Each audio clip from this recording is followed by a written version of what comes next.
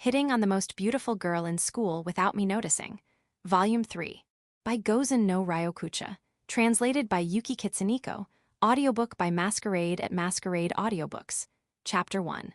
A shocking truth. Winter had deepened, and the cold remained unrelenting. It was only my second shift of the new year, but the shop was already incredibly busy. Despite the store just opening, customers kept flooding in one after another.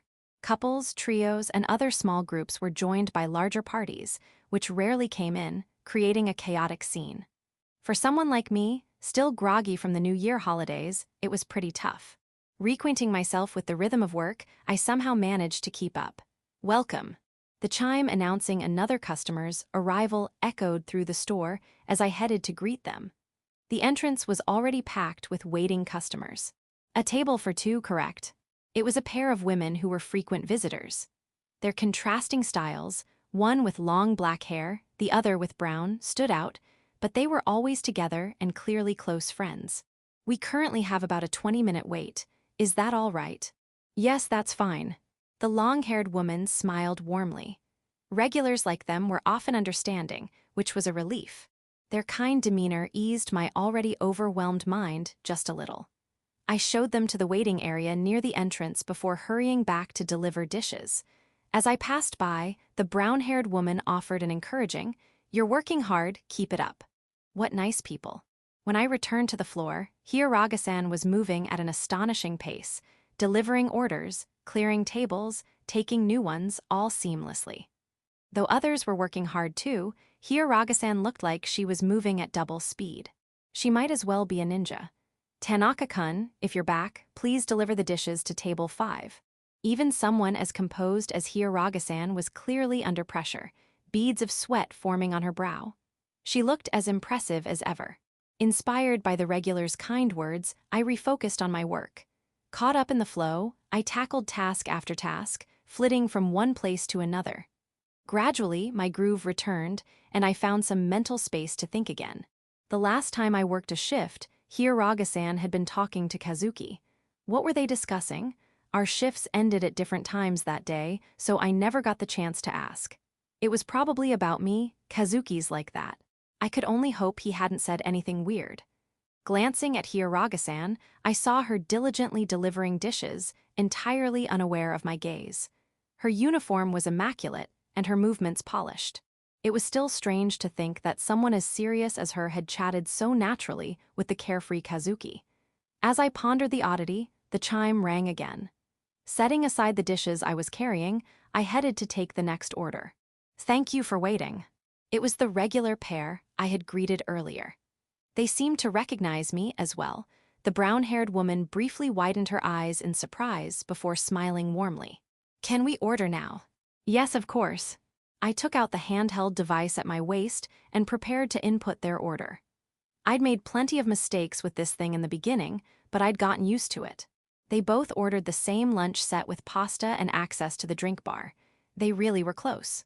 After taking their order, I moved on to another table, clearing dishes, delivering food, handling payments. It was non-stop. Truly, today was cursed. I could only think of going home and losing myself in a book to unwind. The one I'd borrowed from Sedo was nearing its climax. I couldn't wait to get back to it. Once the thought of the book crossed my mind, I couldn't stop longing for it. I'd stopped at such a critical part yesterday and hadn't had time to read it this morning while getting ready for work. The craving was overwhelming, but I suppressed it, forcing myself to focus on the job. The last time I let my mind wander like this, Hiyaraga-san scolded me with an icy, "Please concentrate." The memory of her stern gaze still sent chills down my spine. My body involuntarily shuddered. Feeling a bad premonition, I glanced at Hiyaraga-san. Sure enough, she was looking my way with sharp eyes. No way did she notice. I snapped back to work, forcing myself to concentrate. As I was clearing dishes, the sound of something breaking rang out. I turned toward the noise and saw a shattered glass on the floor. The brown-haired woman from earlier was frozen next to it, her face pale, her hands trembling. "Are you all right?" "Yes, I am so sorry, I dropped it." "It's okay, I'll take care of it." She seemed genuinely shaken, so I spoke gently. This kind of thing happened once or twice a month. It was nothing to worry about. When I gave her a reassuring smile, her expression softened slightly. Good, that worked. Grabbing a broom and dustpan from the storage area, I returned to the scene. She still looked apologetic. You can take a seat. I'll handle this. It wouldn't do to leave a customer standing, so I guided her back to her seat. With the others busy, it was up to me. Fortunately, I'd done this enough times that it wasn't an issue.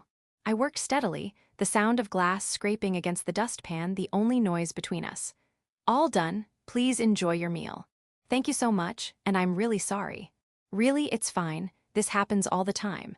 I've dropped and broken my fair share too, so one more glass isn't going to make a difference. I tried joking, and the woman let out a small laugh. At the same time, the gloomy air around her seemed to dissipate. Good, she wouldn't dwell on this anymore. That's reassuring to hear. It's no problem at all. Carefully ensuring I didn't drop anything, I put away the cleaning tools. I disposed of the glass in the non-burnable trash and returned the broom and dustpan to their place. Back in the hall, I noticed the woman from earlier chatting with her black-haired companion, looking much more at ease. It seemed they were enjoying their meal now. After that, the day passed without any significant incidents. The only notable moment was when the two women thanked me on their way out, but that was about it. As the lunch rush subsided, the number of customers gradually began to dwindle. Finally, it seemed we had crossed the peak. A glance at the clock showed it was nearly time for the lunch break. The manager must have noticed too.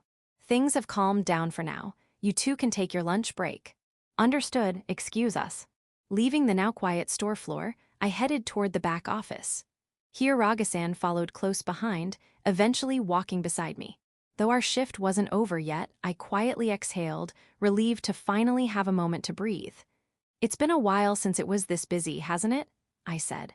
Definitely. It's been quite some time since I've seen a crowd like that. Even though I've been working here for a while, that was exhausting. Walking beside me, here Raga-san didn't show even a hint of fatigue on her face.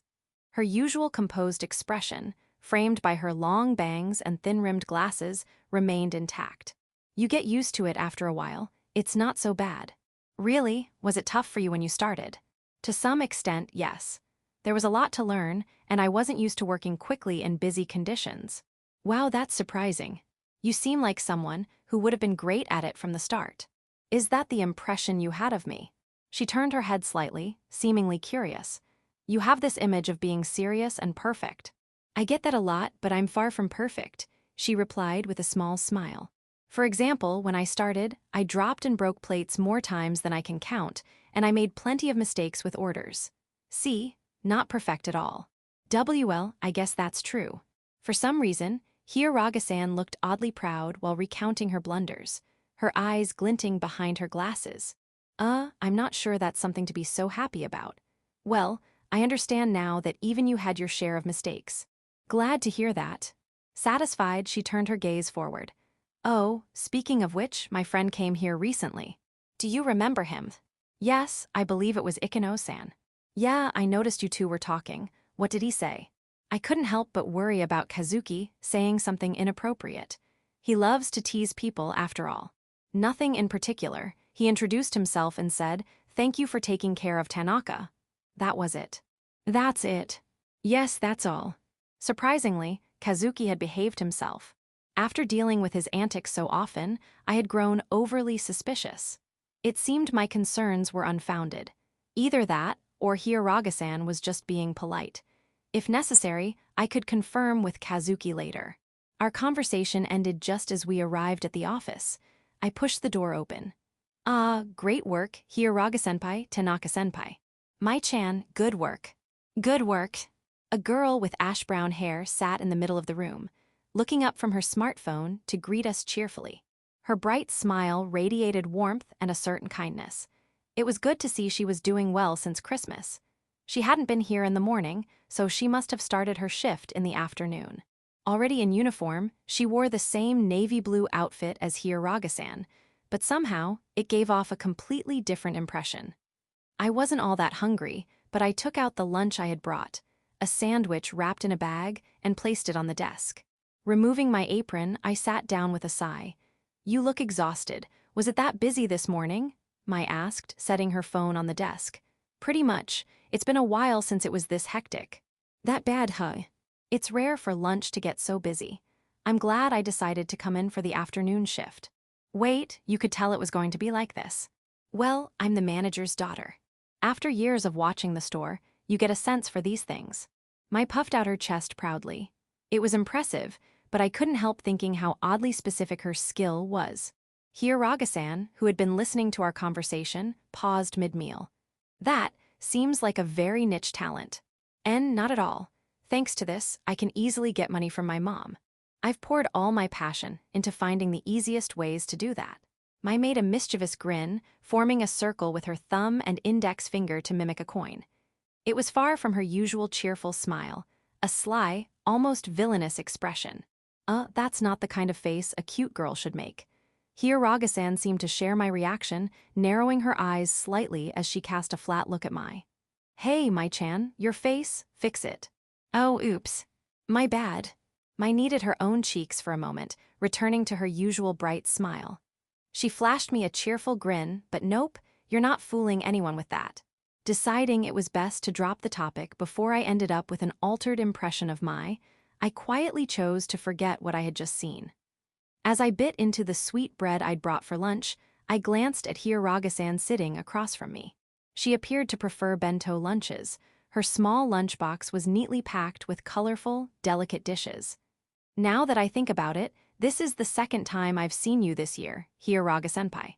But it's been a while for you, Tanaka-senpai, hasn't it? If I remember correctly. Yeah, since Christmas. Thanks again for your help back then, it really saved me. Even now, thinking about it makes me cringe. I'd been so desperate that I hadn't considered a better way to handle things. Calling her out of the blue, dragging her along the next day, I'd completely taken advantage of her kindness. I'd already thanked her over the phone afterward, but even that didn't feel like enough. I bowed my head and Mai responded casually, "Don't worry about it." Watching our exchange, Hiraga-san blinked, her mouth slightly open. Christmas, the two of you, what happened? Her eyes, visible behind her glasses, widened in surprise and she froze. I suppose it was an unusual pairing, so I hesitated on how to explain. Before I could decide, Mai chimed in. Well, you see, we went out together. You went out together. Hiraga-san seemed to be digesting Mai's words, leaving a brief silence in the room. The ticking of the clock filled the gap until she finally rebooted and hesitantly asked. Was it a date? Foo-foo, you could call it that, I suppose. Hey, wait a minute. I instinctively turned to Mai, who was clearly enjoying herself. She wore a mischievous grin, looking like a child reveling in a successful prank. This kuhe of mine sure knew how to stir trouble. Great. Now I was sure Hiraga-san had the wrong idea. I needed to set the record straight. Actually, there's more to this story. Ahem. The cold gaze Hiraga-san directed at me stopped me mid-sentence. It was the first time I'd seen her with such an expression. Hiraga-san. Her piercing stare felt like it could see right through me, and cold sweat began to trickle down my back. My instincts screamed that this moment was more critical than any other. At the time, I hadn't realized my feelings for Sedo, let alone that they ran so deep. Plus, I'd invited Mai for Sedo's sake in the first place, so technically, I hadn't done anything wrong, right? That said, in hindsight, I could see why going out alone with another girl, especially on Christmas, wasn't the smartest move. Hiraga-san likely picked up on my feelings for Sedo from our past conversations. From her perspective, it must have looked like I betrayed those feelings. Swallowing nervously, I mustered the courage to speak. There's actually a reason for this. And what might that reason be? You know the friend I've mentioned before, the one I'm close to. Well, something important to her, a glass bookmark, got broken. I wanted to fix it for her, so I asked Mai for help. Oh. Hiraga-san's eyes widened slightly as realization dawned. And from there, we ended up going out to buy the materials needed for the repair. I see, so that's what happened. I looked her straight in the eye as I explained, and after a moment, she lowered her gaze and nodded deeply. It seemed she understood now. Her gaze returned to me, but this time it lacked the previous icy judgment. She visibly relaxed, letting out a sigh of relief. Honestly, Mai-chan, that wasn't a date at all. Don't say things that could be easily misunderstood. Ahaha, I was just teasing a little. Besides, no one would have thought Tanaka-senpai had ulterior motives, not with the way he was acting that day. What do you mean? Well, oh, come on. A sinking feeling filled my chest. I'd been so focused on fixing the bookmark back then that I hadn't paid attention to anything else. I must have done something odd without even realizing it. I tried to stop Mai before she continued, but it was too late. When we went to buy resin for the repair, Tanaka-senpai was so desperate. He kept asking me for advice, consulting the store staff, and even searching online right there in the store to figure out what to buy. Most people wouldn't go that far, would they? He really went all out, huh? Hiyaraga-san glanced at me. When our eyes met, she quickly looked down and began curling a strand of hair around her finger. And there's more. There's more. Of course, it all started when he called me out of the blue to ask how to fix the bookmark, and you know what he said. He called it something precious belonging to someone important. Isn't that right, Tanaka-senpai? Mai turned to me with a teasing smile. Why, yeah, I managed to nod in response. While it was true, hearing someone else say it aloud made me want to scream into a pillow. Would it be too much to go home and bury my face in one now? Normally, people can't say things like that so openly. Even if it's someone they like, they'd hesitate. But you, senpai, you were so confident about it, and you even kept saying things like that when we went shopping together. Something like that. Hiyaraga-san kept glancing at me, but I really wished she wouldn't. Everything Mai was saying was true, but back then, I'd been desperate. My emotions must have leaked into my words more than I realized. Now, having it retold so calmly, I just wanted to disappear. No, seriously, it was Black History level embarrassing.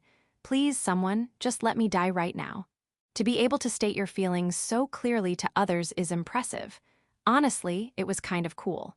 At the time, you called her a friend, but what's the truth? I mean, putting in that much effort for someone of the opposite sex is pretty suspicious. Mai's eyes sparkled with curiosity as she leaned in eagerly. A quick glance to the side revealed that even Hiyaraga-san, while eating, kept stealing glances my way. You're not exactly subtle. If you're going to act like you're not interested, at least try harder. There's no avoiding this. If this were before I'd realized my own feelings, I'd have denied it as usual. But now, I couldn't. Hiyaraga-san had supported me through my many consultations. I owed her honesty. Well, actually, I realized after all that I like her, I admitted, scratching the back of my neck. I braced myself, expecting Mai to pounce on my words with enthusiasm, but instead, wah. Tanaka-san, you like her. It was Hiyaraga-san who reacted first, her voice ringing out loudly. Her eyes were wide as the full moon, blinking repeatedly in disbelief. She even stood up, leaning forward on the table with both hands. Mai, surprised by Hiyaraga-san's uncharacteristic outburst, froze in place. Yeah. I nodded hesitantly, unsure how to handle her shock. I'd never seen her react like this before, and her tone completely caught me off guard. As I struggled to think of what to say next, Hiyaraga-san seemed to come to her senses, quickly sitting back down and lowering her head. Sorry, I was just a little surprised. She apologized timidly, avoiding eye contact as she fidgeted in her seat. A little? That was a lot. While I tried to process her reaction, Mai also seemed to snap out of her daze. Wow, I didn't expect Tanaka-senpai to admit it so easily. No wonder Hiyaraga-senpai was shocked. Do I really seem that unwilling to admit things? I thought you'd be one of those stubborn protagonists who refuse to acknowledge their own feelings, no matter what. That's way too harsh. Her words stung, though I couldn't entirely deny it. If this had been Ikenos instead of Hiyaraga-san, I would have absolutely refused to admit it. With him, you never know how he'll twist things to tease you. I was planning to watch you stubbornly deny it, and then enjoy that with Hiyaraga-senpai. My whole plan is ruined now. What are you going to do about this, Tanaka-senpai? Mai-san, you have quite the personality, huh? Thank you, she said, puffing out her chest proudly. That was sarcasm. I gave her a flat look, but it didn't faze her. Instead, she winked at me playfully. Honestly, what did I do to deserve being the target here? It felt like she was channeling Ikenos' mischievous spirit. I sighed at the thought of that troublesome friend of mine. As I did, Hiyaraga-san looked up at me with an uncharacteristically tentative expression. Tanaka-san, about what you just said, is it true? Yeah, it is. When did you realize? That's hard to pinpoint. I guess it just sort of happened over time. I only became fully aware of it recently, though. I see. She seemed to drift into her own world for a moment, her dreamy expression paired with a soft, almost absent-minded tone. Was she doubting me? It really is true, you know.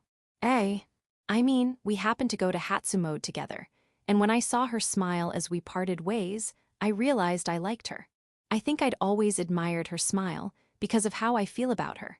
Hatsumode is one of the major Japanese traditions of the New Year, which is the first visit to a Buddhist temple or Shinto shrine visit of the Japanese New Year. Okay, I believe you, really I do. Hiragasan nodded vigorously, her cheeks flushing slightly. She exhaled softly in relief, then picked up her chopsticks and quietly resumed eating. So, Tanaka-senpai, Mai interjected. Since you're aware of your feelings now, are you going to confess? No way. Based on how she acts, I'm pretty sure she sees me as just a friend. She probably prefers things to stay as they are. I don't plan to do anything. Boo.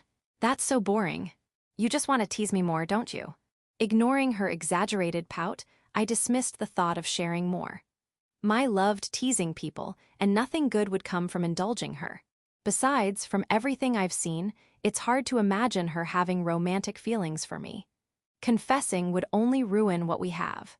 Honestly, just picturing her reaction, likely a mix of exasperation and disbelief, was enough to stop me. I stuffed the rest of my bread into my mouth, pretending not to notice Mai's silent plea for me to confess. She was practically screaming it with her eyes. Nope, not happening.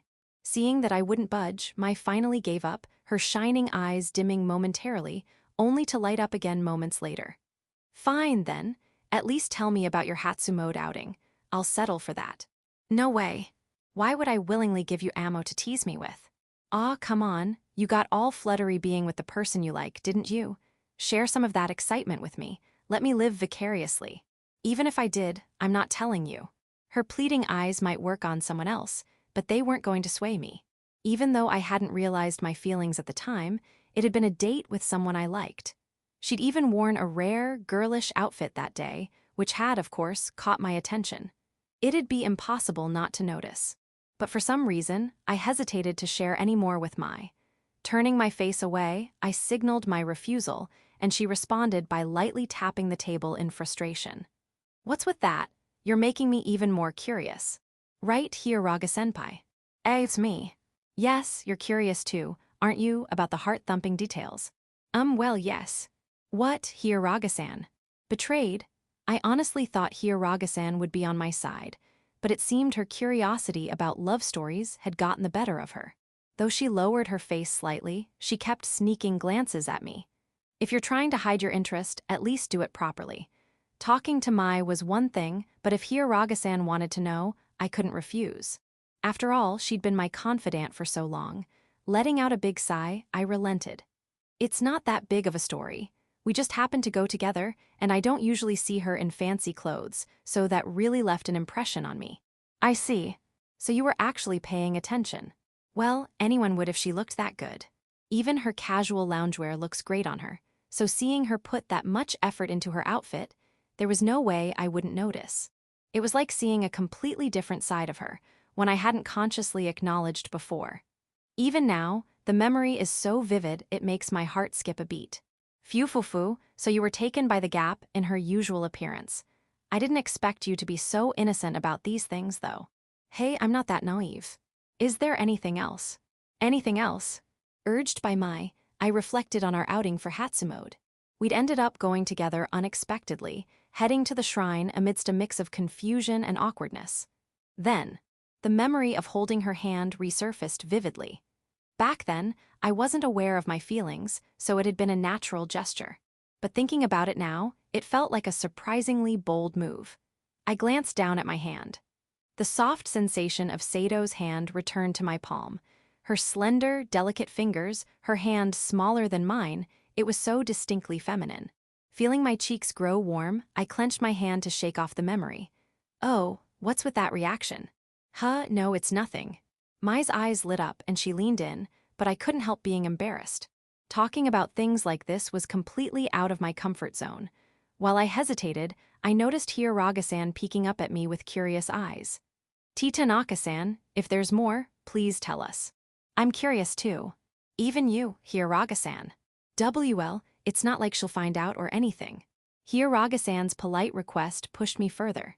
Her bangs partially covered her eyes, but her clear interest was unmistakable. I never thought I'd see the usually composed Hiyaraga-san get so involved. Love stories were apparently her weakness.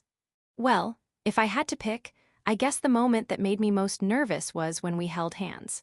At first, it was just to help her, so I didn't think much of it. But after I realized my feelings, I couldn't help but notice it. So, when you accidentally held hands, you were already feeling flustered. Hiyaraga-san blushed faintly as she spoke, a soft smile spreading across her face. It was a mix of shyness and amusement that made her expression even more endearing. You don't have to laugh that much. I'm not used to this kind of thing. No, I wasn't mocking you. I just thought it was cute. You're totally teasing me, aren't you? I shot her a half-hearted glare, but her smile didn't waver. Hiyaraga-san looked genuinely amused, and that gentle smile remained until our lunch break ended. Sedo sighed. After finishing the day's shift, I was in the changing room with Mai-chan, getting ready to leave. Tanaka-kun had apparently left already since his shift ended in the evening. Moving my tired body, I removed the uniform jacket and carefully placed it in my bag. Who would have thought Tanaka-senpai would fall for someone? It's pretty surprising, huh? Mai-chan, changing beside me, commented casually about what had happened earlier. I glanced over to see her fastening the buttons on her casual shirt. Her delicate fingers, adorned with light pink nail polish, moved precisely. I pulled on my thick black sweater over my head, adjusting it as I responded. Yeah, it surprised me too. My voice sounded calm, but my heart was still racing. The unexpected revelation had shaken me. It seemed Tanaka-kun and I might actually share mutual feelings. It was so unexpected that it didn't even feel real. Someone who cared only about books. How could I believe that someone like him could be in love with me? Though he'd said it directly, and I knew it was true, accepting it was a whole different matter. The thought alone made me feel embarrassed and oddly self-conscious. My grip on the bag in my hand tightened. Hiyaraga-senpai, you've been helping Tanaka-senpai with his troubles for a while, right? Didn't you notice anything? I knew we were close, but I didn't realize it was romantic. That was why it shocked me. Sure, he'd said things like you're cute or I like your smile, but I'd always taken them as casual comments. When we were together, he never seemed particularly conscious of me, and I always thought his focus was on books, not people. Tanaka-san said he only realized his feelings recently. He probably saw you as just a friend until then. Maybe something changed over the New Year holidays. Maybe it's true he seemed unaware during Christmas, so it could have been Hatsu mode or something. Mai-chan crossed her arms, humming in thought. Her serious expression made it clear she was deep in consideration, though she was still in her underwear and hadn't moved a muscle to finish dressing. Mai-chan, how about putting on some clothes first before you start contemplating? Though her appearance was less than dignified, her guess was probably correct. A lot happened back then. We went out together, held hands, and at one point, I even rested my head against Tanaka-kun's chest. And nope. I need to forget about that. Forget it completely. Thinking about it is terrible for my heart. My face was already heating up just remembering it. I shook my head, trying to shove the memory into a corner of my mind. Now wasn't the time for this. Instead, since the topic came up, I decided to ask about something that had been bothering me. You mentioned it earlier during lunch, but you went out with Tanaka-san on Christmas, right? Yes. I just helped him fix a bookmark. I never imagined the two of you going out together. When I first heard about it, I was shocked, and admittedly, a little jealous. The idea of them going out together on Christmas of all days felt so unfair. I wanted to spend time with him too. Well, after hearing the reason, I understood. But still, I wish he had told me sooner. Mai-chan's misleading phrasing didn't help either. Even Tanaka-kun seemed a bit nervous about it. Was I really that intimidating? Thinking back on it, I let out a small sigh. I was surprised too when he called out of the blue. But he seemed desperate to fix that bookmark. He was that desperate, huh? I'd heard it from Mai-chan at lunch as well, but knowing he had worked so hard for me made me really happy. He probably felt guilty for getting my hopes up during the incident, which explained his determination. It wasn't even his fault to begin with. Still, imagining him working so hard to fix my bookmark brought a smile to my face. I could picture him clearly in my mind, focused entirely on helping me. During lunch, I had to fight hard to keep my expression neutral and not start grinning. Honestly, he has a way of unexpectedly making me happy. I wish you could have seen Tanaka-senpai on Christmas. He was so serious, like, this person really cares about the one he's doing this for. It was touching. Hearing that makes me curious now. He was seriously cool. If the person he was helping saw that, they'd definitely fall for him. Mai-chan wore a soft smile, seemingly reminiscing. She kept showering Tanaka-kun with praise, so he must have really left an impression. Wait a second. A sudden sense of unease crept over me. For someone to praise the opposite sex like that so earnestly, could it be? Mai-chan, don't tell me you're into Tanaka-san. Huh? Oh no, not at all. Sure, he was cool, but I don't like him in that way. Really? Her cheerful, straightforward response didn't seem like a lie. It looked like my intuition had been off. Phew, I let out a quiet breath of relief. I have someone else I like. Wait, you do? Yeah. It's just a one-sided crush, though. She gave a rare, bittersweet smile, her eyes narrowing slightly. It seemed there was more to her story than she let on. Is that why you changed your look? Wow, you caught on quickly. It's a classic reason for a girl to change her appearance. True. It's like something straight out of a shoujo manga, right? Change your look to make the person you like notice you. So, is that what you're doing? Not exactly. I haven't even seen him since I changed my look. It's one of the reasons, sure, but not the only one. Her gaze grew distant as she muttered. That expression, paired with her profile, radiated determination. As I wondered what to say, she broke the silence with her usual bright smile. Let's set aside my hopeless love life for now. How about you, Hiyuraga-senpai? Any progress since then? Her gaze brimmed with innocent curiosity, though her narrowed eyes hinted at a playful undertone. I sighed at her question. Actually, thanks to her prying earlier, things had progressed. She tilted her head in confusion, her soft, light brown hair swaying gently. The sweet scent of her shampoo tickled my nose. Well, somewhat. Oh, and what happened? I've realized that the other person probably has feelings for me too. Really? Wow, that's great, so you're officially a couple now. And not yet, we're not there. Just start dating already. I only learned about his feelings indirectly. Things are still at a normal friendship distance. I see. Knowing Tanaka-kun's feelings didn't mean I could rush into anything. After being friends for so long, making that leap wasn't so simple. Mai-chan seemed to understand, nodding sympathetically. Does the other person know how you feel? It's vague. I've been hiding my feelings for a long time. I see. What should I do now? You need to be more proactive. Show them your feelings first. Be proactive. My voice unintentionally cracked. Being proactive meant doing that or even that. My thoughts spiraled into embarrassing fantasies that made my face burn. I flapped my hands in front of my face to cool it down. Meanwhile, Mai-chan struck a triumphant pose, cheering me on, which only made things worse. This is way too embarrassing. Besides, what if he ends up being put off? What are you talking about, Hiyuraga-senpai? Imagine this, picture being hugged by the person you like. How does it feel? Do you dislike it? I don't dislike it. I inadvertently imagined Tanaka-kun hugging me from behind. What am I even thinking? C. If they like you back, they won't be put off either. Really? Of course, plus, with such a great body, you should use it to your advantage. Mai-chan declared boldly, pointing directly at me. Her mischievous grin only made her seem more confident. I've always thought so. You're so beautiful, it'd be a waste not to make the most of it. If you tried, your crush wouldn't stand a chance. Wouldn't stand a chance. All you need to do is press your chest against him. Guys crumble instantly. I could never do that. I know, I'm just joking. Mai-chan laughed lightly, letting out a small sigh as if satisfied with her teasing.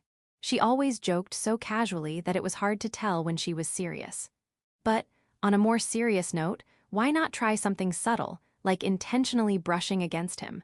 I don't think he's ever really noticed my appearance, so I doubt it would have much of an effect. Fufufu, according to my statistics, guys like him, those who seem uninterested, are often the most reserved about such things. It'll definitely work. Really? Honestly, I couldn't picture Tanaka-kun being affected by me. I'd never seen him react to my appearance before. Him being secretly reserved. Nah, he'd probably get more excited flipping through his books than noticing me. It'll work, trust me. If you suddenly get closer, his heart will race. Don't you want him to notice you? Well, of course I do. Then give it a shot.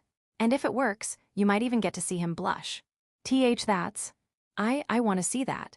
I absolutely want to see Tanaka-kun blushing. That's not even up for debate. The enticing idea of him blushing gave me a sudden burst of motivation. Seeing this, Mai-chan smirked like a mischievous little devil. All right, let's go for it. Her encouragement made me clench my fist in determination. There was no other choice. I had to see Tanaka-kun's red face. Honestly, if possible, I'd even want to snap a picture. With that thought in mind, I made a firm decision in my heart. Chapter 2. A relationship begins to chain. Stepping outside, the sharp chill of the air pricked my skin. My breath emerged in visible white puffs as the gray, overcast sky loomed above. It wasn't the kind of weather that made anyone want to be productive. It only dampened my already low spirits. The New Year's hustle and bustle had passed, and today marked the end of winter break. It had been an oddly ambiguous vacation, both long and short at the same time. A lot of unexpected things had happened, but all in all, it wasn't a bad way to spend the days. I walked along the familiar route, my feet moving steadily.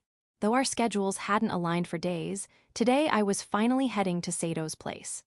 The familiar houses, the park I had passed countless times, and the perpetually withered roadside trees. These sights, memorized during winter break, slid past me as I made my way from my house to hers. I turned right, then left, never losing my way. Before long, her apartment came into view. Standing in front of the door, I rang the bell. The chime echoed lightly, and soon, the sound of footsteps approached from within. Yes. Come in, Tanaka-kun. Oh, sorry for intruding. Seto extended her hand in a welcoming gesture, leading me inside. As I stepped in and took off my shoes, the warm air wrapped around me, and I let out a relieved sigh. Ah, it's so warm in here. Unwinding the scarf around my neck, I plopped down on the usual sofa, my designated spot. From the kitchen, I heard the clink of teacups as Sedo prepared tea. It feels especially cold today, she commented. No wonder. I could barely get out of bed this morning because of the cold. Are you bad with the cold? Yeah, if I could. I'd spend the whole day curled up under a kotatsu reading a book. That sounds like something a turtle would do. Her half-exasperated sigh escaped before she could hold it back. Feeling slightly annoyed, I glanced at her over my shoulder. She was delicately placing tea leaves into a teapot, her movements meticulous. Hey, don't knock it. Falling asleep under a kotatsu while reading is the best feeling ever. And you'd catch a cold doing that. Honestly, you're not a fan of kotatsu, Sedo. It's not about liking or disliking it. I've never used one. What? We never had one at home. Seriously, I think you'd love it if you tried. I wouldn't know. I've never had the chance. Then you should come over to my place and... The words slipped out before I realized what I was saying. I immediately clamped my mouth shut. What's wrong? She asked, her gaze fixed on pouring hot water into the teapot. Fortunately, she didn't look at my face, sparing me from being seen in my flustered state. Slowly, I shifted my focus back to the front and composed myself. It's nothing, I replied, forcing the words out. I exhaled quietly, relieved that my impulsiveness hadn't betrayed me. What was I thinking, inviting her to my house? Inviting a girl over would have definitely raised eyebrows, and I might have been misunderstood. Even more so now that I was aware of my feelings for her. Since Sedo seemed to prefer keeping our relationship as friends, I had to be careful not to do anything that could cross that line. I tightened my lips in resolve. You're awfully particular about seasons, Tanaka-kun. Am I? You said before that you hated the rainy season. Oh yeah, I guess I did. The reasons are pretty similar though. Gloves are a hassle, and it's too cold to read outside. Even inside, my hands get numb, making it hard to turn pages. Honestly, I wouldn't mind if global warming made winter disappear. Don't go making villainous statements like that, she said, lightly scolding me. Footsteps approached, and she placed a steaming cup of tea on the table in front of me. Here you go, warm yourself up. Thanks.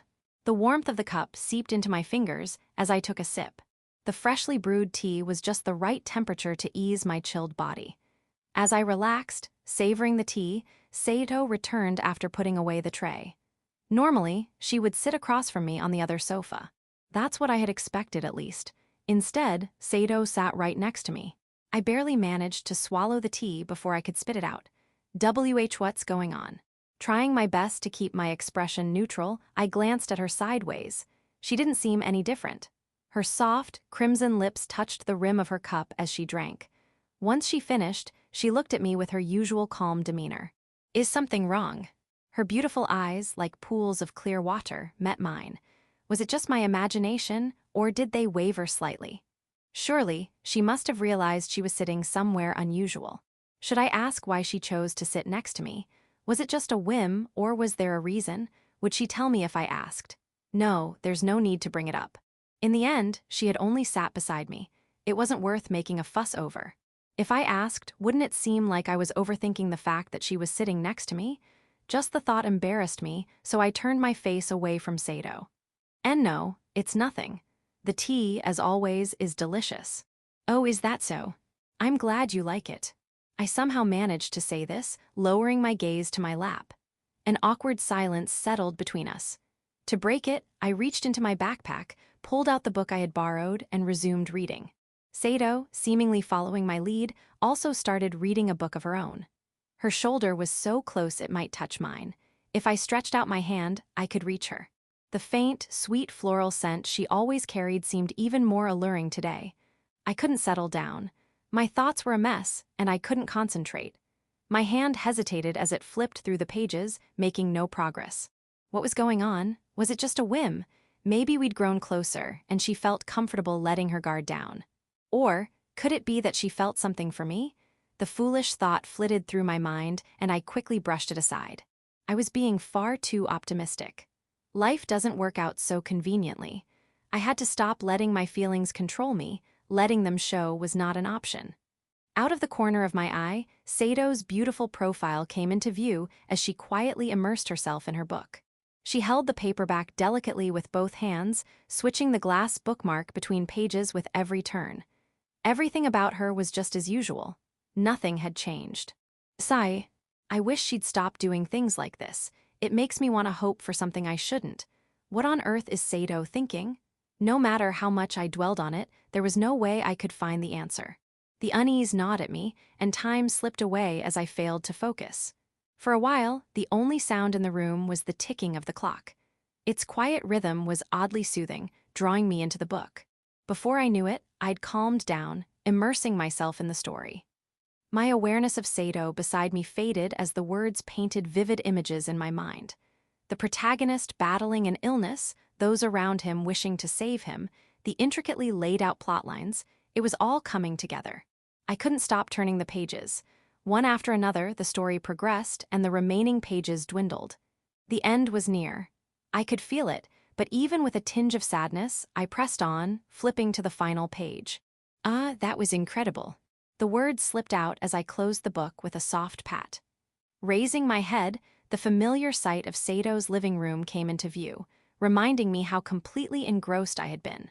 The lingering excitement from the story began to ebb, replaced by a quiet sadness spreading through my chest. It was over.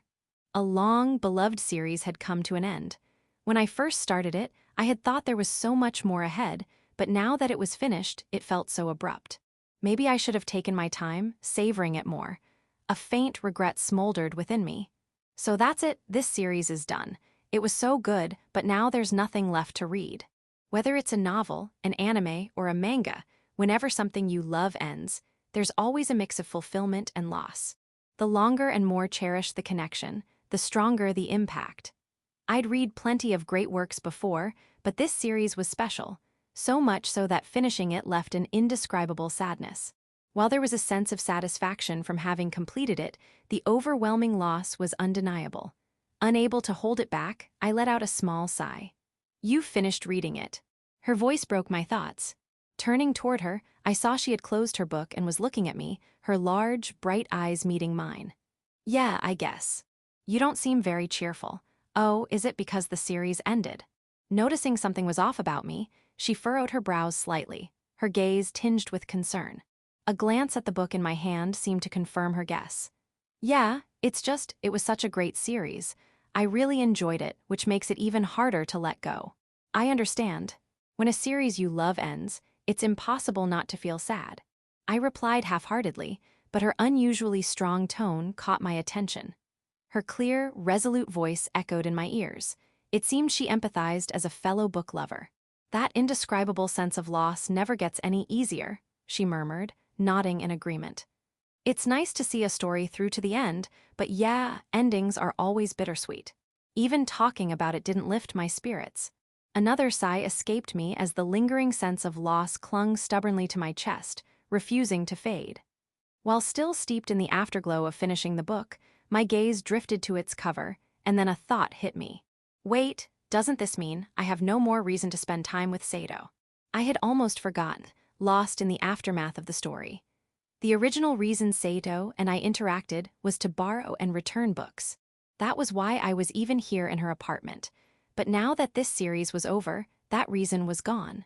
The realization brought on a new kind of sadness, separate from the post-reading melancholy. What's wrong? No, it's nothing. She must have noticed my expression because she tilted her head curiously. Hastily, I shook it off, but the lingering unease seeped into my voice, making it sound feeble. What was I going to do? I didn't want this to be the end. If our connection ended, I'd have no reason to talk to her anymore. Sure, I could still talk to her if I wanted, but it wouldn't be like it was now, not every day. That thought was unbearable. I should ask her directly, something like, "So, does this mean our book exchange ends here?" But the courage to say those words wouldn't come. I tried several times, but all I could manage was silence. As I sat frozen, Sedo reached out gracefully and slid another book from the table toward me. "Tanaka-kun, wasn't this the next book you wanted?" "Hi." It was the first volume of the series she'd been reading lately. Staring at her in surprise, I couldn't grasp her meaning at first. She looked back at me, her expression equally puzzled. "Didn't we agree I'd lend this to you next?" That's right, on Christmas, I had asked her about the book she was reading, and we'd made plans for her to lend it to me. I'd completely forgotten. The realization that we could continue our connection filled me with a joy that bordered on astonishment.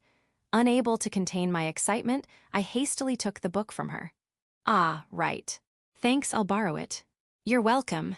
She smiled softly, her expression relaxing into a gentle warmth. That faint smile was so captivating I couldn't take my eyes off her. Coupled with my relief, my heart thumped uncontrollably. Knowing how deeply she'd immersed herself in this book, I couldn't wait to read it. My chest swelled with anticipation as I admired the cover. Then, I felt a slight tug on my sleeve. Tanaka-kun." What's up?" She glanced at me shyly, her upturned eyes holding a hint of seriousness. Her lips were drawn tight, her tone tinged with hesitation. "Well, do you have any book recommendations? If it's okay with you, could I borrow one?" "Yeah, I've got a few in mind. I'll bring one tomorrow." "Thank you so much." It wasn't a big deal to lend her a book or two, especially after borrowing so many from her. Honestly, I'd gladly lend her 10 or 20 books, or even my entire bookshelf if she wanted. I nodded to show my agreement, and Sedo gave a small bow in gratitude. "I can't guarantee you'll like it, though. Just a heads up." "That's perfectly fine. Fufu, I'm already looking forward to it." Her voice carried a light, cheerful tone, and her smile was so radiant it was almost like a shower of petals. She seemed genuinely excited. "You're that eager." "Of course, it's something Tanaka-kun recommends, and I also want to learn more about what kinds of things you like." Oh. Her voice wavered slightly with nervousness, and a faint blush colored her cheeks as she averted her gaze. That shy, embarrassed expression was unexpectedly captivating, and my chest tightened with a sudden thump. It was almost enough to make me misunderstand her intentions. She was likely just curious as a fellow book lover, wanting to know more about my tastes. Feeling the heat rise to my face, I let out a small sigh. When winter break ended, the third term finally began. Ah, my dear winter break. My perfect reading life had come to an end. Those precious days when I could forget about studying and time, immersing myself in books, were over. Already, I found myself longing for them. How long had it been since I last woke up this early? My eyelids felt so heavy, and all I wanted was to crawl back under the warm covers of my bed. Dragging my feet, my head foggy with lingering sleep, I trudged toward school. I probably looked like a zombie to anyone watching. If classes included some time for reading, maybe I'd feel a bit more motivated. But no such luck. Just thinking about school was enough to sap my energy. The dreary, overcast sky only made things worse. If it were sunny, I might feel slightly better. And it was freezing. Honestly, could global warming hurry up already? Down with winter. Sedo would probably scold me for saying something like that. And just as I thought of her, there she was. At the intersection where our respective routes to school crossed, she stood on the opposite side, waiting for the light to change. It was a rare occurrence, but it wasn't impossible since we passed through this area every day. Still, she was stunning as always. I'd never paid much attention to her appearance before, but now that I liked her, I couldn't help but notice just how beautiful she was. Her hair swayed in the wind like smooth silk, catching the light and shimmering brilliantly. Her eyes, round and endearing like those of a small animal, were captivating enough to charm anyone. And her soft, red lips looked so inviting that it was hard not to stare. She had this perfect aura about her, yet when she smiled innocently, she was irresistibly cute. The contrast was almost unfair. Who wouldn't fall for someone like that? For 17 years, books had been my only interest. Spending time with someone so enchanting, it was inevitable that I'd start feeling this way. It wasn't my fault. It was beyond my control. Of course, for Sedo, my feelings were probably nothing more than an inconvenience. What she wanted was friendship, not romance. I had no intention of burdening her with my feelings. As the red light lingered, I found myself burning her profile into my memory. Then, her gaze shifted, and she noticed me. Her lips softened into a gentle smile. Even something so casual made me irrationally happy. Love was terrifying. My cold cheeks began to warm. Worried about being seen by others on their way to school, I hesitated to respond. But Sedo casually raised her hand and gave a small wave. The unexpected gesture made my heart leap. I awkwardly waved back, and her expression brightened ever so slightly. Then she began looking around as if checking for something. What is she up to? The light turned green, and after glancing around one more time, she jogged across the street toward me. Good morning, Tanaka-kun. Oh, good morning. While I was happy that she initiated the conversation, I couldn't help but feel uneasy. Someone might see us. Rumors could start. Sedo must have sensed my nervousness as her eyebrows lowered slightly in concern. Her upturned gaze wavered just a bit. Should I not have spoken to you? And no, it's fine. It's just, if anyone from school sees us here, weird rumors might start. That's not a problem. It's still early, and I made sure there were no other students from our school around. She puffed out her chest proudly, clearly pleased with herself. So that's why she had been looking around earlier. Talking to you in the morning feels kind of strange, she said. Yeah, I get that. During winter break, we usually met in the afternoons or evenings. Exactly, so this feels fresh. Oh, and today, you've got bedhead too. It'll fix itself with gravity. My hair is high performance like that. High performance? You're just leaving it to nature, aren't you? Her exasperated sigh floated visibly in the chilly air, and her body noticeably relaxed as if she had given up. You're as nonsensical as ever, even in the morning. At least you haven't started rambling about books yet. Oh, were you hoping I'd talk about books? I could. Want me to go on about them for a few minutes? No, thank you. Just as I began to feel motivated, she shut me down completely. Don't say that, just a few minutes. It wouldn't be just a few minutes, would it? Once you start, you'll go on and on. Didn't you say we should avoid drawing attention? You have a point. I had completely forgot. Her remark brought me back to my senses. That was close. Books always had a way of making me lose myself. Their allure was terrifying. Well, I should head off now. If we talk too long, someone might see us. Got it. See you after school. Yes, see you then. It was nice talking to you, even for a little while. I'm glad to hear that. With a soft smile, Sedo walked away. Even as I watched her retreating figure, her parting smile stayed burned into my mind. I was already hopelessly captivated by her expressions. Unable to suppress the warmth spreading through my chest, I pulled my scarf up to hide my face. Arriving at school, the classroom was bustling with activity. Classmates were catching up after winter break, chatting about their holidays, studies, clubs, or whatever else came to mind. The noise buzzed around like a beehive. As I entered, A few glanced my way, but they quickly returned to their conversations. There were no lingering stares like the ones I'd gotten before winter break. As expected, it seemed people had moved on and forgotten about me. Slipping past the lively chatter, I made my way to my seat by the window. Meeting Sedo this morning was an unexpected way to start the term, but this, being unnoticed and reading alone, was my usual self. I pulled out the book I had been reading from my backpack. As I opened the novel I had borrowed from Sedo, snippets of conversation floated around me. The classroom chatter was annoying, making it hard to focus on the story. Then a particular conversation caught my attention, and my hand froze mid-page turn. Hey, did you hear? Apparently, Sedo-san went on a date with a guy. For real? Yeah, lots of people are saying it. They were seen together at Hatsumode. No way, who was the guy? They couldn't see clearly, but someone noticed Sedo-san because she stood out so much. The casual exchange between two classmates sent a chill down my spine. We had chosen a less crowded shrine to avoid attention, but it seemed that wasn't enough. Considering how much Sedo drew attention wherever she went, it was no surprise someone noticed her. At least they hadn't identified me. For once, my lack of social connections at school worked in my favor. Listening more carefully, I realized the rumor had spread far. Several other groups were discussing it, too. This would probably be a topic for a while. While the talk seemed harmless for now, I decided to stay cautious to avoid it escalating like last time. Resolving to keep a low profile, I heard the sound of someone dropping into the empty seat beside me. Yo, Minato. Long time no see. Oh, Kazuki, yeah, it's been a while. Kazuki greeted me with his usual relaxed smile, though there was a glint in his eyes like he had something to say. What's up? I asked. Man, that rumor about Sedo-san is wild, huh?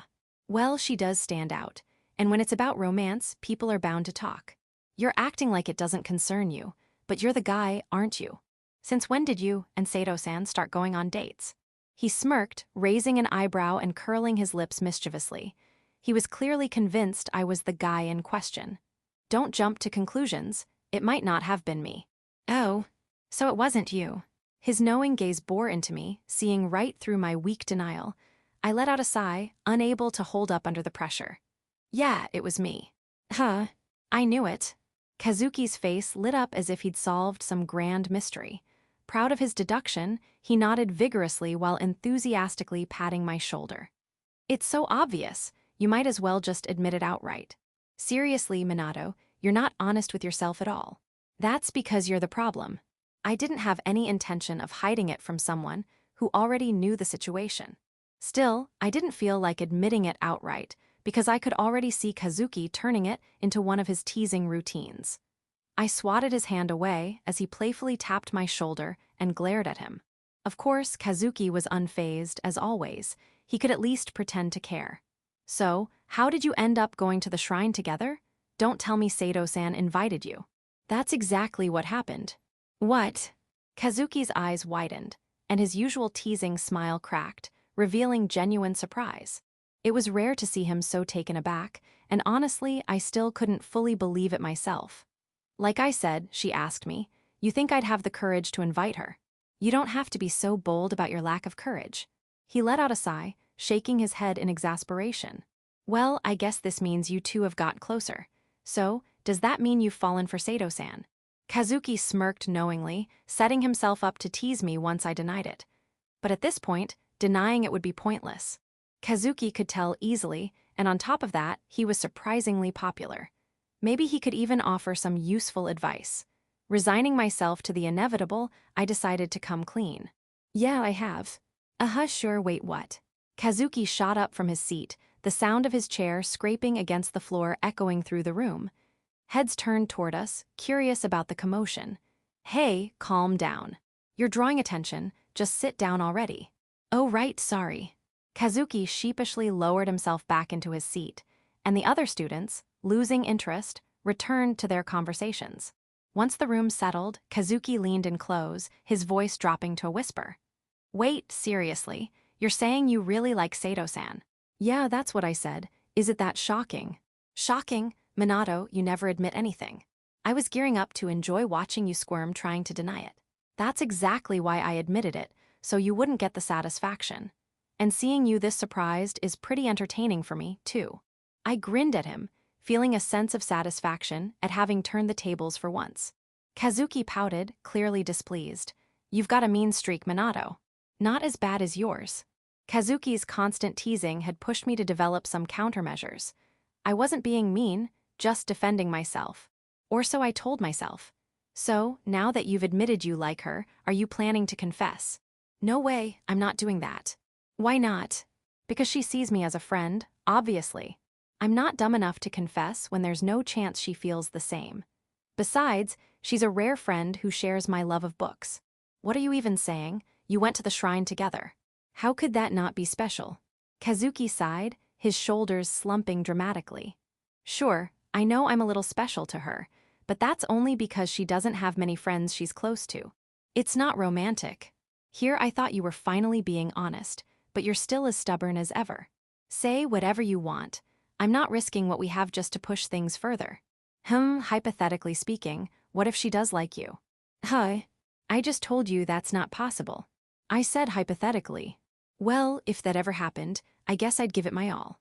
The mere thought of Sedo having feelings for me stirred a wave of warmth and nervous anticipation.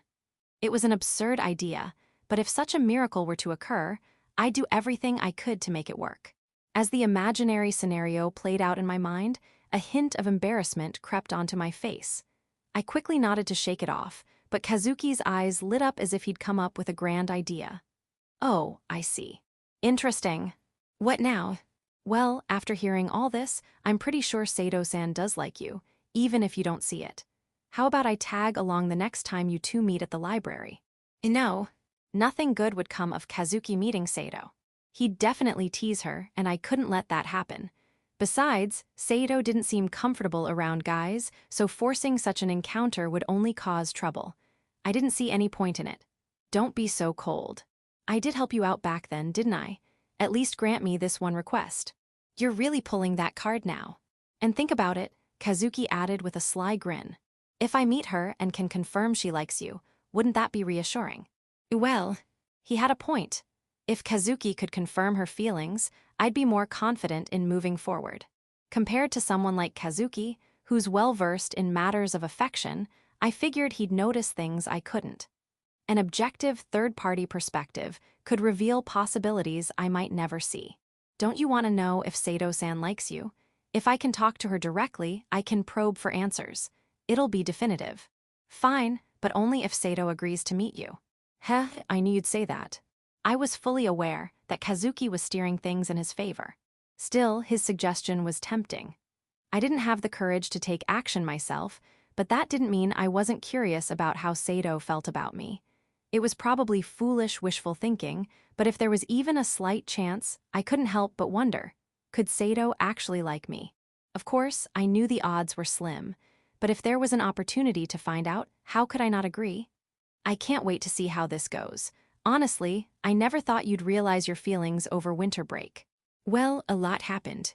Oh, speaking of, when I visited your part-time job after New Year's, I ended up chatting with Hiyuraga-san a bit. Oh yeah, I remember. You two were talking. What did you talk about? Since I was working at the time, I didn't get to talk much with Kazuki. The most interaction we had was when he came in, and after that, I remember Hiyuraga-san handling most of his questions. Nothing major. I just mentioned how grateful I was for how much you helped me, and we talked about that. Really? What? Don't believe me. Kazuki feigned a hurt expression, but I wasn't falling for it. Think about how you act on a daily basis. Come on, I only tease you a little. That's exactly the problem. Whether he understood my point or not was unclear. His soft smile gave nothing away, making it one of those slippery traits I found hard to deal with. You're sure you didn't say anything weird to her? I told you I didn't. Right, I was half expecting you to say something like, just give him a book and he'll be fine. Wow, that's harsh. Even I wouldn't go that far. Well, not out loud anyway. Hey. While I was relieved he hadn't said anything strange to Hiyuraga-san, his comment made it clear how he viewed me. It explained why he often pushed books my way whenever I was feeling down. As long as you didn't spread anything weird about me, I guess it's fine. Of course not.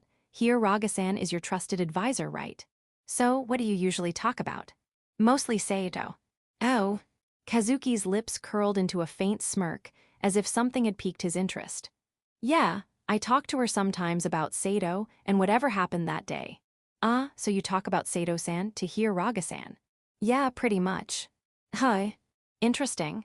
This just makes me even more excited to meet her. Kazuki's grin widened mischievously, a sight that was both unsettling and incomprehensible. These moments with Kazuki weren't rare, but they still caught me off guard. Compared to when we first met, his antics seemed to have escalated. When school ended, I headed toward Sedo's house.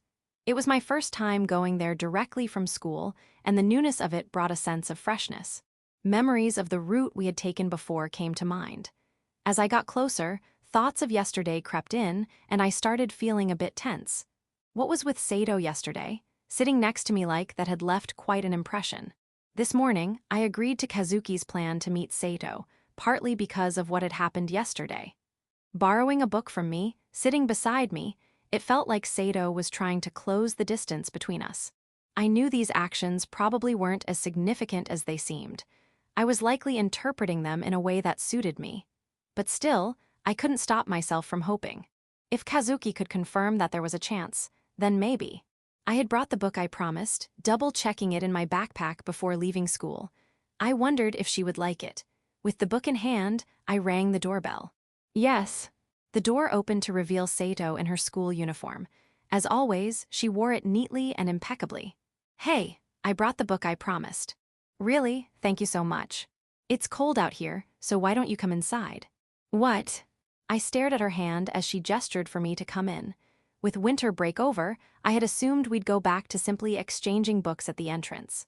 What's wrong? Aren't you coming in? Are you sure? I thought we'd just exchange it here like before. It's cold outside, isn't it? If we're inside, we can talk about the book without worrying about the cold. Now come on. Oh, well, okay. It wasn't anything more than an invitation to discuss the book indoors. There was no hidden meaning behind it. She didn't mean anything personal. I understood that, but I still couldn't stop myself from being flustered. Following her inside, I tried my best to steady my nerves. I'll prepare some tea, so please have a seat. Ah, sure. Thanks. The familiar sound of a kettle boiling filled the room, unchanged from the winter break. How was your first day back at school? Nothing special, just the usual. The hardest part was waking up this morning. That's because you didn't maintain a proper routine during the break. The books kept calling to me. It's not my fault. That sounds dangerously close to addiction. Well, I might already be addicted. If books aren't nearby, I feel unsettled. I might even start hallucinating one day. That was a joke. Please don't take it seriously. Understood. From the kitchen, a sharp, piercing glare reached me, making me nod obediently. When a beautiful person glares, the impact is far stronger than usual. Honestly, it was a little scary. As I waited, listening to the ticking clock, the warmth of the room began to thaw my chilled skin. The cozy air seeped into me, and I slowly sank into the comfort of the sofa. Sorry to keep you waiting. Sedo placed the tea gently on the table with a soft clink, one cup in front of me and the other next to it. Then, just like yesterday, she sat down beside me. For the second day in a row. I couldn't help but glance at her. What is it? Her curt response came with a slight narrowing of her eyes, as if warning me not to pry. But I couldn't help myself.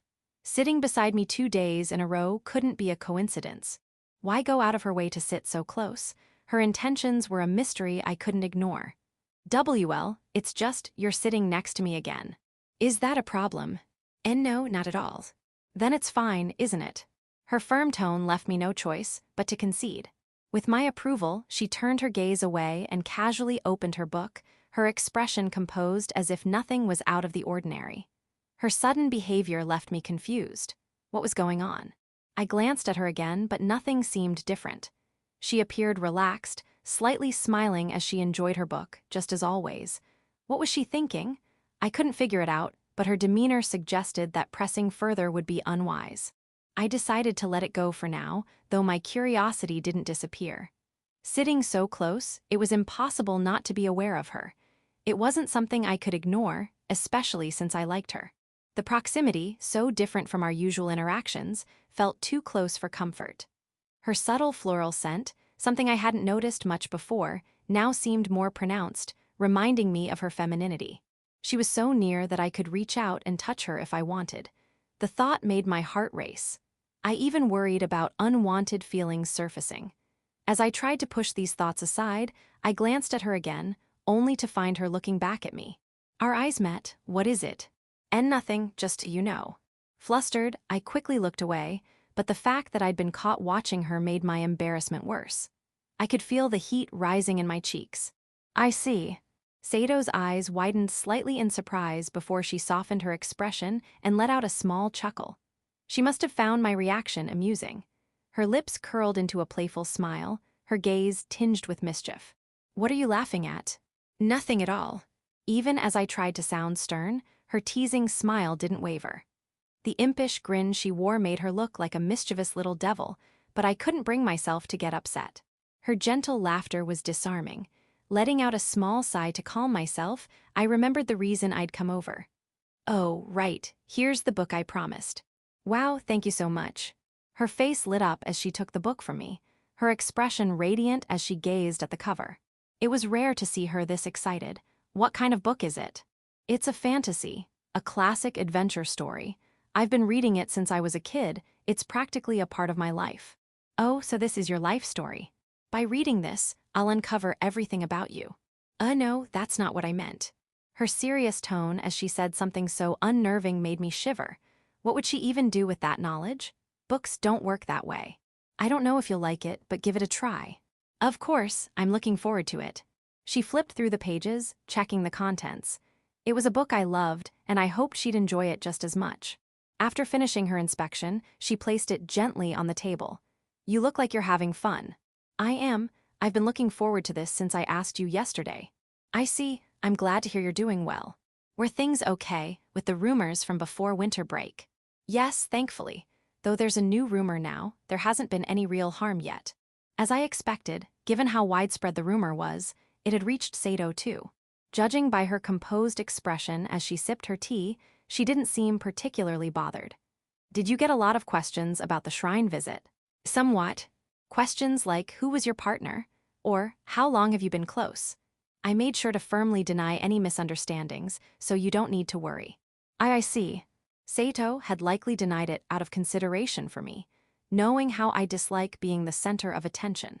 I understood her reasoning, denying it would prevent further probing. In the past, I would have been satisfied with that approach.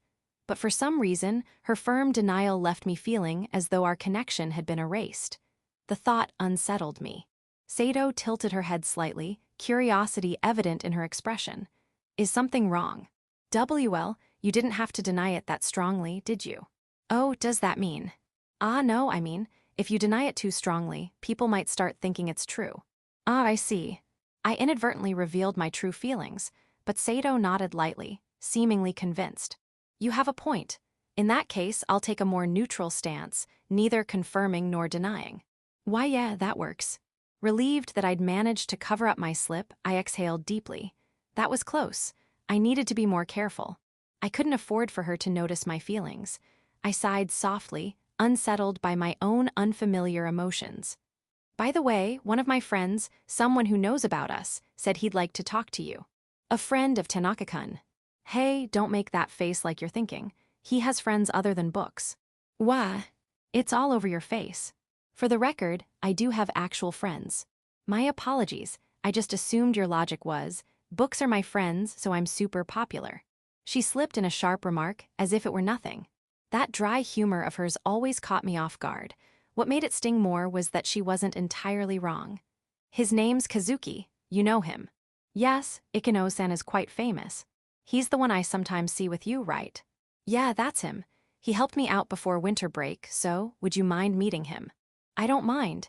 If he's a close friend of Tanaka-kun, I'm sure he's a good person. Well, he's not a bad guy. Kazuki was generally kind and helpful when it mattered. Still, his tendency to enjoy teasing me was a constant issue. I couldn't shake the feeling that this meeting might not go smoothly. What does he want to talk to me about?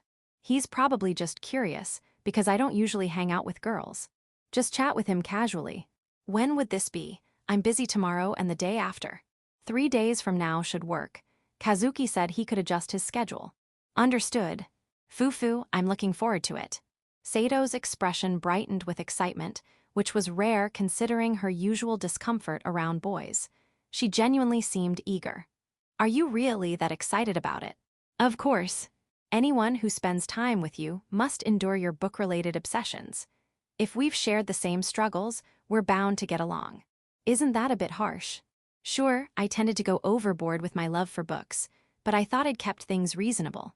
Once a day was the most I got an exasperated look from her, so it couldn't be that bad. Given your usual behavior, it's only fair. You should exercise some restraint. Got it. Anyway, it's rare to have the chance to talk with someone who knows you well. I'm looking forward to uncovering all your secrets. Go easy on me. While I appreciated how readily she agreed, I couldn't help feeling anxious. Her enthusiasm was almost too much. Was I introducing two people who should never meet? As I watched her sparkling eyes filled with anticipation, a small wave of unease crept over me. Chapter 3. A major incident at work. The day after arranging plans with Sedo and Kazuki. Sedo mentioned she had something else to do, but since I had a shift at work as well, the timing worked out perfectly. As usual, it was busy, but thanks to Hiraga-san's efficient management, everything was running smoothly. While guiding a new customer to their seat, I passed by Hiraga-san, who was carrying dishes. Her ponytail bounced briskly as she moved. The electronic chime at the entrance echoed through the store, signaling the arrival of more customers. The lively voices of patrons grew louder, filling the already bustling space. I headed toward the entrance to greet them. Welcome, a table for two. The new arrivals were two women dressed in casual clothes. One had long black hair cascading past her shoulders, with deep crimson earrings swaying delicately. The other, who used to have long hair, now had light brown hair cut to neck length, styled in soft curls, possibly from a perm. The woman with black hair looked the same as always, but the brunette's shorter hairstyle made her almost unrecognizable at first glance. She seemed a little more dressed up than usual, though that could just be my imagination. It looked like they had come again. Despite the awkward situation during their last visit, I was glad they returned. Though I didn't know their names, seeing them again brought a sense of relief. The brunette seemed to remember me too, as she gave a small bow. Thank you for last time. Oh, it's nothing. Please don't worry about it. Let me show you to your table. She really didn't need to worry. After all, I had already broken another plate since then. I just hoped they'd forget about me and enjoy their meal together. As I turned to guide them to their table, the brunette called out. Yes. Is something the matter? When I turned back, the brunette seemed hesitant, her lips moving as if she wanted to say something. What could it be? You said you'd save that for the end, whispered the black-haired woman beside her. The brunette nodded slightly in response. The black-haired woman turned to me with an apologetic smile. Sorry about that, it's nothing. Could you show us to our seats? Of course. It seemed like the brunette wanted to say something, but since she didn't, I decided not to press. Pushing the question to the back of my mind, I guided them to their table. Talking with regular customers helped me relax a bit, but work quickly demanded my full attention again. There was always something to do, delivering food here, clearing tables there, occasionally responding to customers' calls. Even with experience, it was relentless. Tanaka-san, please take the order for table 3. Next, deliver this to table 5. A customer is waiting at the register. Following Hiraga-san's instructions, I carried out each task. Though she wasn't technically the manager, her competence was remarkable. She managed her own work while keeping the rest of us on track. Slacking off wasn't an option, she'd catch you immediately. How do I know that? Well, because I've been scolded before. Back then, Hiraga-san was terrifying. I never want to experience that again. I've learned my lesson, never slack off again. Just as I finished one task, another came in. There wasn't even a moment to catch my breath, and this cycle continued for a while. 2 hours had passed since the store opened, and the waves of customers still hadn't subsided. After guiding another group to their seats, I heard someone call from the register. Excuse me. Yes, I'll be right there. Turning to the register, I saw the same 2 regulars. They were chatting as they waited, wallets in hand. Sorry for the wait. I took their receipt and began entering the details into the register, carefully avoiding any errors. As I worked, I couldn't help but notice how different the brunette looked. She was dressed more elegantly than usual, almost as if she was headed on a date. The change felt refreshing, adding a bit of novelty to my otherwise routine shift. I finished the transaction and handed them their change. "Thank you very much." The brunette accepted the change with a slight bow. That should have been the end of it, but for some reason, she didn't move. Instead, she stared at the coins in her hand, her gaze fixed downward. Is something wrong? Did I mess something up? Thinking I might have given her the wrong change, I quickly recalculated in my head but found no mistakes. At my question, she slowly lifted her head, revealing her face. Her cheeks, faintly flushed, looked even more radiant, and her glossy lips were pressed tightly together. "Come on, just say it already," the black-haired woman said, giving her friend's back a gentle pat. Spurred on by the gesture, the brunette opened her mouth hesitantly. Could I have your contact information? I've liked you for a while now." Huh. My mind went blank. For a moment, I couldn't process what she just said. This turn of events was so unexpected that I couldn't believe it was happening to me. I replayed her words in my head several times before the meaning finally sank in. I couldn't think of an appropriate response. If it were Kazuki, he would have handled this effortlessly. I had no experience being asked for my contact information by a girl, so I had no idea how to respond. She stood there, looking down in embarrassment, waiting. Her sincerity was evident, it wasn't a joke. That only made it harder to come up with the right words.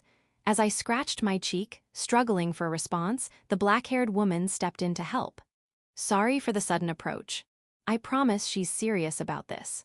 I understand it's a lot to ask out of the blue, but could you consider exchanging contact information with her? She must be a good person." The earnest gaze she directed at me on behalf of her friend made me feel incredibly guilty. The face of the girl waiting beside her also showed a faint glimmer of hope. Would it be okay to at least give her my contact information? The thought briefly crossed my mind, but I quickly dismissed it. That choice wouldn't lead to a good outcome for anyone.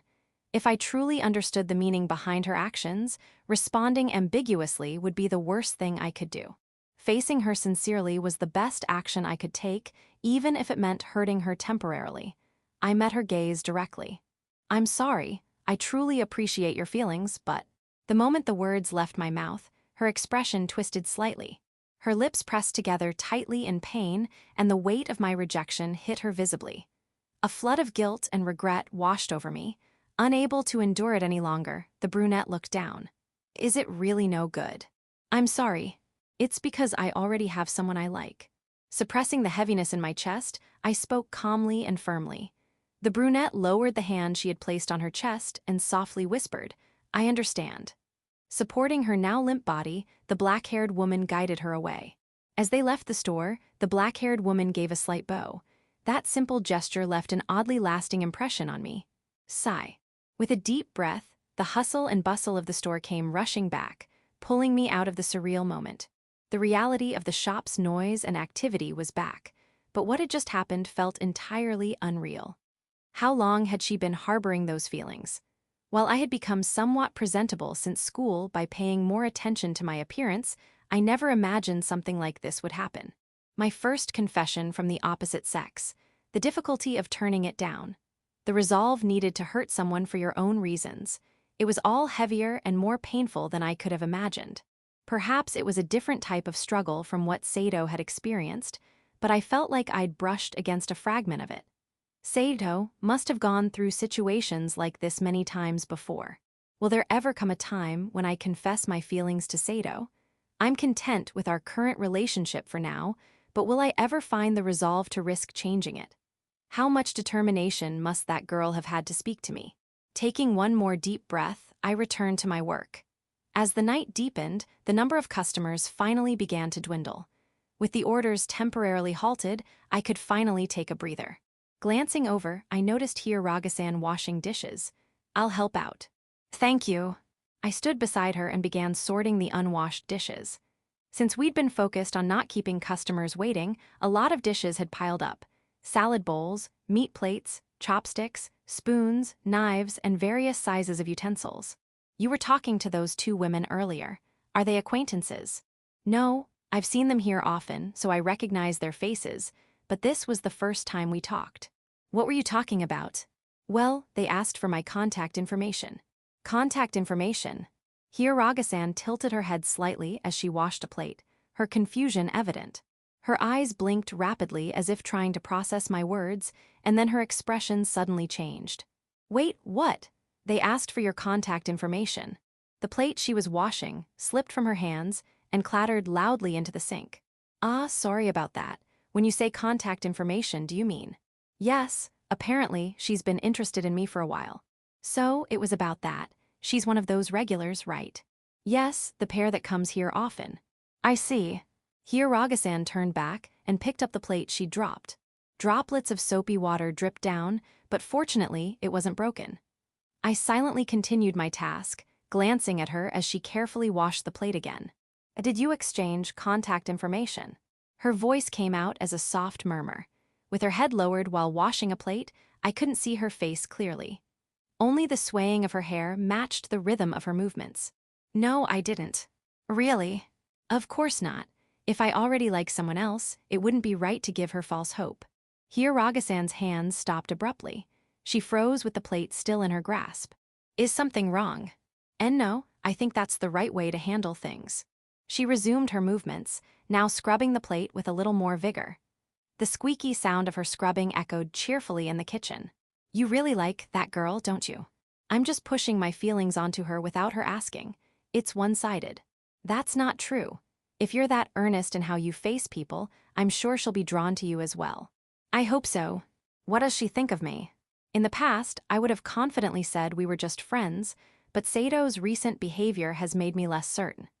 Sitting closer to me, touching me more often, she's become subtly more forward. Or am I just seeing what I want to see because of my feelings for her? Still, are you sure it was okay to turn her down? It's not about just anyone, it's about the person I like. I see, that's a good way to think about it. Tanaka-san, just keep focusing on her. Of course, that's my intention. I nodded firmly, and Hiragasan, looking satisfied, resumed her dishwashing with a bright expression. Was it just my imagination, or did I hear a faint hum coming from her? Thank you for visiting. We hope to see you again. I watched as the last customers left the store. Finally, it was closing time, and I let out a deep breath. It had been an incredibly long day. So much had happened, and I was utterly exhausted. I wanted nothing more than to collapse into bed, but the closing tasks still remained. Forcing my heavy body to move, I began tidying up. When I brought some dishes to the washing area, the manager was there, working in the kitchen. Oh, Tanaka-kun, perfect timing. Would you like to taste test a new dish? I'm thinking of adding it to the menu, and I'd love to hear your thoughts. Could you also call Hiragasan over while you're at it? That sounds great, sure I'll get her. A new menu item, huh? The manager's cooking was always excellent, so my expectations were high. I'd tasted her creations a few times before, and they had all been amazing. I glanced at the plate near the manager's workstation. It looked like a creamy pasta dish. Just from its appearance, it already seemed delicious. Feeling a bit excited about the food, I headed back to the hall to call Hiragasan. She was diligently wiping down the tables. Each time she polished, her tied ponytail swayed gently. Hiragasan, do you have a moment? Oh, what's up? The manager is offering a taste test of a new menu item. A new menu? I'm in, let's do it. Her eyes sparkled with excitement. She set her cloth down on the table and quickly made her way toward the kitchen. It seemed Hiragasan was just as much a fan of the manager's cooking as I was. Her light steps showed her eagerness. Huh, where are you two off to? Mai-san, who had been closing out the register, peeked her head out from the corridor. The manager is offering a taste test. Wanna join? Of course. I'm not letting you two sneak off without me. Sneak off, huh? It's just one dish, no need to make it a big deal. Besides, the manager's cooking was something Mai-san probably got to eat far more often at home than I did. Mai-san plopped a pile of receipts onto the table with a thud. The poorly stacked bundle toppled over, scattering papers across the surface. Hey, isn't that a bit careless? It's fine, future Mai will take care of it. Right now the new dish takes priority. Let's go. She clearly had no intention of cleaning it up now. Leading the way, Mai-san marched ahead toward the kitchen. Yup, that mindset is bound to backfire on her someday. When we got back to the kitchen, the manager let out a resigned sigh. Why are you here too? How could you leave me out, Mom? That's so mean. You already tried it yesterday. That's. Mai-san faltered. She'd been all high and mighty about not letting anyone sneak off, yet it turned out she'd been sneaking bites herself. Talk about hypocritical. Oh, come on, it's fine to have seconds, right? It's fine by me, but what about them? The manager gave me and Hiyaraga-san a pointed look. By now, Mai-san's brazen behavior was no surprise. No problem at all. I don't mind either. It's just a taste test, after all. Besides, the fact that Mai-san was so eager only proved how good it must be. When we nodded, Mai-san clasped her hands together in gratitude and said, Thank you, senpai. She could stand to be a little more thankful. The manager let out a heavy sigh. So, what's the new dish, manager? It's a creamy pasta with salmon and shrimp. It was tricky getting the cream to coat the pasta just right, but I finally perfected it last week. Salmon and shrimp. The pasta was topped with chunks of salmon and plump shrimp. The aroma alone was enough to stir my appetite, even after a long shift. Well, dig in. Taking the fork offered by the manager, I twirled the pasta into a bite-sized portion. The cream clung perfectly to the pasta, just as the manager intended. Even just looking at it, I could tell it was going to be satisfying. Carefully, I brought the fork to my mouth to avoid spilling any sauce. The moment it touched my tongue, the rich, creamy flavor spread throughout my mouth. Then, the delicate aroma of salmon and shrimp followed, teasing my senses. The more I chewed, the more the flavors of the ingredients and cream melded together, becoming even more delicious. When I finished, I let out a small, contented sigh. How is it? It's amazing. It's definitely going to be a hit. Oh, thank you, I'm glad you like it. Hiyaraga-chan, you should try it too. The manager slid the plate toward Hiyaraga-san, who carefully twirled some pasta onto her fork.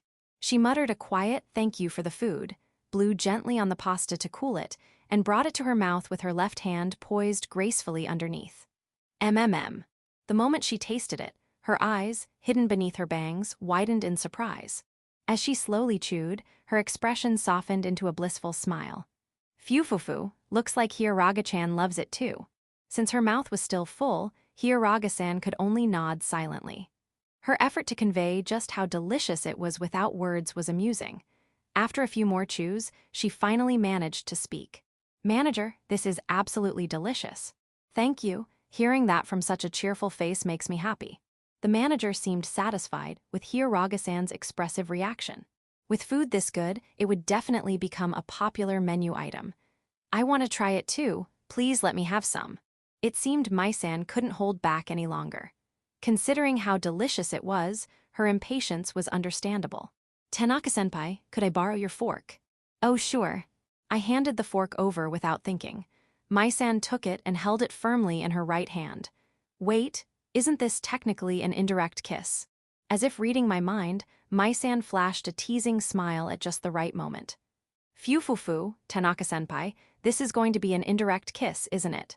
Was she doing this on purpose, or had she only just realized? Either way, now that she had pointed it out, I felt awkward. Just as I was debating whether to stop her, Hiyaraga-san interjected before I could. Mai-chan, that's enough. Tanaka-kun has someone he likes, so please don't do things like this.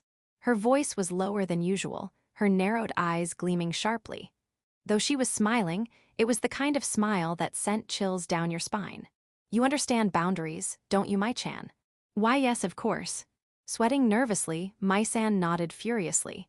She glanced at Hiyaraga-san, then at me, and reluctantly handed back the fork. I was only joking, I swear. Hiyaraga-senpai, could I borrow your fork instead? Of course, here you go. When Mai-san received the fork from Hiyaraga-san, the tense atmosphere around her seemed to ease. It appeared that Hiyaraga-san, being serious as always, couldn't let something like an indirect kiss slide. Once Hiyaraga-san's mood improved, Mai-san's strained smile softened back into her usual cheerful one. Well then, here I go. Taking a big bite of the pasta, Mai-san's face melted into an expression of bliss. Even though she'd already had some yesterday, she was eating with great enthusiasm. The way she nibbled at the pasta was almost animal-like. In the end, the three of us happily shared the dish. Ah, Tanaka-senpai, wait a moment. After finishing the closing tasks and just about to head home, Mai-san called out to me. Hiyaraga-senpai, you too. Hearing her name, Hiyaraga-sen walked over. Mai-chan, what's up? Well, my mom gave me these movie tickets and told me to go out with the two of you. Would you like to come? Mai-san pulled 3 tickets out of her pocket. They were for a popular mystery movie that had been the talk of the town recently. The design on the front matched the movie poster, so there was no doubt about it. I'd heard it was based on a novel, but I hadn't read it yet. Rumor had it the story was excellent. Oh, that one? I've been curious about it. I'd love to go. Me too. I've been wanting to watch it. But are you sure about the cost? Don't worry about it. It's just my mom being meddlesome again. Meddlesome, that word piqued my interest. Meddlesome. I mentioned this to Hiyaraga-senpai before, but my mom seems to think you and Hiyaraga-senpai are getting along too well. What? No way, there's no chance of that between Hiyaraga-san and me. What on earth was the manager thinking? That explained why she would sometimes smirk whenever I talked with Hiyaraga-san. Thanks to Kazuki, I was attuned to spotting smirking faces. The idea of romantic feelings between me and Hiyaraga-san was ridiculous. After all, we both liked other people. I've told her that too, but she insists I'm wrong and thinks Hiyaraga-senpai is just too shy to admit it. But I've denied it outright. Hiyaraga-san let out a faintly frustrated sigh, her red lips pouting slightly. It seemed this wasn't the first time such a misunderstanding had occurred. What made her think that anyway? Probably because there aren't many people our age working here, so seeing Hiyaraga-senpai talk to a guy must have been unusual for her. In the past, she didn't seem approachable either. Ah, I see. I thought back to when I first met Hiyaraga-san. She barely talked, only saying what was absolutely necessary, and her prickly demeanor made her difficult to approach. If that's how she was before I came along, then I could understand how the manager might misinterpret the current change. But the real reason for the change was that Hiyaraga-san had found someone she liked, a truly good person. Do we really seem that close? Well, I know you two are just discussing work, so I don't think much of it. But I can see how others might misunderstand. Mai-san stated it matter-of-factly. Even if the two of us were certain there was nothing between us, misunderstandings from those around us were inevitable. It was fine since it was just the manager this time, but if Sedo ever got the wrong idea, to avoid any weird misunderstandings, it might be a good idea to bring it up with her. If that didn't work, the last resort would be to have them meet in person. Once they met, I was sure she'd understand. How do we get the manager to believe us, denying it hasn't worked? Leave that to me. I'll make sure to explain everything. For now, let's focus on enjoying the movie. You're right, saying anything more might just make things worse. I'll leave it to you, Mai-chan. Leave it to me. I'll tell her clearly that Hiyaraga-senpai is head over heels for a guy at her school. Mai-san gave an enthusiastic thumbs up. While her confidence was reassuring, for some reason, I couldn't shake the feeling of unease. And I'll make sure to tell her all about Hiyaraga-senpai's adorably shy reactions, too. I appreciate you explaining things, but is it really necessary to include my reactions? What are you saying? Adding credibility is essential. While her words were true, the slight upward curl of Mai-san's lips made it obvious she was enjoying herself at my expense. Mai-chan, are you having fun at my expense? Hiyaraga-san's sharp gaze pierced through Mai-san, echoing my own suspicion. Oh no, of course not. I'd never tease a senior for fun. Please believe me. You have absolutely no credibility. Why not? Reflect on your past behavior. How many times have you teased me already? Well, Mai-san hesitated, lowering her gaze slightly. Was there some deeper reason for this? I tease Hiyaraga-senpai because I love her so much. Are you a grade schooler? I couldn't help but interject. Expecting a more reasonable excuse was clearly a mistake on my part. Knowing Mai-san, I should have seen this coming. I expected Hiyaraga-san to glare even more sharply at Mai-san's ridiculous explanation, but instead, she blinked in surprise, as if taken aback. The sharpness in her expression softened, and her cheeks flushed faintly. Wait, Hiyaraga-san? Why, you love me, how well, if that's the case, I guess it can't be helped. Right, it's because I love you so much, Hiyaraga-senpai. I'm sorry. With teary eyes and hands clasped in front of her, Mai-san looked up at Hiyaraga-san pleadingly. She was obviously trying to play innocent. Though her manipulative tactic was plain to see, Hiyaraga-san looked uneasy and furrowed her brow. Fine, just as long as you hold back from now on. Really? I'll do my best to hold back as much as I can. Here, Raga-san, you're too easy. That, as much as I can, is clearly a cop-out. She doesn't intend to change at all. It's the same line Kazuki often uses to get his way with me. For someone usually so guarded, here Raga-san was surprisingly lenient with my san. And there she was, grinning slyly behind here Raga-san's back. This kind of attitude was exactly why she kept getting teased. I leaned over to whisper to here Raga-san. Are you sure you're okay with this? She's definitely going to tease you again. Well, if it's because she likes me, I guess I can live with it. If you say so. But you're way too soft on my san. I couldn't help but think how similar my san was to Kazuki. If you let your guard down, they'd immediately start teasing you. I could already see here Raga-san getting teased again in the future. Well, getting back on track, when should we go? Both of you are off this Sunday, right? Sunday works for me. I'm good with that too. Great, let's meet in front of the station on Sunday. Fufufu, Tanaka-senpai, you'll have two beautiful girls by your side. Yes, yeah. Come on, be more excited. Mai-san pouted in mock displeasure, her cheeks puffing out. Her resentful glare stabbed at me, but I wished she'd tone down the teasing first. I'd like to enjoy the outing peacefully, after all. And so, our plans for a Sunday outing as a trio were set. Sedo sighed. Well then, take care and good work today. See you Sunday. After parting ways with Tanaka-kun, I headed to the women's locker room. The other part-timers had already left, so it was just Mai-chan and me. My body felt heavy from the day's work, and I wanted nothing more than to get home and sleep. I packed my uniform into my bag. Here, Raga-senpai, I'm really sorry about my mom being so meddlesome. It's fine. I'm not bothered by it. Tanaka-san seemed a little surprised, but it didn't look like he was too troubled. If anything, I feel bad for taking the tickets. Even though I firmly denied it, the manager still misunderstood my relationship with Tanaka-kun. Well, she wasn't entirely wrong, but still. I told Tanaka-senpai that you two are just consultation buddies, but honestly, how are things between you two? You were chatting so comfortably in the dishwashing area earlier. I don't think my mom's misunderstanding is entirely off the mark. I told you, that's not it. Tanaka-san was just telling me about an unusual situation where a customer talked to him. Oh, you mean when he was at the register? I noticed that too. Was he being hit on by a girl or something? Wait, did you ask Tanaka-san about it?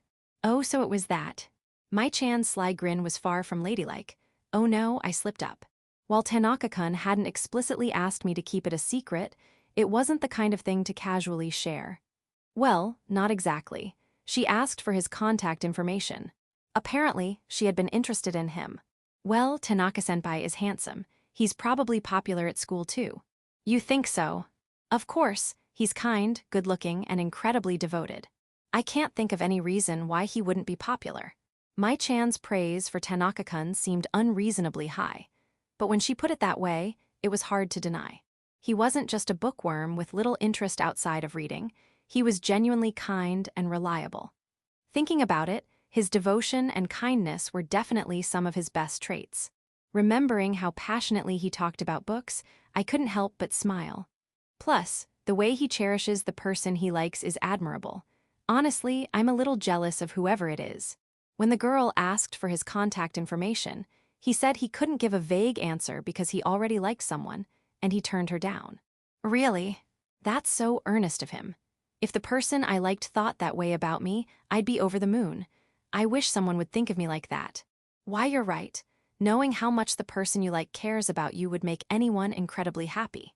I could only agree with Mai-chan's envious murmur. Honestly, it made me happy just hearing about it. Even though he usually acts indifferent toward me, knowing he cares deeply behind the scenes is completely unfair. Don't you wonder what the person you like really thinks of you? It's nerve-wracking to imagine being disliked, but if they like me too, I'd love to know. I'd even want to hear them gush about me. It seemed like everyone shared the same curiosity about their crush's true feelings. If you could actually know what your crush really thinks, what would you do? You mean, like having a superpower that lets you read their mind? Yes, something like that. If it were me. I'd definitely ask a lot of questions. But wouldn't it be unfair to pry into someone's private thoughts without permission? Well, it'd be wrong to dig into their past or secrets without consent. But knowing how they feel about me seems fair. If they aren't interested, I can move on. And if they are, I'd be motivated to try harder. Plus, it'd make me happy if they started noticing me more. So, as long as it's about their feelings toward you, it's fair game. Exactly. That's the line I'd draw. Oh, wait, Hiyaraga-senpai, don't tell me you've awakened some kind of mind-reading superpower. My heart skipped a beat. Just kidding, there's no way such a convenient superpower exists. We have to work hard the old-fashioned way. Mai-chan stretched her arms behind her head and gazed at the ceiling. She could joke about it so casually because she believed it was impossible. Honestly, not long ago, I would have thought the same. But now, I was living something stranger than fiction. So, here, Raga-senpai, how's it going lately? Are those strategies we discussed to make him notice you working out? I've been trying to make subtle moves, but his reactions have been so-so. He notices sometimes, but making him blush is still a distant goal. What kind of things have you tried? Well, sitting next to him on the sofa, for one. And I tried expressing interest in the things he likes, and I told him I like them too.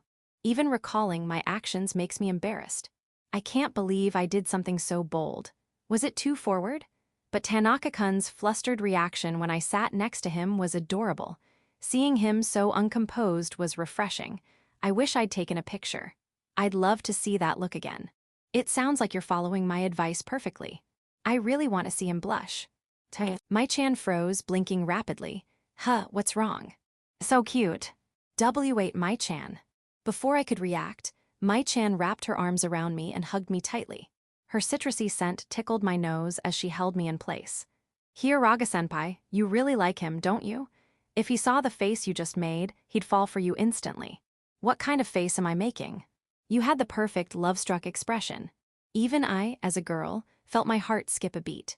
How could any guy not react to such an adorable Hiyaraga-senpai? He's definitely a guy, and he's handsome too. I blurted it out before I could stop myself. Then you'll just have to try even harder. What should I do? How about holding his hand? Hold his hand. I was barely managing what I've done so far. There's no way I could do something like that. Just thinking about the courage it would take made my stomach churn. What if he thought I was being weird? Relax, relax. I don't actually think someone as timid as Hiyaraga-senpai could suddenly hold hands. I'm not timid. That's fine, keep pretending. Anyway, why not try more casual touches first? A light pat on the shoulder, for instance. That might be doable. If it's subtle, it probably wouldn't come across as strange. I think I could manage that. It's a little embarrassing, but if it makes Tanaka-kun more aware of me, it's worth a try. Once you're comfortable with small touches, it'll be easier to progress naturally. You're right. I think I can do this. Mai-chan's advice was always spot on. This time, I was sure I'd get to see Tanaka-kun blush. Just one question, have you ever touched him outside of accidental brushes? If not, even casual touches might be too much for you. Don't underestimate me. He's held my hand a few times when leading me somewhere. But that was him initiating, right? You need to make the first move. I have done it. Really? Mai-chan's skeptical gaze pierced me. Even though I'm older, why doesn't she trust me? I have. Just the other day, I rested my head against his chest. What? Tell me more details. This is bad. The moment I realized it, it was already too late. Mai-chan's face drew closer, her eyes sparkling like jewels. In her wide, gleaming pupils, I could see my own reflection staring back. The intensity of her curiosity made me take a step back, but she immediately stepped forward, closing the gap. There was no escaping now. She wouldn't let me go until I answered her questions. Well, he helped me when I was in trouble, and I was so overwhelmed with gratitude that I got a little carried away. Wow, that's bold. Throwing yourself into a guy's chest like that, even though you're not dating. Not everyone could pull that off. I wouldn't be able to do it again. I still can't believe I actually did that back then. It's like it wasn't even me. I could never do something like that again. It's still a mystery to me how I managed it in the first place. Thinking back on it now, it was way too bold. Oh no, I kind of want to bury my face in a pillow and scream just remembering it. Well, compared to that, casual touches should be a piece of cake. You've got this. It's not easy, but I'll do my best. Don't worry, even if you fail, the worst-case scenario is that you'll just look like a creep. So you can relax and give it your all. That doesn't make me feel better at all. My nerves instantly flared up again. Would I be able to pull this off? Saying something so unsettling at the last second, how typical of my Chan. Taking a deep breath, I clenched my fists tightly, trying to steel myself for the challenge ahead. Chapter 4, The Intersection of Three Lives. Ikenos's side. After school, the homeroom session ended, and the rest of the class began to disperse. Like everyone else, I packed my belongings and walked over to the seat by the window. All right, Minato, let's go together. It's finally the day I get to talk with Sedo-san. I'd been looking forward to this for so long. Though I'd heard plenty of rumors about her, I didn't really know much about her personally. Still, if someone like Minato, who usually only cares about books, likes her, I can't help but be curious. Besides, their relationship seems a bit peculiar, which only piques my interest more. My excitement got the better of me, and I slapped Minato's back a few times. He turned around, grimacing with irritation. Knock it off. How excited can you possibly be? This is a rare chance to meet the Sedo-san that you adore so much. Of course, I'm hyped. It's been a while since I felt this upbeat. All right, fine, but behave yourself. No weird questions or anything, got it? Sorry, I can't promise that. There's just too much I want to ask. I'll call it off right now. His tone dropped as he tried to intimidate me, but such threats had no effect on me. I'd seen that expression too many times before to be fazed by it.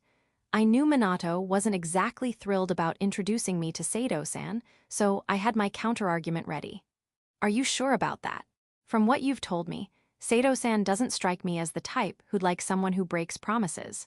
Judging from how Minato talked about her, Sedo-san seemed genuinely interested in meeting me. Canceling wasn't an option for him, and I knew it. As expected, Minato's frustrated groan confirmed my hunch. Perfect. That expression of his is always so fun to mess with. Phew. So, you'll take me to meet her, right? Fine. Awesome, it's about time, so let's go already. Reluctantly, Minato nodded, and we left the classroom together. As we walked, I could feel a sharp, prickly stare coming from my side, probably Minato glaring at me. His reactions are always so entertaining that I can't resist teasing him, even though I know I should stop. The hallway was still crowded, and we passed by several people. When we walked by a group of girls from the liberal arts class, Aze-chan, someone I was friendly with, noticed me. Oh, Ikenos-kun, where are you headed? Well, actually, a teacher called me over. I'm on my way now. You look way too excited for that. Weird. She tilted her head slightly in curiosity, chuckling softly. Her gentle laughter and the way her shoulders lightly shook were quite charming. Normally, I'd stop and chat with her a bit more, but today I had something far more exciting waiting for me. Anyway, I've got to hurry. See you later. Not wanting to get held up, I quickly ended the conversation and left. Aze-jan's disappointed face flickered in the corner of my vision, but I chose to ignore it. A few other acquaintances tried to talk to me as we made our way to the library, but I kept it brief, only exchanging simple greetings. Who would have thought having so many acquaintances could become such a hindrance? Worried that the frequent stops might be annoying Minato, I glanced at him. As usual, he seemed spaced out, staring blankly into the distance. He was probably lost in thought about books, wondering something trivial like, what should I read when I get home? That vacant look of his usually meant just that. Relieved that my concerns were unfounded, I refocused on getting to the library. This place still smells dusty as ever. That's the charm, though.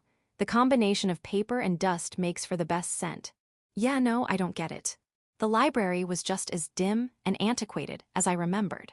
The air was thick with a musty atmosphere, and even the smallest noises echoed through the room. Our conversation, quiet as it was, seemed to carry across the entire library. Minato, however, was unusually lively here, his usual lethargy replaced by an enthusiasm that bordered on unrecognizable. Honestly, his excitement over books was something I'd never understand. The lifeless eyes he normally had now sparkled with a boyish innocence. It was enough to make me want to ask, who even are you? We'd chosen the library for its discreetness, but maybe that was a mistake. Minato had already wandered off to the new arrivals section, utterly absorbed. He was so engrossed in scanning the spines of books that he seemed to forget the reason we were here. Hey, we're supposed to be meeting someone right now, remember? Come on, books will still be here later. You need to focus on waiting for Sedo-san. Just one more minute, I just need to check what's new. Do you remember the last time you said that and spent an hour here? Let's go already. I tugged him away from the shelf and guided him toward the tables in the back. The area was deserted, and the faint sunlight filtering through the curtains illuminated the desks just slightly. We chose a seat by the window near the entrance, where the light was a bit brighter.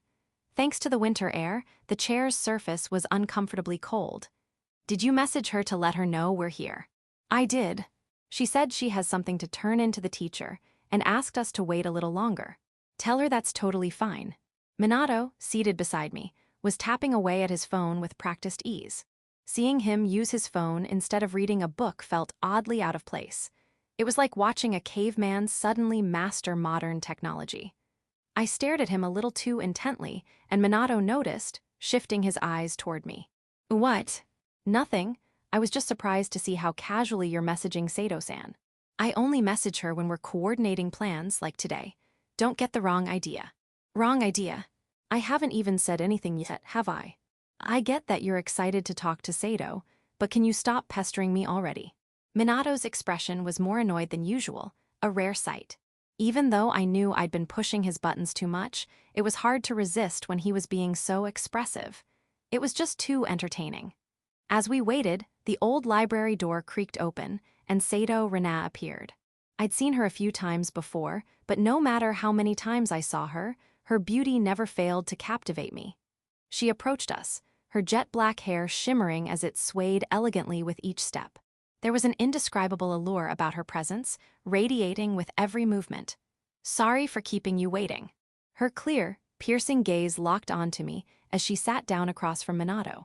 In her transparent eyes, I could see my reflection. Nice to meet you, Ikino-san. I'm Sedo Rena.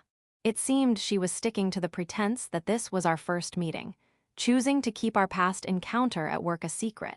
It must be for some specific reason, so I decided to play along. Nice to meet you too, Sedo-san. I'm Ikino's Kazuki. Thanks for agreeing to meet with me today. I gave her my most approachable smile, trying to make a good impression. However, her expression didn't change at all. Usually my smiles softened people's demeanor, but Sedo remained completely unfazed. With that, I shifted to light, neutral conversation to get a sense of her. After exchanging a few words, I began to understand the distance she kept. Once the conversation naturally paused, Sedo was the one to bring up a new topic.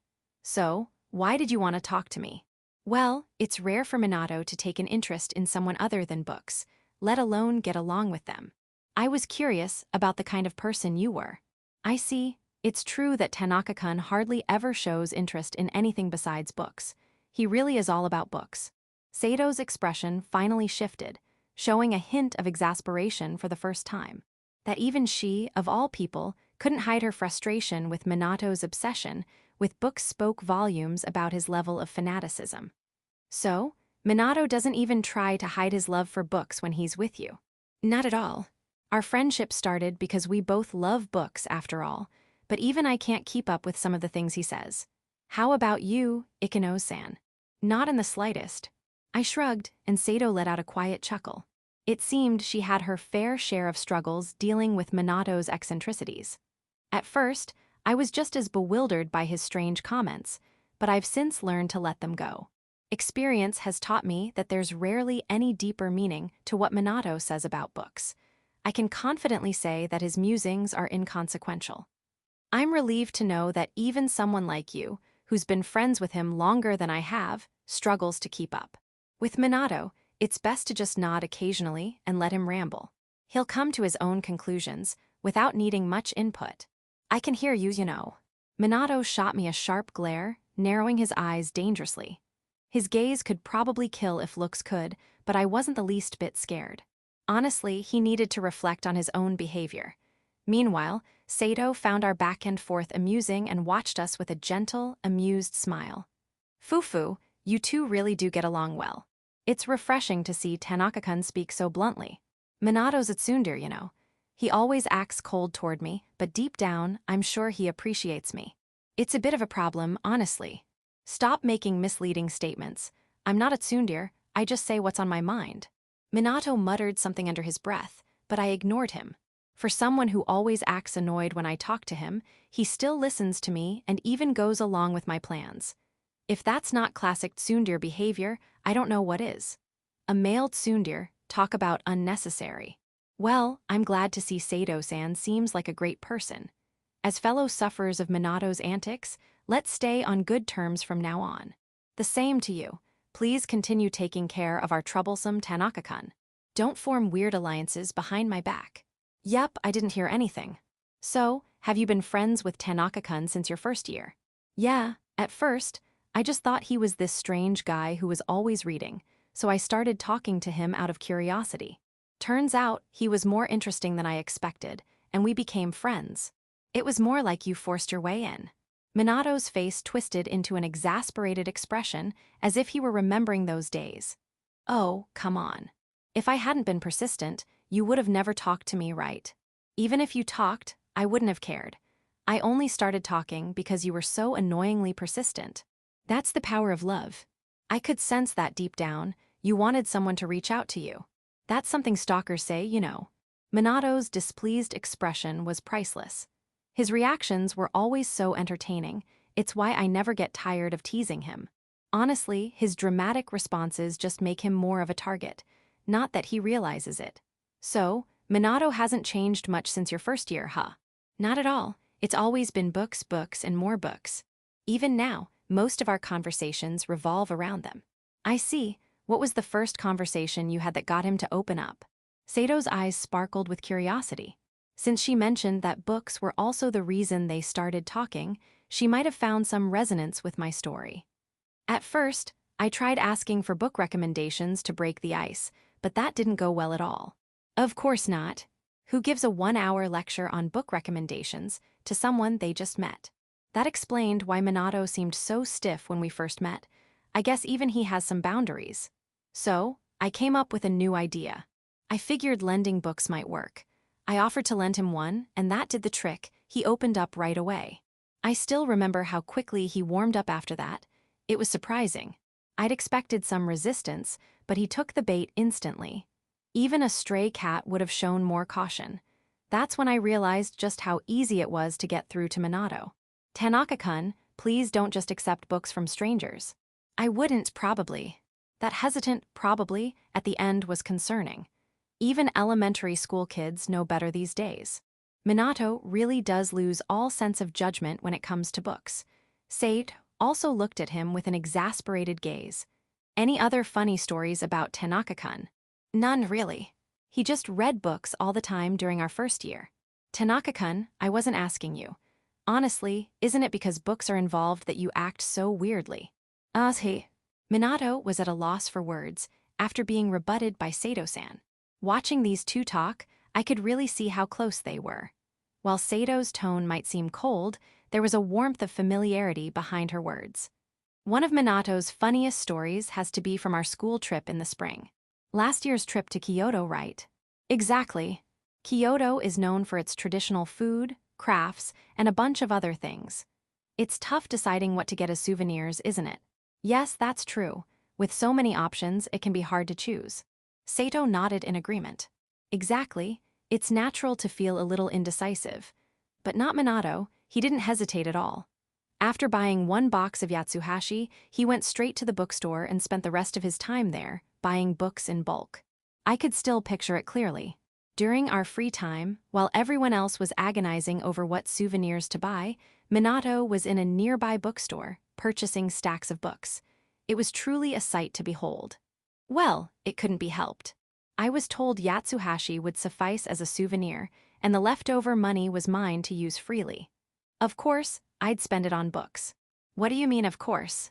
He said it as if it were the most natural thing in the world, but it was anything but. I'm pretty sure only Minato would think of buying books during a school trip. He seemed to have completely forgotten what the trip was supposed to be about. Tanaka-kun, do you have any memories from the trip, though? Of course I do. It was my first time buying that many books in one go. It was amazing, and I'll never forget it. That has nothing to do with the trip itself. Sato's expression shifted to one of exasperation, almost like she was looking at someone she pitied. Are you sure? You saw a lot of temples, didn't you? Do you remember any of them? Well, vaguely. Minato's hesitant nod was hardly convincing. I'd bet money he didn't remember a thing. During the trip, he was too busy holding onto his newly bought books. There were even times he got so engrossed that he almost got left behind. Judging by the suspicious look Sedo gave him, she'd picked up on it too. Another one of Minato's quirks is when we go out together. I've gotten used to it, but any time we pass by a bookstore, he always stops. It's a real problem. Is it that bad? More like he just disappears. One moment, he's walking beside you, and the next, he's gone. Don't tell me, he sneaks into the bookstore. Exactly. Though he doesn't go in most of the time, he stands outside, browsing through whatever's displayed at the entrance.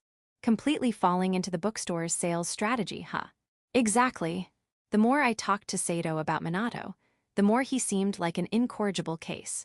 Honestly, I wish he'd pull himself together. He's usually so normal, but when books are involved, he becomes a lost cause. All I could do was sigh. Anything else? If you're curious about Tanaka, feel free to ask. I know everything there is to know about him. That's a creepy thing to say. Minato took a step away from me, his expression one of pure unease. He didn't have to look so scared. It's not like I actually knew everything. It's just that Minato is so predictable that I can usually guess what he's thinking. Sedo, on the other hand, seemed deep in thought. She crossed her arms and pouted slightly before suddenly perking up. Oh, if Tanaka-kun has any secrets, please tell me. Hey. Minato's eyes widened in surprise at the unexpected question. Minato's secrets, huh? Honestly, there aren't that many. Obviously. I live a life true to myself. I think you should tone it down with the books, though. For someone like Minato, it might be a good idea to rein it in a bit. He's too much of a slave to his instincts when it comes to books. That said, a version of Minato without his book obsession just wouldn't be the same. Ah, I know. A thought came to mind, and I beckoned Sedo closer with my finger. Her beautiful face leaned in, bringing her features into sharp focus. I whispered softly into her ear so Minato wouldn't hear. Minato's actually kind of a closet romantic. Really? Sedo let out a surprised whisper, her voice tinged with excitement. It's true. He acts like he doesn't care about romance at all, right? Yes, I completely believed that. But it's not true, he just doesn't show it. Deep down, he's more aware than you'd think. I'd say you should be more direct with him. Guys like Minato, who claim not to care about romance, are usually the ones who secretly overthink it. Hopefully, this little tidbit would give Sedo the push she needed to break through his defenses. What are you two whispering about over there? Minato, clearly curious, looked over at us. Fufu, I was just sharing one of your secrets with Sedo-san. Yes, I learned something very interesting.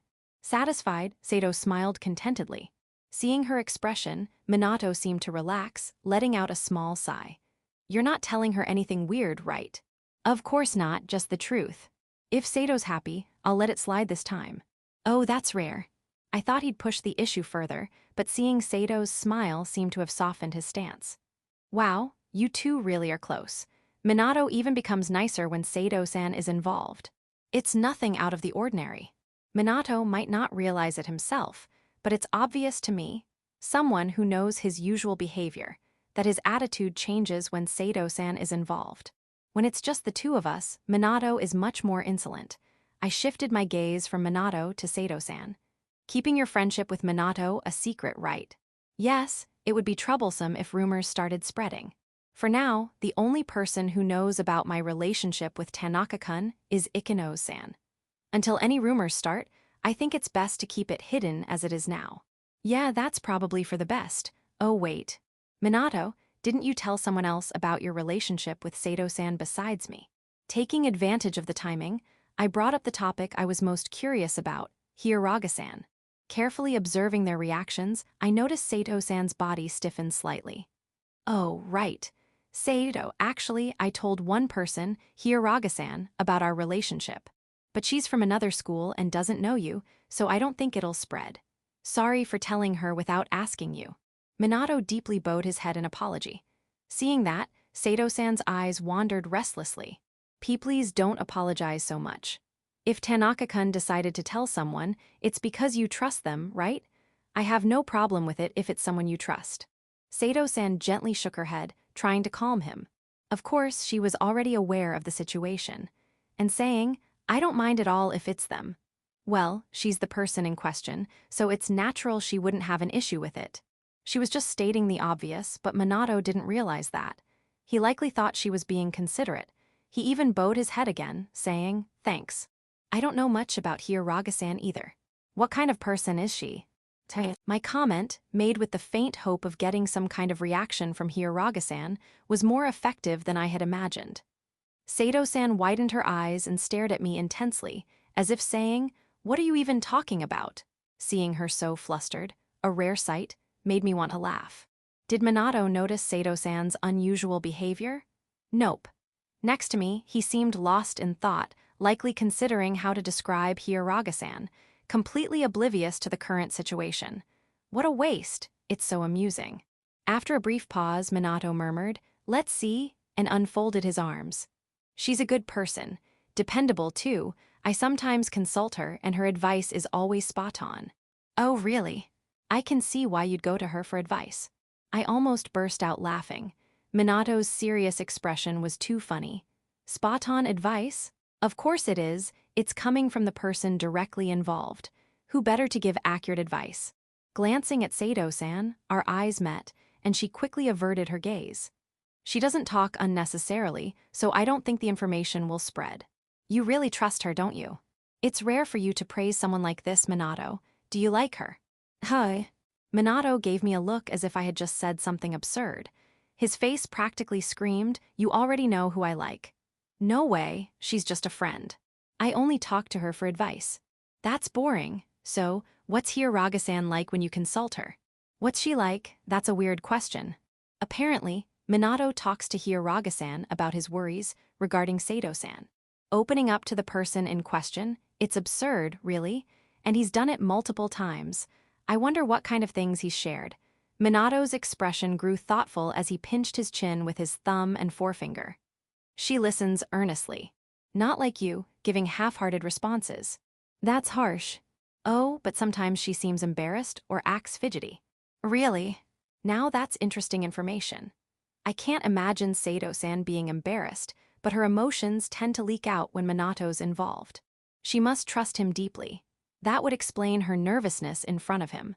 What could Minato have told her to make her react like that? Sedo-san getting flustered must require something significant. A funny scenario popped into my mind. If it's true, this situation would become even more entertaining. Leaning closer to Minato, I whispered so Sedo-san couldn't hear. Did you, by chance, tell Hiyaraga-san that Sedo-san is cute or something? How do you know that? Minato immediately recoiled, glaring at me while a faint blush spread across his cheeks. Oh, so it's true. I see. There's no holding back. I can't help but grin. Even though Minato's expression has tightened in irritation, I can't stop myself. Well, of course Sedo-san would get flustered. I never expected Minato to be gushing about her directly to her face. When I imagined what might make Sedo-san embarrassed, I asked just in case, and it turned out to be exactly what I thought.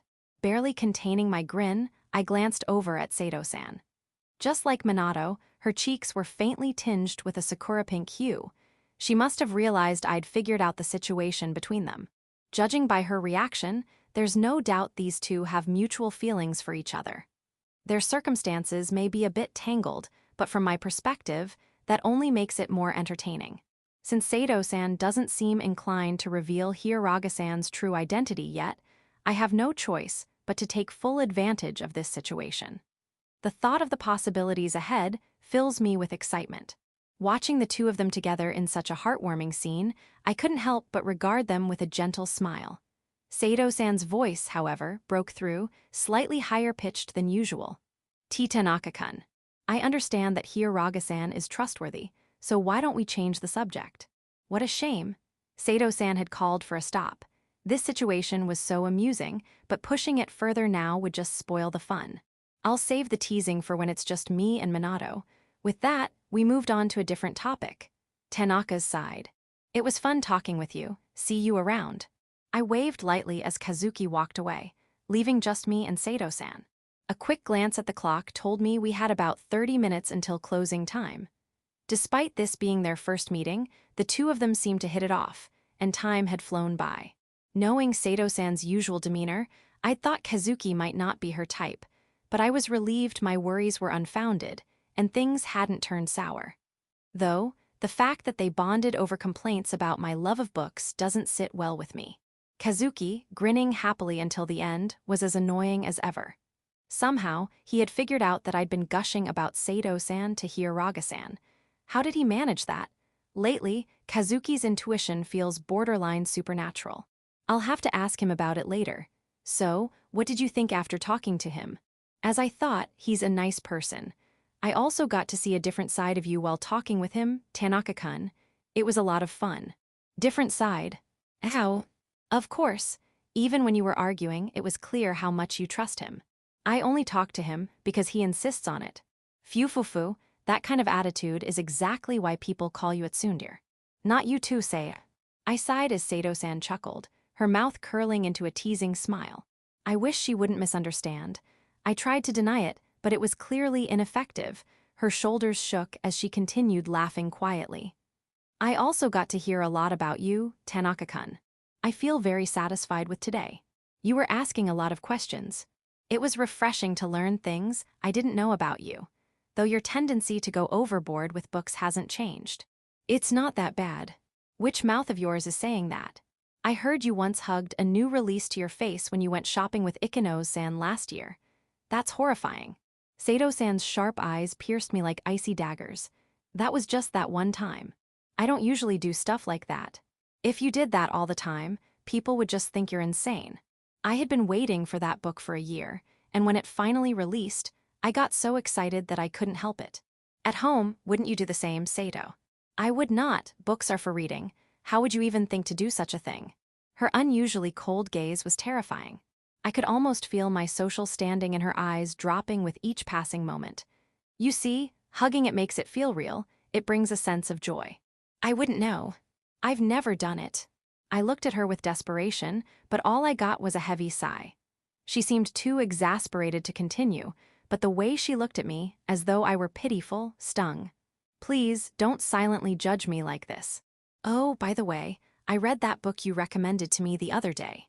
Oh, what did you think? It was amazing. I don't usually read fantasy adventure novels, but it was so engaging I couldn't put it down. Her eyes sparkled as she spoke enthusiastically. Her voice was livelier than usual, making it clear how much she had enjoyed it. I'm glad you liked it. Which part stood out to you the most? Well, this part here.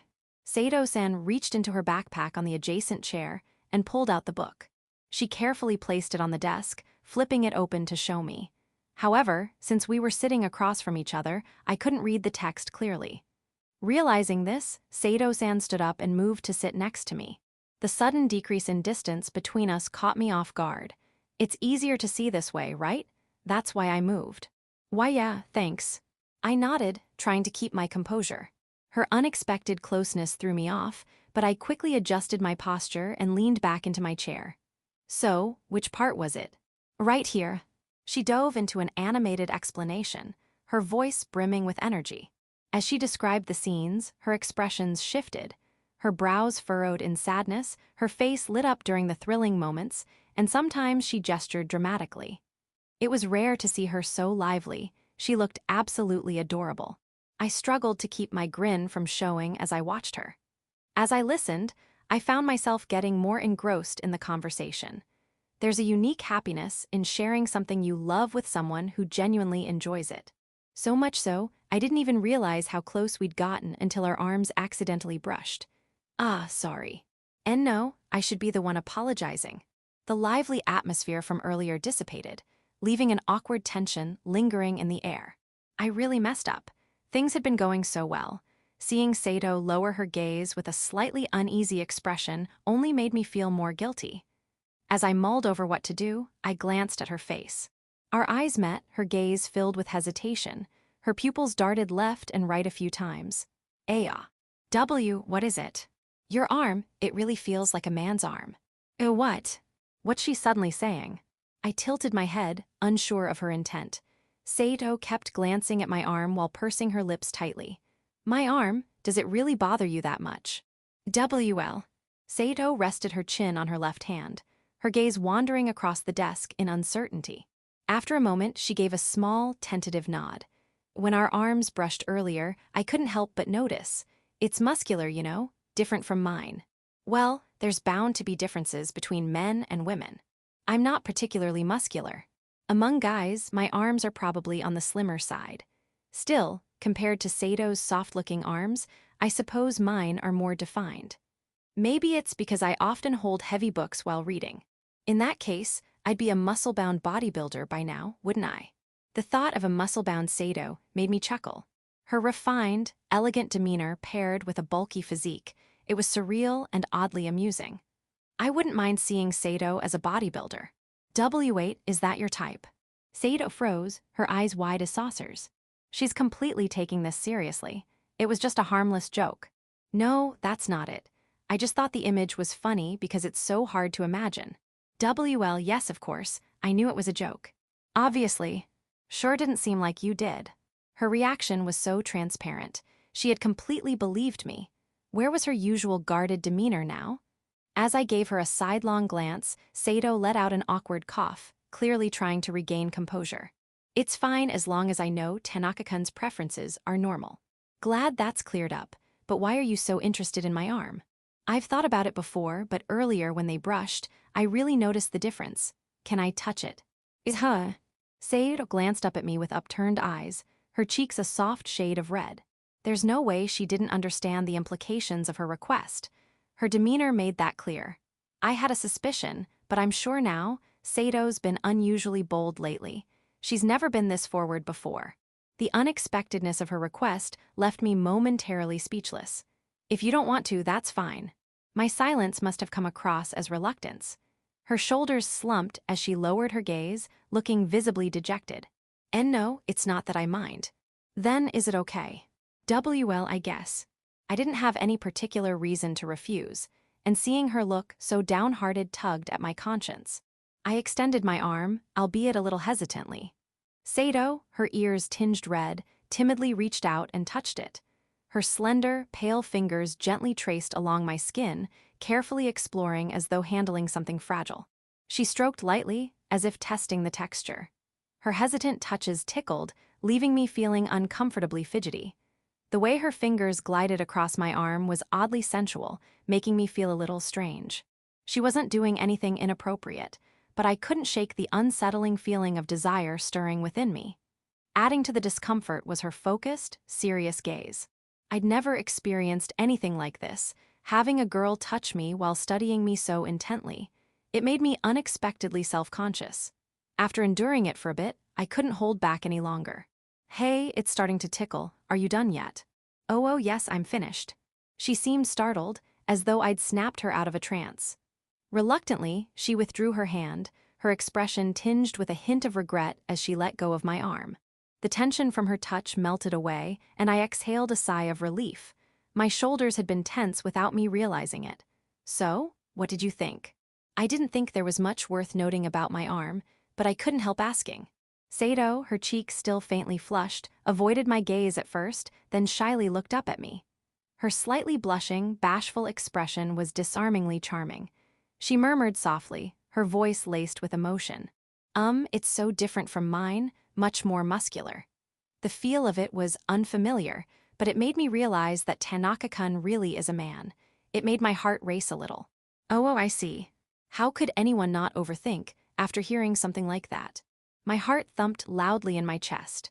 Her smile was so breathtaking that I had to look away, unable to meet her gaze. Sedo lowered her eyes again, gazing at her fingers as though recalling the sensation of my arm.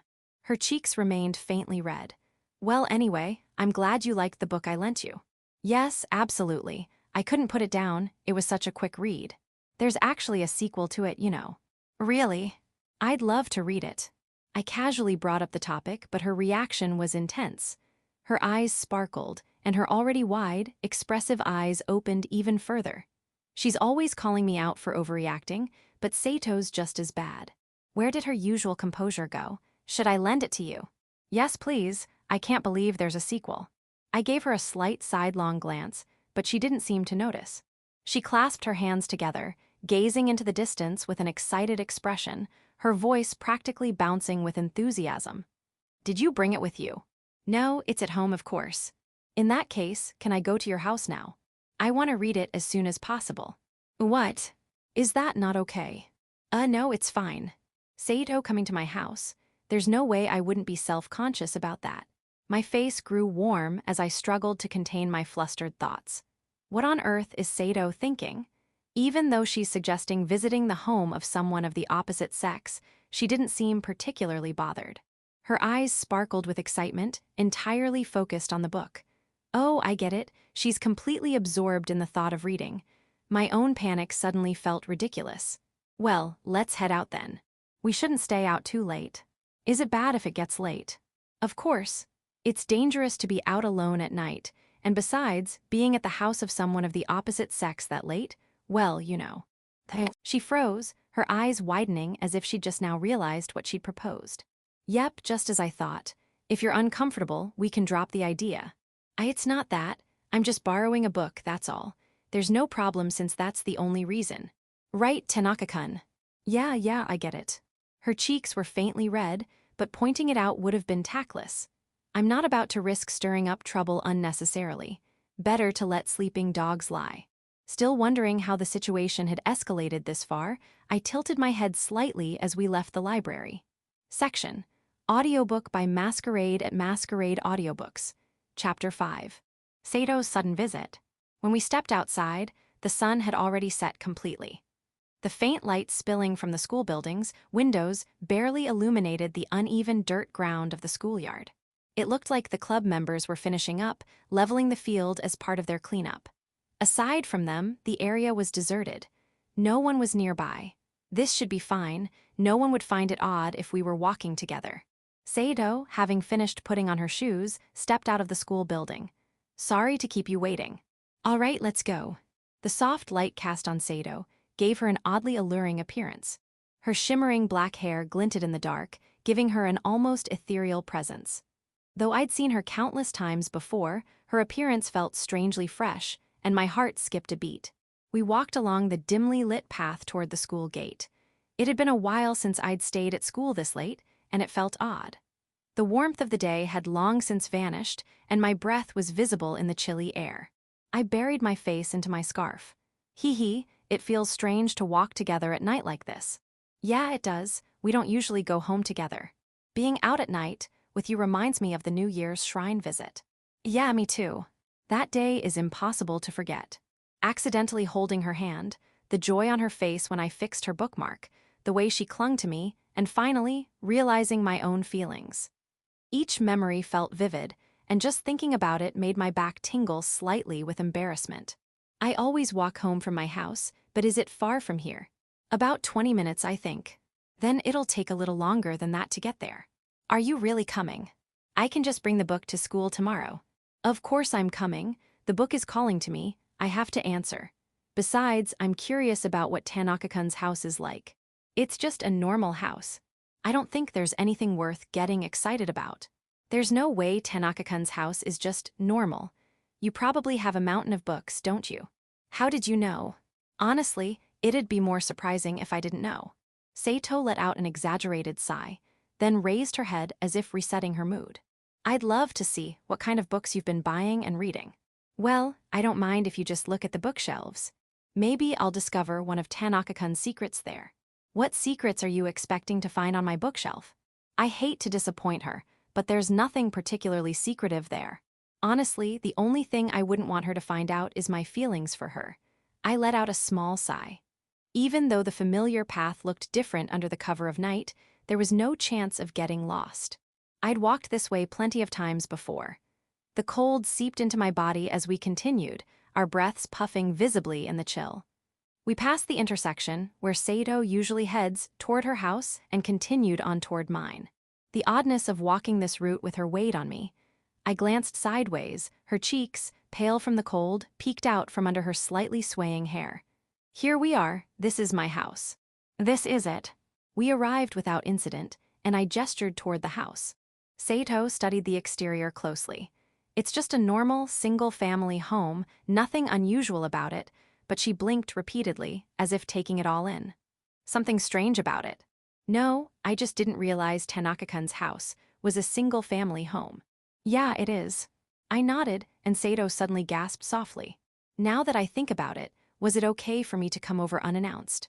It's fine, I don't mind. No, I mean your family. Oh, that. My parents are overseas right now, so you don't need to worry. Overseas? So you live alone? For now, yeah. The sudden shift to living alone had been surprising at first, but I'd gotten used to it. It's a bit of a hassle, but on the bright side, it means I can buy more books than before. I can't believe Tanaka-kun lives alone. Are you doing okay? Eating properly? Of course I am. Really? Come on, at least trust me that much. You think I'm skipping meals or something? Knowing you, I thought you might be so absorbed in your books that you'd forget to eat or sleep. Give me a break. If I did that all the time, I'd be dead. It only happens occasionally, so don't worry. That's not reassuring at all. Please take better care of yourself. Her sharp gaze pierced through me like a knife. Scary. I nodded repeatedly, trying to appease her. The more I hear, the more worried I get. Is your house clean at least? Don't worry about that, it's tidy. Really? She furrowed her brows, giving me a skeptical look. Does she have no faith in me at all? I'm serious, you'll see for yourself, come on in. I led her to the entrance, unlocking the door and stepping inside. Once inside, Sedo looked around, turning her head to take in the surroundings. The entryway is clean, I'll admit, but that doesn't mean the rest of the house isn't messy. Come in. When I guided Sedo into the living room, she blinked in surprise and froze at the entrance. This place is really clean. Could it be you tidied up because you knew I was coming? What do you think I am, a psychic? Who could have predicted Sedo would come to my house?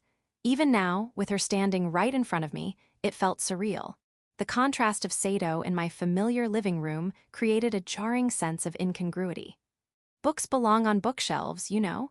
Dust is their natural enemy, so I make sure to clean regularly. So it was all for the books, after all. Though she seemed convinced, she let out a heavy sigh. Why the reaction? The books are on these 3 shelves and upstairs in my room. I'll prepare something to drink, so feel free to browse the shelves in the meantime. Got it. I've got hot tea or barley tea. Which would you prefer? Wait, you can make tea. Of course I can. Then I'll have tea, please. Coming right up. Is it just me, or does Sedo's opinion of me seem unusually low? With a mix of mild annoyance and resignation, I headed to the kitchen. From the cupboard, I pulled out teacups and a kettle that hadn't seen the light of day in ages, then started boiling water. While I waited, I glanced toward Sedo. She was browsing the bookshelf with deep interest, crouched slightly as she scanned the spines of the books. Her dark eyes moved up and down, methodically following the titles. The kettle began to bubble and rock, signaling it was ready. The click of the switch indicated the water had boiled. Though it had been a while, I managed to recall how to brew tea and quickly finished preparing it. Here you go, tea's ready. I'll leave it on the table. Ah, thank you. I placed the teacup on the low table in the living room. Say glanced at it briefly before turning her attention back to the bookshelf. Find anything interesting? There are so many books here I've never read. Most of what I read is mystery novels, so seeing these coming-of-age stories and historical fiction feels refreshing. I tend to read anything that looks interesting. I've even got light novels and that kind of stuff. You really do love books, don't you? Well, yeah. By the way, where are the sequels to the books I borrowed? They're in my room upstairs. Want to take a look? Absolutely. Sedo's face lit up with excitement. It's basically the same stuff as down here, though. Hee, my intuition tells me your room must be hiding some embarrassing secrets. Tanaka-kun. What exactly are you hoping to find? Ignoring her oddly eager enthusiasm, I carried the tray with the teacups and led the way upstairs. As we climbed the stairs, I heard Sedo mutter something curiously behind me. This place really is spotless. I keep it clean, and since I spend most of my time reading at home, there's not much to clutter things up. Somehow, I feel like your obsession with books is kind of admirable. Being admired or teased left me unsure how to respond, so I shrugged and continued. At the top of the stairs, I turned left, placed the tray on my desk, and gestured around. This is my room, and yeah, it's mostly books. What else would you even keep in here besides books? Along the wall, 4 neatly arranged bookshelves stood in perfect alignment. Organizing them by publisher was a point of pride for me. Sedo approached the shelves and began browsing again, just as she had downstairs. I think the sequels are on that bottom shelf. I retrieved the books from the far right bookshelf's bottom row. As expected, I found them quickly. Their deep blue covers looked pristine, as if they were brand new despite being years old. I handed the books to Sedo. Here you go, the sequels. Thank you. She stared at the covers intently, her lips curving into a faint smile. Did you find the secrets you were looking for? I found your graduation albums. Childhood Tanaka-kun is a top-secret treasure. Can I look at them? I don't have anything to hide, but sure, knock yourself out. With my permission granted, Sedo pulled all the albums from the shelf. All of them, seriously. If I'm going to look, I'm looking at everything. You already gave me permission, so there's no taking it back now. With a cheerful tone, she hugged the stack of albums and carried them to my desk. Her black hair swayed like it was dancing as she moved. She carefully set the albums down on the desk before sinking into the gray sofa nearby. With nothing else to do, I sat beside her. I couldn't shake the nagging worry that something embarrassing might be written in those albums. Let's start with your kindergarten graduation album. She pulled out the smallest album from its case and began flipping through the pages, one by one. The first pages featured nostalgic photos of the kindergarten's exterior and its playground equipment. Further in, there was a page with portraits of the children from each class. Which class were you in, Tanaka-kun? Pretty sure it was the Yumgyumi. She flipped through the pages until she found the Yumgyumi section, her eyes scanning carefully before stopping on one spot. Oh, here's a picture of you, Tanaka-kun. You look completely different from now. Maybe it's just that you had a softer, more innocent aura. Do I look that different? Feels like I haven't changed much. Your eyes are different. I can't believe there was a time when you had such pure and innocent-looking eyes. Hey, that's just a roundabout way of mocking me now, isn't it? Sedo compared me to the photo in the album, her gaze flicking back and forth as if she couldn't believe it. She repeated the motions several times. No, it just means kindergarten Tanaka-kun was amazing. You were adorable as a child. You were so cute that I'm honestly worried. Didn't anyone try to kidnap you? If I had been kidnapped, I wouldn't be standing here, would I? What kind of imagination does she have? I wasn't particularly remarkable looking, and Sedo's perspective always seems a bit off. I'm just saying you were that cute, she replied, flipping the page. The faint sound of paper rustling echoed a few times before she stopped on a page showing scenes of everyday life at the kindergarten. Naturally, I was there too. Oh, here you are again. Look, you're making mud dumplings. I can't believe you actually played outside, Tanaka-kun. Sedo pointed at one of my photos, smiling warmly. Although her comment seemed to imply I'd been a shut-in, I found myself unable to retort when faced with her light-hearted grin. Is it really that fun to look at? It is. It feels strange to think that even you, Tanaka-kun, had such a youthful phase. You don't seem like someone who's changed much from the past, Sedo. Back then, there were always girls who liked taking charge. I couldn't help but imagine a younger Sedo being one of those types, bossy and outspoken. The image of a miniature version of her, scolding people with sharp remarks, popped easily into my mind. You're probably right. I don't think I've changed all that much. Do you have any photos of yourself? Oh, I do. I have one from kindergarten digitized on my phone. She pulled out her phone from her bag and tapped on the screen with her index finger. Here it is. Whoa. The image displayed on her phone showed two people. An adult woman who bore a striking resemblance to Sedo and a small girl in what appeared to be a kindergarten uniform. The little girl, wearing twin tails and a radiant smile, held hands with the woman. Even without asking, it was obvious the child was Sedo. Halfway between her current self and a completely innocent child, Sedo had an undeniable charm. I couldn't help but think she must have been quite popular. Her carefree, sunny smile seemed capable of captivating anyone. You were younger, but you really haven't changed much. I bet you were super popular back then. Looking back, I think people did like me, but at the time, I wasn't aware of it. You know how little boys tease girls? I remember crying a lot because I didn't understand why they were being mean. Sounds like you had a rough time. It was different from the way she dealt with people now, but it seemed Sedo had always attracted attention from the opposite sex. Why do boys tease girls they like when they're young? I remembered seeing the same thing happen to others. Did you tease anyone, Tanaka-kun? Of course not. I usually played by myself, so there was no one to tease. So you've been a loner since childhood. Quit looking at me with those pitying eyes. I wasn't a total loner. I had friends I got along with just fine. Even now, I had people I could talk to. The woman next to you in the photo, is she your mom? Yes, we don't have many pictures together, so this one is precious to me. You two look so alike. Do we? Sedo studied the picture of her mother with a curious expression, blinking a few times. She looks like a more mature version of you. I bet you'll grow up to be just as beautiful. Beautiful? Yeah, you're so similar, it's only natural. With how closely they resembled each other, I couldn't imagine Sedo growing up to look drastically different. As I nodded, a soft smile spread across her face.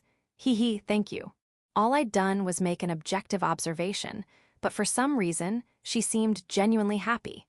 Was she really that pleased about being compared to her mom? Puzzled, I turned back to the album. Phew, Tanaka-kun's growing up story was quite entertaining. With a quiet sigh, Seito closed the final album. She had actually gone through every single graduation album. The last one joined the stack of completed albums on the desk. Seito reached for her now-cold tea, taking a small sip before letting out another soft breath. I wouldn't call it much of a story. I've just spent my life reading books. Oh no, I got a good sense of how you've grown. Though, it was mostly just watching your book obsession worsen over time. It's been a while since I looked at them, but I didn't realize how many pictures showed me reading. Even during lunch, breaks, and sports events, I was always glued to a book. It was hard to refute Seido's exasperation.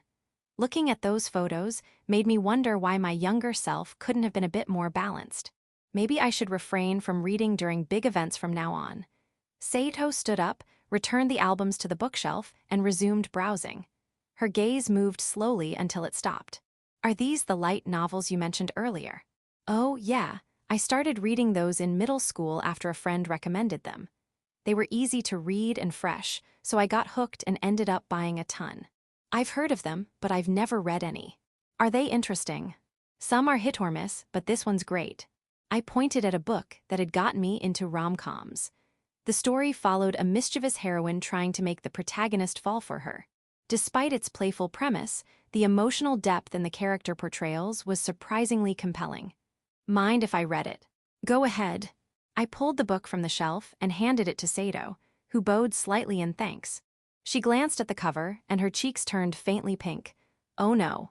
I had completely forgot how provocative some light novel covers could be. This one featured the heroine in a school uniform, seated with her legs crossed in a miniskirt, shot from a low angle that made it look like her underwear might be visible. It was a bit much. Given Seido's aversion to anything overly suggestive, I braced myself for a comment. But instead of complaining, she murmured softly, "This is indecent," before quickly retreating to the sofa with the book. Seito sat on the sofa, carefully turning the pages of the book. Her movements were modest, but there was a glimmer of curiosity in her eyes as she studied the illustrations one by one. Although the story wasn't inappropriate, having a female classmate read a book like that still made me feel a bit self-conscious. I couldn't bear sitting beside her, so I pretended to search for another book on the shelf while stealing glances at her. After finishing the illustrations, Sedo began reading the text. Her gaze moved up and down as she followed the lines of words.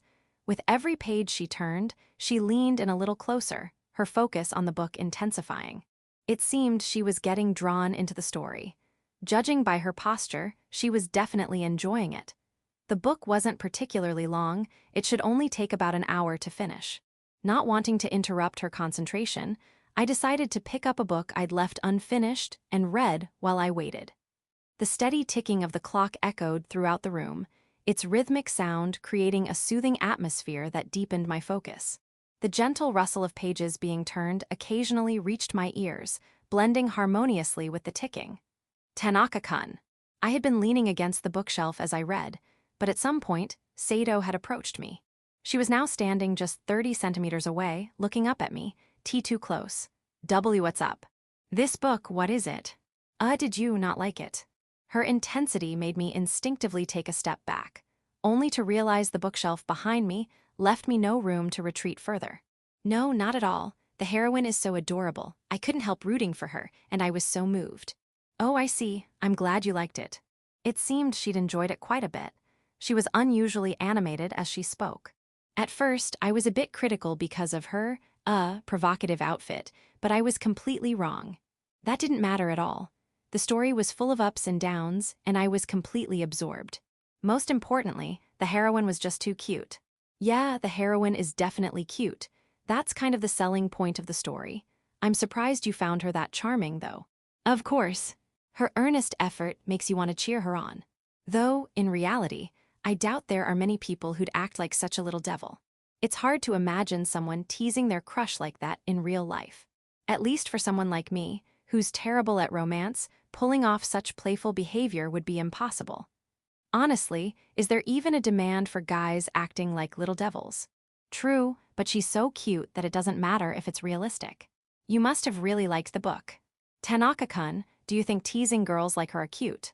Well, yeah, they're cute. I mean, who wouldn't be happy if their crush took the initiative to approach them?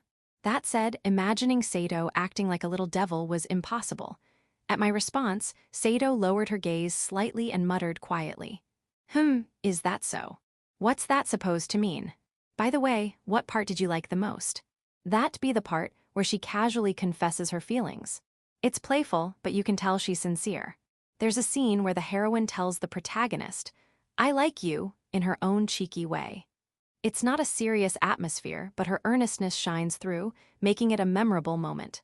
Ah, that scene, I see. Seto nodded thoughtfully, tapping her index finger against her chin. That scene was really cute. I can see why you'd like it, Tanaka-kun. Right. Do you admire that kind of behavior? Well, only if it's with someone I like. Hee, I see. Seto smiled meaningfully, lowering her gaze back to the book in her hands. It's getting late. You should probably head home. Oh, is it that time already? You're right, I should get going. The clock on the wall showed it was nearly 8 p.m. Sedo glanced at it and began tidying up her belongings. She placed the borrowed book into her bag, finished her tea, and stood up. I'll walk you home. Oh no, don't trouble yourself. It'd just be a waste of time for you to make a round trip. Are you sure? Yes, it's fine. You can use the time to read instead. Her firm refusal left no room for argument. Though still a bit worried, I nodded and led her to the front door. As we descended the stairs, the chilly evening air seeped into the entryway, leaving the faintest mist in my breath. Sedo put on her shoes and turned to face me. Thank you for having me over today. Don't worry about it. Are you really sure you don't want me to walk you back? Thank you for your concern, but I'm fine, really. If you say so. By the way, was it okay for me to drop by unannounced? Don't worry about that. If it's you, Sedo, I don't mind at all. At first, having my crush over made me nervous, but in the end, we just spent time reading, like usual. Considering how often I visit her place, it's silly to get worked up over this. Hearing my response, Sedo narrowed her eyes and smiled. Hee, Tanaka-kun, you're always so sweet to me. Am I? That's right. You're always so quick to indulge my whims. It's like you're completely wrapped around my finger. Honestly, you must really like me. Don't worry, I like you too, Tanaka-kun. Wah! Sedo let out a mischievous giggle, her smile dripping with playful charm. Her upturned gaze and slightly narrowed eyes sparkled like those of a cheeky prankster. The unexpected nature of her statement threw me completely off balance. I couldn't hide my reaction. Oh my, your face is turning red. Her teasing voice brimmed with amusement, and the way she tilted her head to the side was maddeningly calculated. That's from the scene in the book we were talking about earlier, isn't it? Yep. Since it seemed like you admired that kind of moment, I decided to try it as a thank you for letting me visit so suddenly. Please spare me. All I could do was sigh at Sedo, who was now shaking with suppressed laughter. For a brief moment, I thought she had figured out how I felt about her. As a joke, it hit far too close to home. It was downright nerve-wracking. Sure, I might have imagined something like this happening, but experiencing Sedo's little devil act firsthand was on a whole other level. The warmth in my cheeks refused to fade. Sorry for teasing you, she said with a hint of sincerity. Just don't do it again, you scared me. Okay, I'm sorry. Her face lit up with a dazzling smile as she nodded. It was clear she was entirely satisfied with my flustered reaction. Well, see you around. Yeah, take care. Sedo bowed slightly before opening the door and stepping outside. Her figure vanished into the darkness, and the door closed with a soft click, leaving the house silent. That was just unfair. The image of Sedo's devilish smile was burned into my mind, leaving my words to dissolve into the quiet night. Chapter 6, A Day Off Spent as Three. Sunday, it feels like it's been ages since I've soaked in the sunlight on a day off. The moment I stepped outside, a bright, clear sky stretched overhead. Luckily, the weather was perfect, with the sun beaming warmly down on everything. It was noticeably warmer than usual, with no wind to disrupt the soft, gentle warmth I could feel on my skin. As I stretched my arms toward the sky, my joints cracked and popped. Normally, I'm far more satisfied staying at home reading books than going out. Yet, to my surprise, I found myself looking forward to today's outing. I had checked reviews of the movie online, and it seemed to be quite well received. I know that setting my expectations too high increases the chances of disappointment, but with the original novel also receiving high praise, it's hard not to be excited. Hiraga-san also mentioned she was interested in it, so I hope we'll enjoy it together. This rare sense of excitement made my heart race. Today felt like it was going to be a good day. However, as I reached that thought, the memory of Mai-san's presence came flooding back, instantly scattering my cheerful mood. She's going to tease me again today, isn't she? Mai-san's teasing somehow reminds me of a mischievous child. While her playful grin is undeniably cute, it's also a little hard for me to handle. She's a good person at heart, but she has a habit of pulling pranks on me and Hiraga-san at every opportunity. I'd better stay alert so I don't get caught in her antics. When I arrived at the station plaza where we were supposed to meet, the two of them were already sitting on a bench waiting for me, even though there were still 5 minutes left until the meeting time. While it wasn't surprising for the ever-punctual Hiraga-san, I was genuinely shocked to see Mai-san there. I had pegged her as the type to always be late.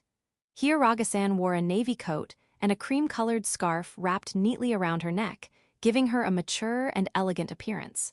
She had the collar pulled up, her face tucked into it for warmth. Meanwhile, Mai-san was dressed in a white knit sweater and a pink tulle skirt. The two of them were such a striking contrast as they waved at me from the bench. "Ah, Tanaka-senpai, you're so late." "Sorry, but I'm actually 5 minutes early, you know." "Too naive? The fact that you made girls wait automatically disqualifies you. Your likability from a potential crush just plummeted. But since I have a big heart, I'll forgive you this time." Her smug expression was downright infuriating. The very fact that she called herself big-hearted already negates the claim. Still, it was true that I made them wait. Some people think it's fine as long as they make it on time, don't they? Well, yes, but that doesn't mean someone you like feels the same way, right? Isn't that true, Hiraga-senpai? I don't really mind as long as they're not late. This is a surprisingly tricky topic. Considering I might go out with Sedo in the future, it's something I need to think about. All right, let's get going quickly. I was so excited I couldn't sleep at all last night. Mai-san's voice brimmed with excitement as she practically skipped forward, her hair bouncing with each step. Actually, I was pretty excited too. Oh, I knew it. I mean, going on a date with two cute girls. It's like a dream for any guy, right? No, absolutely not. The level of misunderstanding here was staggering. What in the world is she talking about? Why not? You're out with a beautiful girl like me. Honestly, I forgot you existed until just a moment ago. Gala. Mai-san exaggeratedly dropped her shoulders with an audible groan. The theatrics made me feel a slight pang of guilt. And no, I was just so focused on the movie that I forgot about everything else. It's not like I was ignoring you. Phew, in that case I'll forgive you. The dejection from earlier vanished, replaced by a radiant smile as she lifted her face. This girl's mood swings were dizzying. With a resigned sigh, we finally made our way to the movie theater. The theater we hadn't visited in ages looked much newer than I remembered. The walls were pristine white, and the carpet underfoot was soft and spotless. Apparently, it had been renovated recently. While I always kept up with the latest book releases, I tended to neglect everything else. Books were just too irresistibly captivating. Near the entrance, a queue had formed at the ticket machines. The positive online reviews might be legitimate, judging by the crowd. My expectations rose. Usually, we'd buy tickets here, but this time we didn't have to since we already had them.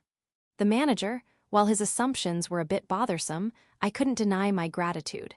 I silently offered him thanks in my heart. When the entry time arrived, we followed the flow of people inside.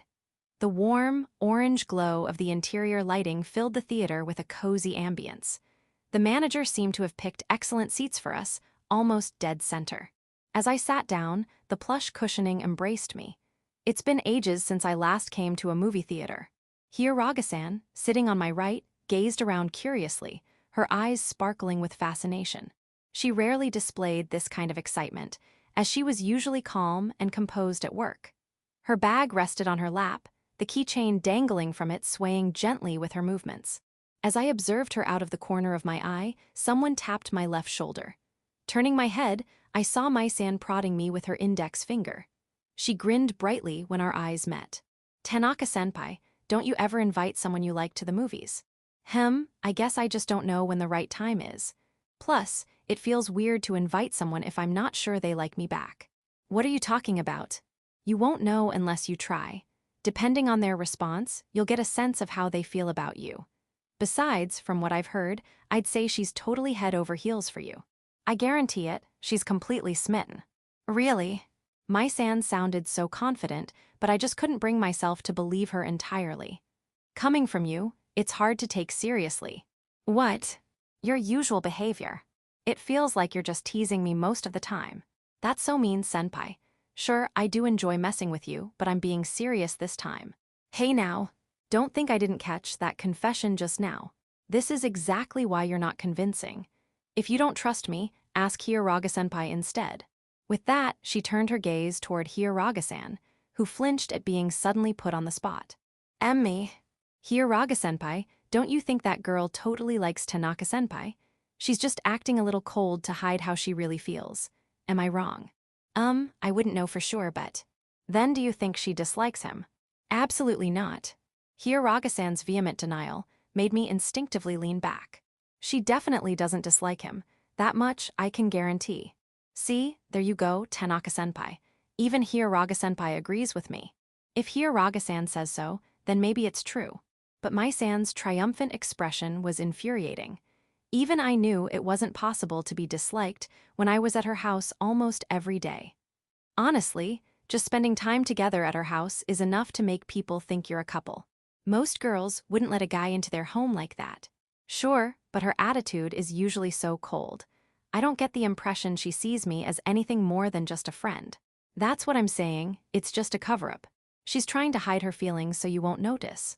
Right, Hiragasenpai? Why, yes, sometimes. When it's embarrassing to be honest, you might come across as a little harsh. Hiragasan bit her lip and looked down briefly before raising her gaze again. But even then, it's only because she likes you. So, please don't dislike her because of it. Her earnest gaze pierced through me, her eyes reflecting the theater's soft, orange glow. Of course not. I'd never dislike her for something like that. Really? Of course. When I returned Hiragasan's gaze, she exhaled a small sigh of relief. Her previously tense expression softened, making her seem more approachable than usual. Honestly, if you're that uncertain, I think catching her off guard with a compliment would work. If she gets flustered, it's a sure sign she's into you. Compliments, even if someone suddenly tells me to do it, it's not like I can just come up with the right words. Someone like Kazuki, who's used to dealing with girls, might pull it off easily, but for someone inexperienced like me, that's way too high of a bar. Just calling her cute will be fine. Is that really enough? For girls, being told they're cute never gets old. Especially if it's from someone they like. Right, Hiragasenpai? Why, yes, if it's from someone I like, I'd be happy no matter how many times. Hiragasan spoke shyly, casting a quick glance at me. She's always been embarrassed to discuss this sort of thing, and it's clear she finds expressing her feelings difficult. But saying it out loud feels pretty embarrassing for me too. Please, I really think saying it directly is important. Please give it a try. Well, if you're insisting this much, Hiragasan, I'll give it a shot. Unable to refuse her earnest gaze, I nodded reluctantly. This was turning into something strange. Coming up with the right way to compliment Sedo was daunting. I wasn't confident I could do it properly. Would she even be happy or flustered at all? I couldn't imagine it. It felt much more realistic to picture her tilting her head in confusion or giving me one of those sharp, skeptical looks, followed by a dismissive, "What are you even saying?" Still, if Hiragasan said it would work, I had to trust her. Besides, this was a chance to understand Sedo's feelings better. Resolving to try, I waited for the movie to start. When it was finally time, the curtains beside the screen fully opened, and the theater's lights began to dim. The room gradually darkened, leaving only the illumination from the screen, the seats' base lights, and the aisle markers. The opening ads began to play, with the speakers booming so powerfully that my body vibrated with the sound. It was incredibly immersive. Maybe because it had been so long, the intensity of the sound felt even greater than before. I wondered how Hiyaraga-san, who also mentioned it had been a while, was finding it. A glance to my right showed her eyes fixed on the screen, reflecting its light. The glow from the screen shimmered in her dark irises, creating a captivating effect. Turning to my left, I noticed Mai-san's eyes gleaming in the same way. After the ads, the familiar anti-piracy warning video started playing. On screen, a cameraman battled against a figure in a siren costume. That hadn't changed at all over the years. Although I could count the number of times I'd been to the movies on one hand, for some reason, this video stuck in my memory. Tanaka-san, they're still showing that cameraman video. I was just thinking the same thing. Apparently, Hiyaraga-san had the same thought. She leaned in to whisper, and we exchanged a quiet chuckle. Soon after, the warning ended, and the movie finally began. That was amazing. Absolutely, I was completely fooled by the final reveal. Hiyaraga-san's excitement was so uncharacteristic of her usual calm demeanor that it was almost shocking. The twist at the end was incredible. When you've read enough mystery novels, you start to get a sense of the patterns and predictability in plots. But this movie was full of surprises, with no obvious clues to follow. Stories this unpredictable are rare. Despite the uniqueness of the twists, the narrative flowed naturally, culminating in a body-swapping alibi trick disguised as something else. It was masterfully executed, so much so that I was deeply moved. How does someone even come up with something like that? The author deserves nothing less than admiration, maybe even a little fear. The good reviews were well-deserved, don't you think, Hiyaraga-san? Yes, it's been ages since I last went to a movie, but I'm so glad I came. Hiyaraga-san nodded firmly, clearly satisfied. Like me, it had been a while for her, but she seemed to have fully enjoyed herself. Even with great online reviews, there are always chances a movie or book won't match your tastes, so it was a relief we both had a good time. Personally, I felt thoroughly satisfied. While I generally prefer books over visual media, since they allow more room for imagination, this film was so well done that I couldn't think of it as anything but a worthwhile experience. Anyone who hasn't seen it is definitely missing out. I'd have to recommend it to Kazuki when I got back, and also invest part of my paycheck in the original novel. Still basking in the lingering emotions, we left the theater. The crowd dispersed into the surrounding area. After adjusting to the dim theater lighting, the sunlight outside felt blinding. The theater had been quite warm, so the crisp outdoor air felt refreshing against my flushed cheeks. So, what should we do next? Is there anywhere you'd like to go? Oh, there's one place I'd like to stop by. Is that all right? Oh, where to? A recently opened chocolate shop. Ah, I see. Getting something for someone you like, huh? Mai-san smirked, her expression mischievous. Honestly, I was tired of this reaction. Yeah, so what? Oh, nothing at all. I'm fine with it, but what about you, Hiyaraga-senpai? I'm fine with it too, but is it a secret or some sort of surprise gift? No, it's just a thank you for everything they've done for me. In that case, by all means. Did she have some reason for asking? Regardless, since she seemed satisfied with the explanation, we headed toward the chocolate shop she'd mentioned. You have a surprising sweet tooth. Just like anyone else.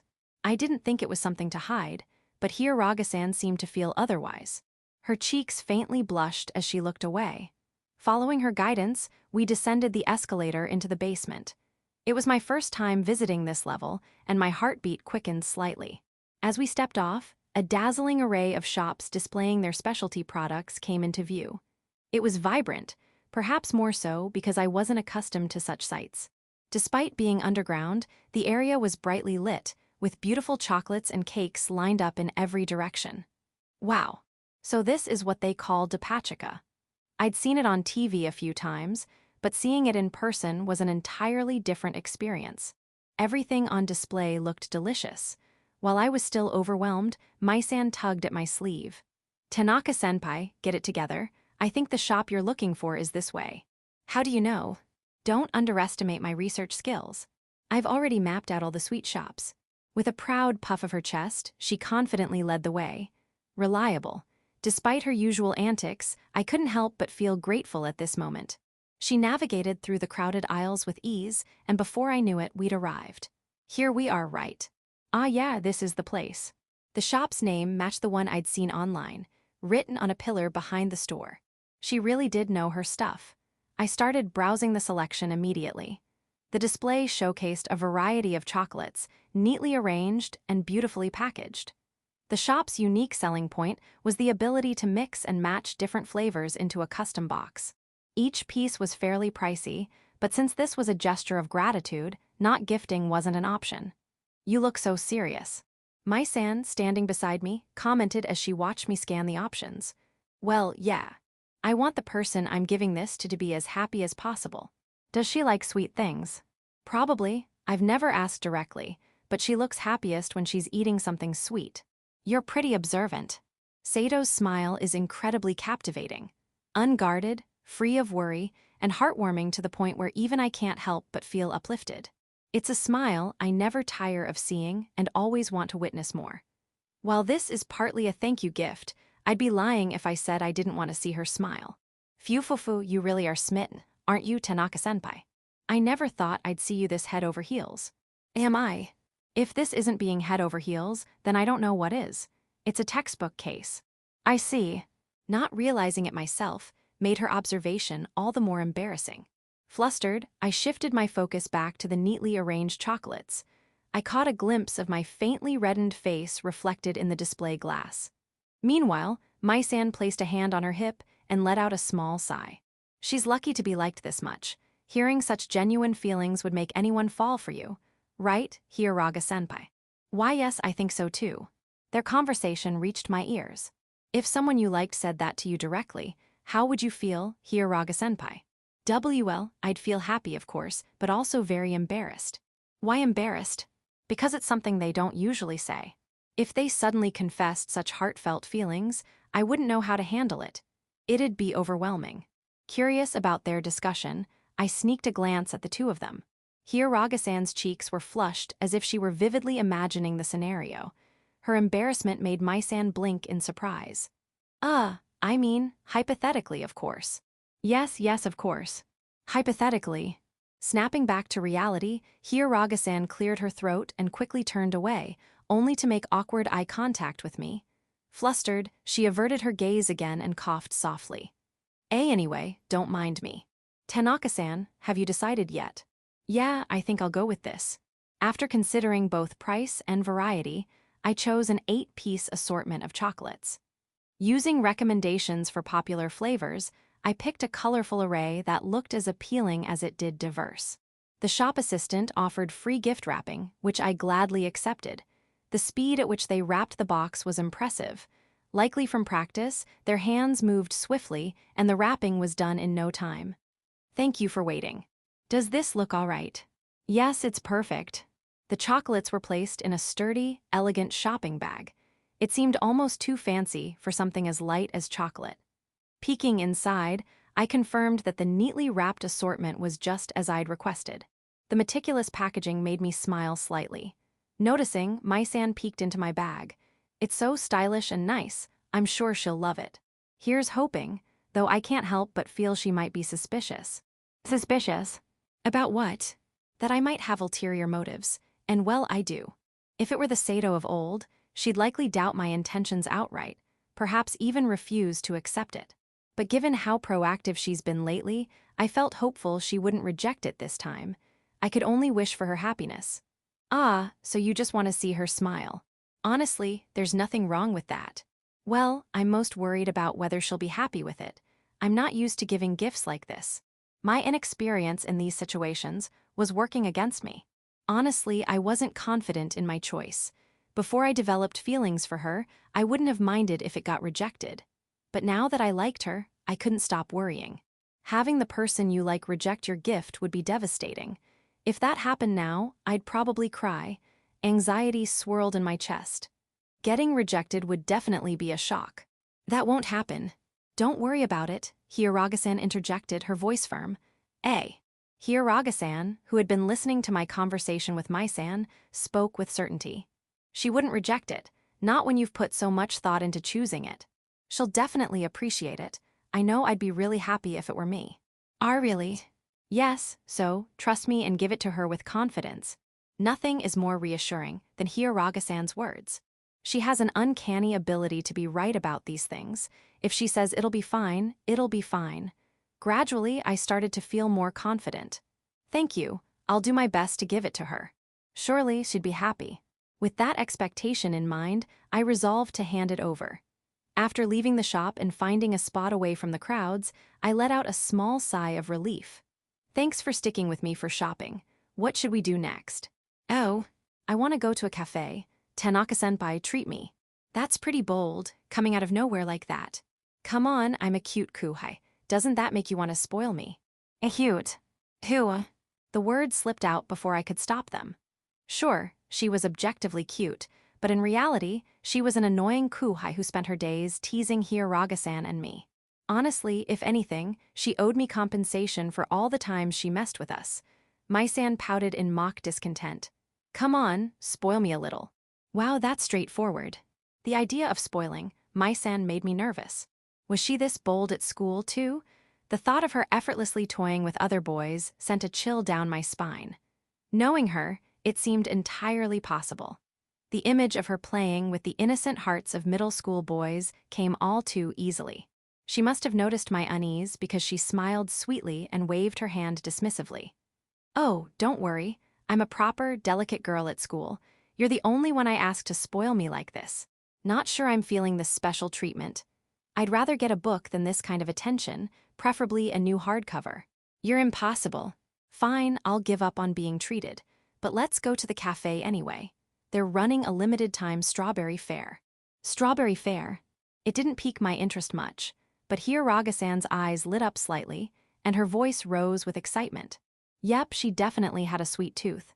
Yes, they've got parfaits, cakes, drinks, and even strawberry-flavored ice cream. Let's go. I'd love to, let's definitely go. Her usually heavy bangs couldn't hide the sparkle in her eyes. It seemed strawberries were a favorite. Tanaka-san, is that all right with you? Yes, it's fine. Faced with her eager expression, there was no way I could refuse. As I nodded, her face lit up even more. Guided by Mai-san, we took the escalator up. The cafe was located on the 10th floor of the building. The escalators were crowded but manageable. Standing behind Mai-san and Hiyaraga-san, I watched as they chatted animatedly about the desserts they were excited to try. The rumor that girls love sweets seemed to be true after all. Kazuki's seemingly pointless knowledge turned out to be accurate. Lost in thought, I barely noticed we'd reached the 8th floor. Only 2 more to go. But the 9th floor was a dangerous one. As the escalator ascended, it revealed its treacherous site. Bookshelves covered the entire floor, wall to wall. It was the largest bookstore in the city, and the entrance showcased new releases. Oh, that one looks interesting. For a moment, my legs instinctively moved toward the display of new releases. Then, I remembered Kazuki and Sedo's warnings and stopped myself just in time. That was close. I almost walked straight into a bookstore without realizing it. Their reminders proved useful. I hurried back to the escalator. Once back on, all I could do was let it carry me upward. I glanced over my shoulder at the receding bookstore, feeling a pang of regret.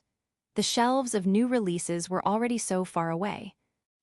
Parting is such sweet sorrow. I mentally waved goodbye, promising to return. On the 10th floor, various restaurants and eateries lined the area. The directory near the escalator showed options ranging from Japanese to Western and Chinese cuisines. Mai-san scrutinized the map, her eyes darting back and forth before settling on one spot. Found it. It's over here. She confidently led the way. Despite her usual antics, I found her surprisingly dependable at times like these. I wasn't used to stylish or trendy places, so this kind of atmosphere made me a bit uneasy. I followed her to our destination, a cafe with a sign by the entrance that read, "Strawberry Fair now open." The details on the sign included photos of parfaits and cakes that looked undeniably appetizing. Beside me, Hiyaraga-san stared at the sign with an almost childlike anticipation. Upon entering, we were greeted by a waitress in a cute uniform. It was a stark contrast to the uniforms at my part-time job. Welcome. A table for 3. Inside, the cafe was nearly filled with female customers. Most seemed to be here for the strawberry fair, enjoying strawberry-themed desserts. The lack of male customers made me feel a bit out of place. The only other men seemed to be accompanying their girlfriends. Was it okay for me to be here? Surely, I wouldn't get kicked out, right? Even after sitting down, I couldn't shake my nervousness. Seeing this, Mai-san giggled softly, her shoulders shaking. There's no need to be so tense. Are you not used to places like this? It's not just that, I feel out of place. Should a guy like me even be here? Wow, I thought you'd be totally comfortable in places like this, but you're not at all. Don't worry, no one's going to report you. I knew my appearance might give off the wrong impression, but I was far from stylish. Honestly, I'd rather be lounging in casual clothes under a kotatsu at home. Mai-san opened the menu on the table, revealing pages filled with colorful, extravagant desserts clearly aimed at appealing to a female audience. When I came with my friends last time, I had the regular chocolate parfait, and it was delicious. Looking at it like this, even the non-strawberry options look amazing. It's hard to decide. Hiyaraga-san stared intently at the menu, her expression deadly serious. She flipped back and forth between pages, glancing here and there. It was an amusingly restless, yet thoroughly enjoyable sight. After much deliberation, she finally looked up. I've decided. Since it's a special occasion, I'll go with the limited edition strawberry parfait. The parfait she pointed to, even in the picture, looked enormous. Eating that might lead to a stomachache. What about you, Tanaka-senpai? Have you decided? I'll go with the chocolate cake. Mai-san had already chosen the limited edition strawberry cake, so I called the waiter to place our orders. Though they seemed busy, they took our order with a cheerful attitude. Once the waiter left, Mai-san stood up. I'll grab some water. She walked over to a water dispenser that looked like an inverted glass jar. She carefully poured water into glasses and returned to the table, carrying 3 glasses on a tray, surprisingly thoughtful. She set a glass down in front of each of us. What's with that ghostly look on your face? No, I'm just surprised you're being considerate for once. How rude. At school, I'm known as Considerate Mai-chan, you know. Not the most stylish nickname. What's wrong with it? Maybe even she thought it was uncool, because her cheeks turned slightly red. She grabbed her glass and downed the water in one gulp. Oops, I'm out. I'll go refill it. She stood up again and headed back to the dispenser. For someone so busy, she sure kept herself moving. I took a sip of the water she had brought. A fruity aroma filled my mouth. It wasn't sweet, but the scent was surprisingly pleasant. I had assumed it was just regular water, but even the water here had an elegant touch. The cutting-edge trends never cease to amaze me. Noticing my reaction, Hiyaraga-san tilted her head curiously. What's wrong? Try the water. Looking puzzled, she took a sip and her eyes widened. Huh, it tastes strange. What is this? Apparently, even she didn't know. She stared into her glass, swirling the water around as if to inspect it before taking another sip, only to be surprised again. What are you two doing? At some point, Mai-san had returned, placing her glass on the table and looking between us. This water, it's not regular water. Oh, it's fruit water. It's been a trendy thing lately. Fruit water? Yeah, you just soak fruit in water for about a day, and it absorbs the aroma and flavor. I had no idea such a thing existed. Taking another sip, I found myself appreciating the unexpected drink. Given the crowded cafe, I assumed it would take a while for our desserts to arrive, but surprisingly, they came quickly. A waiter skillfully balanced the tray and placed our orders in front of us. Thank you for waiting.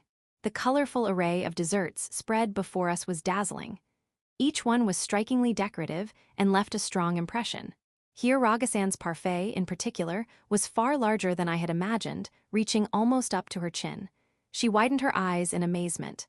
Wow, it's huge. Hiyaraga-senpai, I think your parfait must be extra special since it's a limited edition. The chocolate parfait I ordered before wasn't this big. Phew, it looks so satisfying and delicious. She didn't seem the least bit intimidated by its size. With a smile, she immediately scooped up a spoonful. It's delicious.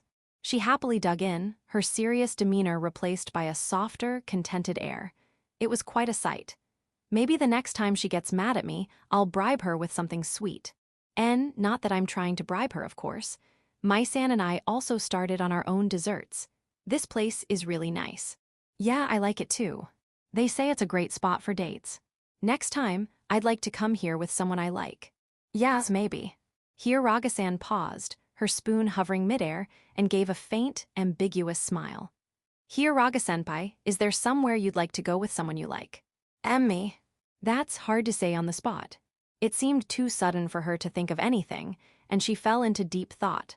Sensing her struggle, Mai-san quickly stepped in to save her. If you can't think of a place, how about something you'd like to do with them instead? Or maybe something you'd like them to do for you? Well, her reaction was similar, but this time it seemed she had something in mind. Her cheeks flushed faintly as she hesitated. I'd love to hear it too. Well, there are a lot of things I'd like to do. She glanced at me briefly before averting her gaze. Her eyes lowered as she muttered softly. Like having my head patted, or patting theirs. I see, head pats are nice. Mai-san nodded enthusiastically, clearly agreeing with the sentiment. And maybe, holding hands if possible. Good choice. Anything else? What else? Here Raga-san's voice cracked as she spoke, and she quickly bowed her head, her ears turning bright red. Hugs and maybe, if possible, a kiss. Her voice was so small it was almost inaudible, but I caught it. Apparently, so did Mai-san, who grinned mischievously.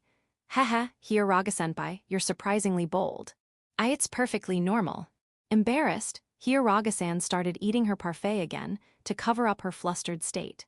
Her cheeks were still flushed, and she kept stuffing her mouth with parfait as if to bury her shame. Satisfied with teasing here Raga-san, Mai-san turned her attention to her cake. After a few bites and a sip of water, she looked back at me. Tanaka-senpai, besides your New Year's shrine visit, have you ever gone anywhere with her? Not really. We stopped by an ice cream shop on the way home once, I guess. That's such a waste. Mai-san looked unimpressed, but it wasn't like I could do anything about it. Our relationship started as a matter of convenience, not out of closeness or affection. We've grown closer over time, but I'm an indoor person, and it's only recently that I've realized my feelings. There was never an opportunity to go out. Besides, being seen alone with Sedo would undoubtedly spark rumors. If we wanted privacy, we'd have to go far away. Then, is there anywhere you'd like to go with her? Oh, I'd like to know that too. Even here Raga-san joined the conversation, setting her spoon down and leaning in with genuine curiosity. Her eagerness was almost overwhelming. Somewhere I'd like to go, huh? Anywhere is fine. Here Raga-san leaned in closer, her intensity pushing me to gather my courage and confess my thoughts. Maybe an aquarium or an amusement park, places couples usually go to. Why you've got a surprising fondness for those kinds of things. I didn't find them appealing before, but if it's with someone I like, then yeah, I'd want to go. I see. Here Raga-san lowered her face slightly, and I noticed her body subtly swaying, as if she were trying to contain her emotions. Well, those are the kinds of places I'd like to visit out of curiosity, but honestly, anywhere would be fun if I'm with someone I like. Anywhere. Just being with the person I like is comforting, and even a little conversation makes me happy. Though I'd never tell her this, her every gesture and reaction is adorable. Adorable. Yes, like when she freezes up with a blank look, or when she's startled, or even when she's being stubborn. Everything about her is adorable. So that's what you like about her. Here Raga-san turned her face slightly away from me, twirling a strand of her hair around her finger. When I added, "There's more," she paused. More. Yes. While she seems perfect and composed in front of others, she can be unexpectedly clumsy and unguarded around me. I think those genuine, unfiltered moments of hers are wonderful. That's why just being with her is enough for me. Once I started talking, I couldn't stop. I ended up revealing more than I intended, but it was all true. Ever since I realized my feelings for Sedo, the more I talked with her, the more I was drawn to her. It was almost unsettling to see how much I'd changed. Everything about Sedo seemed cute to me. Lately, even her exasperated glares felt endearing. Not that I was developing any strange tendencies or anything. I realized I might have said too much, and sure enough, Mai-san looked thrilled. Seriously, Tanaka-senpai, that's way too much doting. Just how much do you like her? Even I'm getting embarrassed listening to this. I agree. Please show a little restraint. Even Hiragasan's face was red. But despite her protests, the slight smile on her lips suggested she wasn't entirely upset. She took a bite of her parfait, perhaps to cool her blushing cheeks. Sorry, I guess I got carried away. And no, it's fine. I understand just how much you care about her now. Please, tell us more next time. Though her cheeks still retained a rosy hue, Hiragasan smiled warmly. She didn't seem to dislike it, so if the opportunity arose, I wouldn't mind talking about it again. Chapter 7, Caught Off Guard Despite Being Asked for Advice. The school after the weekend ended. The Monday blues were hard to shake off, but I managed to get through the day, dragging myself through each class. By the time after-school hours arrived, most of my classmates looked just as exhausted as I felt. I had the chocolates I bought yesterday securely packed in my bag. Since I was meeting Sedo at her house today, I double-checked to make sure I hadn't forgotten them. As I was pulling the box out of my bag to confirm, Kazuki sauntered over. Huh, isn't that from that new shop? Minato, this is rare for you. Shut it, I happened to be near the station yesterday, so I picked it up. You're giving it to Sedo-san, aren't you? None of your business. Anyway, what do you want? He had his usual smug look, the one that always made me want to punch him. Suppressing the urge, I shoved my textbooks into my bag and started packing up. What do I want? I'm here for you, Minato. You're welcome. Hi. I came to remind you to confirm whether Sedo-san has feelings for you. Did you forget already? Yeah, we did talk about that, didn't we? Now that he mentioned it, I vaguely remembered agreeing to Kazuki's suggestion. Pausing mid-pack, I glanced over at him. You probably already know this, but she's definitely into you. You sound awfully confident. Got any proof? Well, for starters, the fact that she's opened up to you so much. Sedo-san barely talks to guys. But she seems pretty friendly with you too. That's because you're the topic of conversation. Didn't you notice? The only time she shows emotion is when she's talking about you. Really? Now that he mentioned it, the times when Sedo and Kazuki had fun conversations usually involved me being the subject. Like that time they laughed about how much of a book nerd I was. Just thinking about it makes me sad. Seriously, Sedo-san clearly sees you as someone special. I won't deny that. But just because she sees me as special doesn't mean she likes me romantically. She might just think of me as a friend. Even as I said it, I couldn't help but feel it sounded hollow. Anyone who's been around Sedo recently could sense her feelings. It wasn't as if I was oblivious to her increasingly proactive behavior. But I couldn't shake my lingering doubts. What if I was misreading everything? Man, you're stubborn. You've got someone practically wearing their heart on their sleeve for you, and you're still unsure. Can you really say it's 100% certain? I can't guarantee it's absolute. Well, I've been thinking she might like me, so I plan to figure it out based on her reaction today. Oh, and how are you going to do that? I'll compliment her. Apparently, girls are happy just being called cute. At least, that's what I was told yesterday. Was that Hiragasan's idea? No, it was the other one. I went to the movies with her and Hiragasan yesterday. What? Minato, living the normie life. Weren't you supposed to be the king of introverts? Kazuki's eyes went wide, and his shock was so exaggerated it felt insulting. Was it really that surprising? Not to mention, his jab at me was entirely uncalled for. Quit badmouthing me, it was just a one-time thing. Honestly, going out is exhausting. My legs are sore, and I'm done with it for a while. Your stamina's pathetic. You should really exercise more. His pitying look stung more than I wanted to admit. He was probably thinking of some mocking nickname like Old Man Minato. Anyway, I'll compliment her and see how she reacts. If it were the old Sedo, she'd definitely be annoyed, but I doubt that'll happen now. Besides, Hiragasan gave me her blessing. Hiragasan did. Yeah, she encouraged me to compliment her, even said she'd be happy to hear it. Adahata. Well, if she said so, then go for it. Just shower her with compliments, tell her she's super cute. Whoa, hold up, once is enough. He said it so casually, as if repeating it multiple times was a given. This is why people who are comfortable around girls annoy me. For me, just managing it once is going to be a Herculean effort, especially since it's someone I like. There's no room for composure. Why not say it more? She'll definitely love it. I'm not used to this kind of thing, and I just want to gauge her reaction. Once is plenty. Man, you're hopelessly stubborn. Kazuki let out an exaggerated sigh, but I wasn't going to budge. After parting ways with Kazuki, I headed to Sedo's house. Standing in front of her door, I took a deep breath.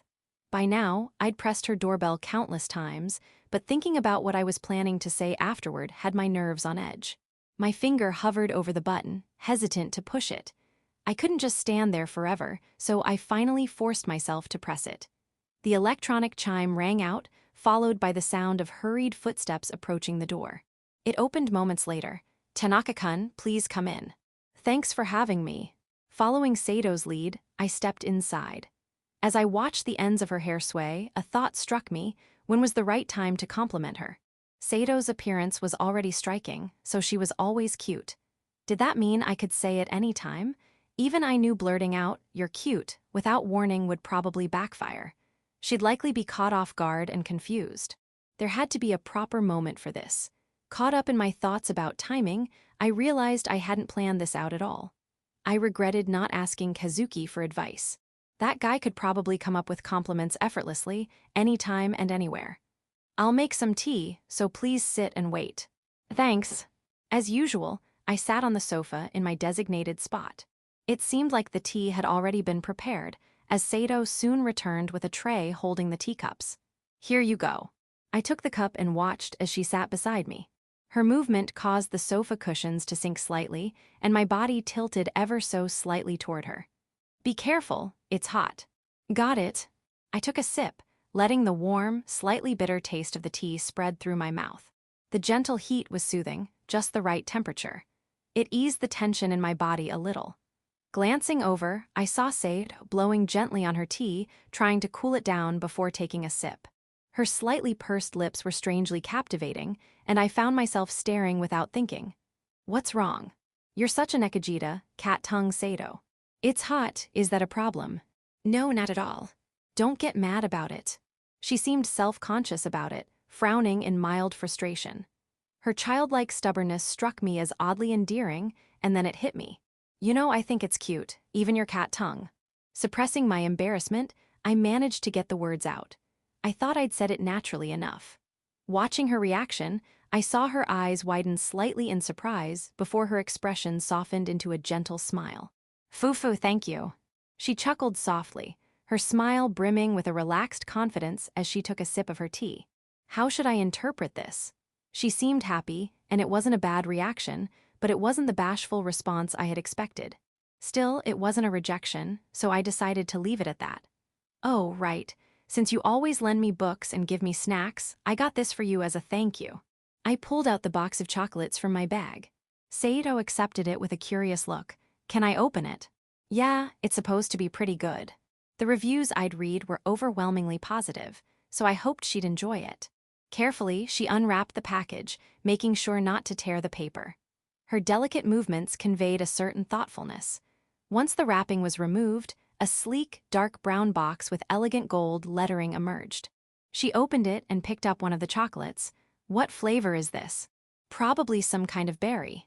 Judging by the reddish-pink wrapper, I figured it was berry-flavored. I couldn't remember the exact name. It was some complicated katakana I couldn't make sense of, like a magic spell. Sedo unwrapped the chocolate and popped it into her mouth. Her eyes widened in delight. As she savored the chocolate, her expression softened into an utterly blissful smile. Her eyes narrowed slightly, her lips curved upward, and she radiated happiness. It was mesmerizing to watch her enjoy it so much. "Wow, that was delicious." She sighed softly, her tone almost sultry, making my heart skip a beat. Her relaxed, lingering smile made it clear how much she had enjoyed it. If giving her this gift let me see such an expression, it was well worth it. "I'm glad you liked it. Seeing you so satisfied makes it all worthwhile." Did I really make such a strange face? Not at all. It was pure happiness, and it was super cute. "Honestly, Sedo, I think your smile is my favorite." Ugh. Seizing the opportunity, I complimented her again. Unlike the first time, I felt less nervous since I was confident she wouldn't react negatively. Kazuki had encouraged me to compliment her as much as possible, so I figured this much was fine. I expected a similar response to earlier, a smile or a polite thank you. But instead, Sedo froze for a moment, then let out a soft, almost absent-minded, "Oh." Her smile vanished and she pursed her lips tightly. I'll go brew more tea. Suddenly standing up, she quickly made her way to the kitchen. I could only watch, stunned, as she hurried off. What just happened? I had only said something similar to earlier. Could it be that complimenting her was a mistake after all? The nervousness I'd thought was gone began creeping back in. As I watched her from behind, contemplating what kind of excuse I should make, I noticed something. Her ears were red. Sedo's pale skin made the flush on her ears particularly noticeable. Now that I'd spotted it, I realized she hadn't actually started brewing tea. Her hands, which were holding the teapot, were frozen in place. Ah, so that's it. It finally dawned on me, she was embarrassed. That's why she had left so suddenly. She'd been trying to hide her reaction from me. Damn, that's adorable. Hey, Sedo. Hiya, what is it?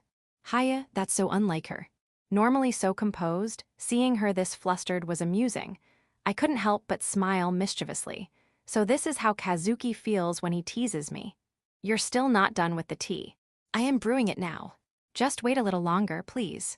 The clinking of ceramic echoed as her previously frozen hands finally began moving again. After a short wait, she returned with freshly brewed tea. Sorry for the wait. No worries. Thanks for going out of your way to brew it fresh. And no, it's nothing. Sedo placed the freshly brewed tea on the table. As she leaned forward, her hair swayed, revealing glimpses of her face. Her cheeks were still faintly tinged with a cherry blossom pink hue, likely the lingering remnants of her earlier embarrassment. The realization that Sedo had been genuinely flustered hit me again, making my heart skip a beat. For the few seconds it took her to set the tea down, I found myself captivated by her rare, bashful expression. It was refreshing, even adorable. Unlike her usual smile, this shyness had its own unique charm. I couldn't help but think I wanted to see it again. As I tried to memorize every detail of her fleeting expression, Sedo noticed my gaze. What is it? Her voice was sharper than usual, and her narrowed eyes carried an unmistakable edge. The intensity of her glare was palpable, but the slight pink tint on her cheeks made it undeniably endearing. It's nothing. For something that's nothing, you're grinning quite a bit. Could you please get a grip? My bad. I quickly adjusted my expression, realizing I had been grinning without even noticing. But honestly, expecting me not to smile after seeing something that adorable was an impossible ask. Sedo sat down beside me, picking up her book as she usually did. Glancing at her from the corner of my eye, I noticed her composure had returned, along with her usual calm demeanor. The blush that had colored her cheeks was gone, leaving behind her familiar serene expression. As I looked at her now composed face, the bashful expression I just witnessed felt like a fleeting mirage. Her long lashes, translucent eyes, and perfectly defined nose, all of it was mesmerizing. She was beautiful, almost to the point of disbelief. The fact that someone like her could have feelings for me was nothing short of miraculous. Her flustered reaction earlier had confirmed it beyond a shadow of a doubt. This wasn't just my imagination. Sedo was aware of me in that way. The thought filled me with a mix of joy and embarrassment, a warmth that was almost too much to bear. Still, the image of her blushing, bashful face lingered in my mind, vivid and unforgettable. It was so fresh, so different, and so incredibly cute. I couldn't help but want to see it again. That expression was now etched into my memory like a brand I wouldn't soon forget. Section: Ikenose's side. During the school break, I glanced over at Minato, who was, as usual, engrossed in a book at his windowside desk. If you talked to him, you'd quickly realize he's a bit of an idiot, but at a glance, he looked like a serious honor student. It was probably the glasses. Glasses really are impressive. I approached him despite the slightly unapproachable air he carried. Hearing my footsteps, he raised his head. The moment he saw me, his expression turned into one of exasperation. Seriously, what kind of person looks at someone and immediately makes that face? As always, Minato was as rude as ever. What do you want? Remember that conversation we had the other day about confirming Sedo-san's feelings. How'd it go? It went well, I guess. She probably has feelings for me. Oh, nice. So did Sedo-san seem happy? Well, yeah, she did. At least she didn't seem bothered by it, so that's a relief. Haha, you worry way too much. Sedo-san being upset. That's absolutely impossible. Minato was so pessimistic and overly cautious. Especially since this time, Sedo herself practically asked for it. It wasn't like she'd dislike it. Of course, Minato was completely unaware of that. So, what exactly did you say to compliment her? I just told her she was cute. Hearing you compliment a girl feels so weird. It doesn't suit you. Like I'm used to this either. Knowing Minato, it must have been a monumental effort for him to pull that off. Just the fact that he managed to compliment her at all was nothing short of a miracle. With a sigh, Minato reopened his book, his exhaustion practically radiating off him. Good job, though. So, now that you know you're both into each other, are you going to confess? No, I don't think she's realized how I feel yet. I'm planning to make her more aware of me first. She hasn't realized. Considering how Minato usually acted, it wouldn't be surprising if Sedo thought of him as just a friend. But after that whole movie outing with Hiyaraga-san, his feelings were practically written all over his face. There's no way Seto wouldn't have noticed by now. I've always treated her like a friend. There's no way she could have figured out how I feel. Well, if you think that's the case, then fine. Hey, how do I make her more conscious of me? That depends on the person, really. As I said that, an idea popped into my head. Oh, this could be fun. I've been curious to see this play out myself. You should ask Hiyaraga-san for advice. She's the one you trust the most, right? Yeah, maybe I'll do that. Hey, let me tag along when you talk to her. Hi. No way, I don't want you anywhere near Hiyaraga-san. You'll just cause trouble. Minato's wariness was obvious. He really didn't trust me. I wish he'd be a little less suspicious. It's not like I planned on causing any trouble. I just wanted to enjoy the show a little. Come on, it's not like that. I've already talked to Hiyaraga-san briefly before, but I want to have a proper conversation. And honestly, I'm curious about how you talk to her about this kind of stuff. Why does that matter to you? Because 3 heads are better than 2. You might get more ideas if I'm there. And let's face it, you're clueless when it comes to romance. Shut up. Fine, I've got some time before work, so I guess we can meet then. My shift's later today. Great, it's settled then. Even if you change your mind, I'm coming along, so it's too late to back out now. I'm already starting to regret this. Patting Minato's back enthusiastically, I grinned as his sigh of resignation escaped him.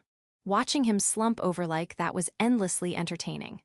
Oh, I couldn't wait to see the dynamic between him and Hiyaraga-san. After school arrived, and I wasted no time heading over to pick up Minato.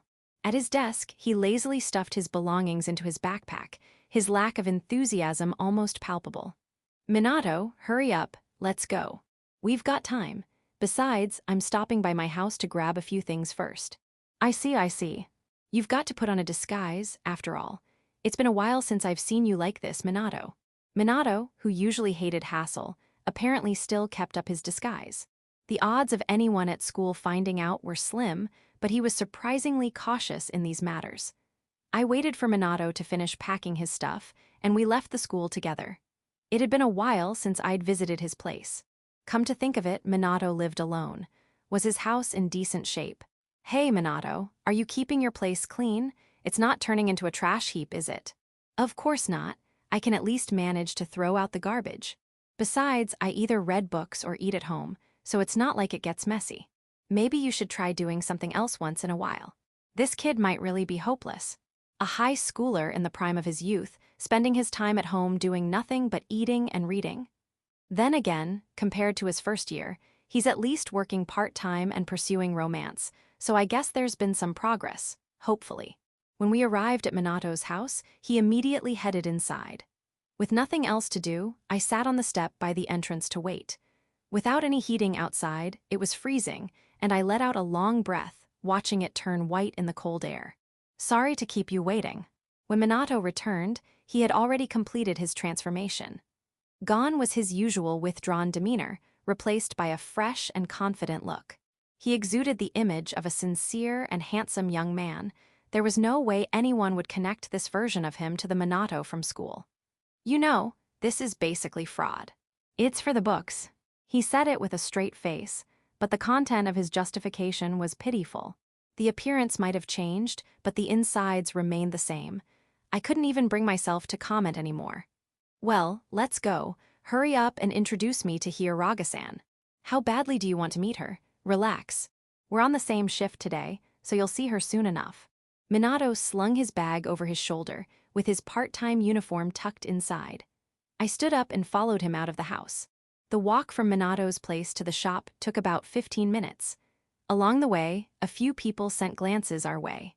While some of that might have been because of me, I was sure several of those stares were directed at Minato. He stood out that much in his current state. If he dressed like this all the time, who knows? He might have a swarm of admirers by now. When we arrived at the shop, located down a quiet side street just off a busy road, it was the same as I remembered, polished and stylish, with a chic exterior. Minato led me through the parking lot and stopped at the back entrance. "I'll go get her. Wait here for a bit." He disappeared through the door, leaving me to wait outside. I couldn't help but feel excited. I was eager to see how Hiiragi, or rather Sedo, would react. Surely this was going to be interesting. Just thinking about it made me grin. Is that Kazuki-kun? Mai-chan's mom, it's been a while. It was a coincidence running into her here, though I'd always figured I'd see her again if I kept coming around. Still, I hadn't expected to bump into her now. Mai-chan's mom hadn't changed at all in the 2 years since I last saw her. "It's been a while. What brings you here? Do you have some business?" "I'm waiting for Minato to bring Hiiragi-san. I wanted to have a quick chat with her." "Oh, I see. Speaking of Minato, you were the one who introduced him to us, weren't you?" "Thank you for that." "No problem, as long as he's not causing any trouble." "Trouble? Not at all. I'd love to stay and chat more, but I have plans today. My daughter would probably love to talk to you as well. Could you come by another time?" "Sure, if I get the chance." She gave a small wave and left, heading to her car. Despite the brief exchange, I felt slightly nervous about the possibility of seeing Mai-chan herself next time. After that unexpected meeting, I continued waiting. Eventually, the door creaked open. "She's here." "It's been a while, Ikino-san." "Indeed it has. Thank you for making time to come." Hiiragi, or rather Sedo, stepped out. Her hair was tied back in a simple ponytail, with heavy bangs falling just past her eyes. She also wore glasses and seemed to have changed her makeup, opting for darker tones. The subdued, modest look was quite different from her usual appearance. In contrast to Minato's transformation, hers made her look plain and inconspicuous. If I hadn't already known her identity, I wouldn't have recognized her at all. "So, what do you need from me?" "Well, it's not me who needs something, it's Minato." "Tanaka-san." "Minato came to me for advice, but I thought it'd be helpful to get your input as well. Would you mind helping us with his little dilemma?" "What's it about?" "Why, it's about Minato's feelings for his crush, of course." When I said that with a grin, Sedo flinched. "Oh, she's flustered. She's definitely flustered." I already knew from Minato's rambling how much he adored her, and it was clear that Sedo had been blushing because of it. I couldn't let this opportunity slip by. I had to witness more of this. "You've been giving him advice all along, haven't you?" "Why, yes, that's true." "Then please, help us out with this too." Fine." I saw her throat bob as she swallowed nervously. She must have been on edge, wondering what Minato might say next. "Oh, by the way, I heard you encouraged Minato to compliment his crush." "Oh, right. Last Sunday when we went out, Hiiragi-san told me. You should definitely tell her she's cute." "Is that so?" I barely stopped myself from smirking. Knowing her real identity, it was bold of her to give advice like that. Sedo might secretly be a bit of a schemer. When our eyes met, her cheeks turned faintly pink and she quickly looked away. "Oh, that outing sounds interesting. What did you do?" "Nothing special. We watched a movie, bought some souvenirs, and ended the day at a cafe. That's about it, right, Hiiragi-san?" "Why, yes, exactly. That's all we did. Just 3 friends having a nice day out together." I couldn't believe that absolutely nothing had happened. Judging by Hiiragi-san's nervous demeanor, something must have transpired. Otherwise, there'd be no reason for her to act this flustered. "So, did you end up having some kind of deep discussion or something?" "No, not really, but..." Minato seemed to recall something, and my instincts told me it was a jackpot. "Well, I might have gone a little overboard praising her. It was a bit much." "You really did that? Wow, that's incredible." Hiiragi-san must have been completely overwhelmed. No wonder she's acting all flustered. Just imagining her reaction made me giddy with excitement. It happened when we were talking about where we'd want to go on a date. "Hiiragi-san, is that true? Did Minato unload a bunch of compliments about his crush onto you?" "Why, yes. That's just how Tanaka-san is, always troublesome. If she were truly bothered, she could at least pretend to be more exasperated. But the expression Hiraga-san wore wasn't one of annoyance, it was more like a subtle delight. There was no doubt in my mind she enjoyed hearing it. And honestly, who wouldn't feel happy listening to heartfelt words from the person they like? Got it. So, something like that happened. Anyway, back to the main point. When you complimented her, you realized she's aware of you, right? When I asked, Minato nodded and glanced at Hiraga-san. Hiraga-san, it seems like she started to notice me, just like you said. Hiraga-san's ears twitched slightly at his words. How can you be so sure? I did what you suggested the other day at the movies. I complimented her. And, well, the first time her reaction was, strange. Strange? What do you mean by that? Was her reaction bad? And no, not exactly. Minato instinctively leaned back as Hiraga-san leaned in, clearly intrigued.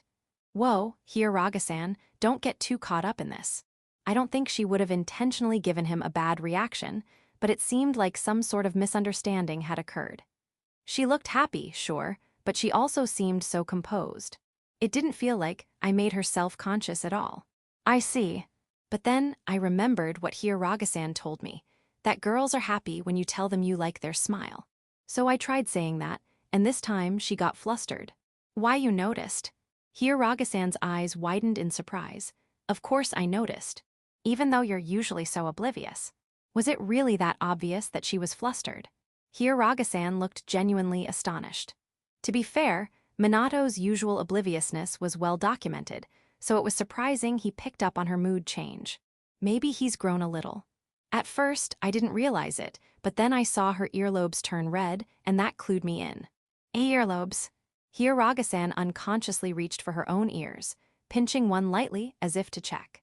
And after that, her face was all red too. Honestly, it was adorable. Adorable? You're saying a panicked, flustered expression was cute. That's exactly what made it cute. She's usually so composed, so seeing her lose her cool was, well, it made me want to see it again. I see. Hiraga-san released her earlobe and clamped her mouth shut, looking down at the ground. From Minato's angle, he probably couldn't see her face, but I had a perfect view. Her cheeks were faintly pink, and her lips were twitching as if she were fighting back a smile. No doubt about it, she was thrilled. Minato, oblivious as ever, continued his rambling praise. Honestly, they could just go ahead and enjoy themselves without me. And I think her reaction when she acted all cold to cover up her embarrassment was cute, too. You found that cute. Tanaka-san, are you a masochist? No, it's not like that. But the obvious way she was trying to hide her embarrassment was just charming. Is that what people call a tsundere? I never thought I'd hear Minato use the word tsundere, but he wasn't wrong. Sedo-san fit the archetype pretty well. Of course, Hiraga-san didn't seem too pleased with the label. Her lips tightened into a pout. Tsundere, huh?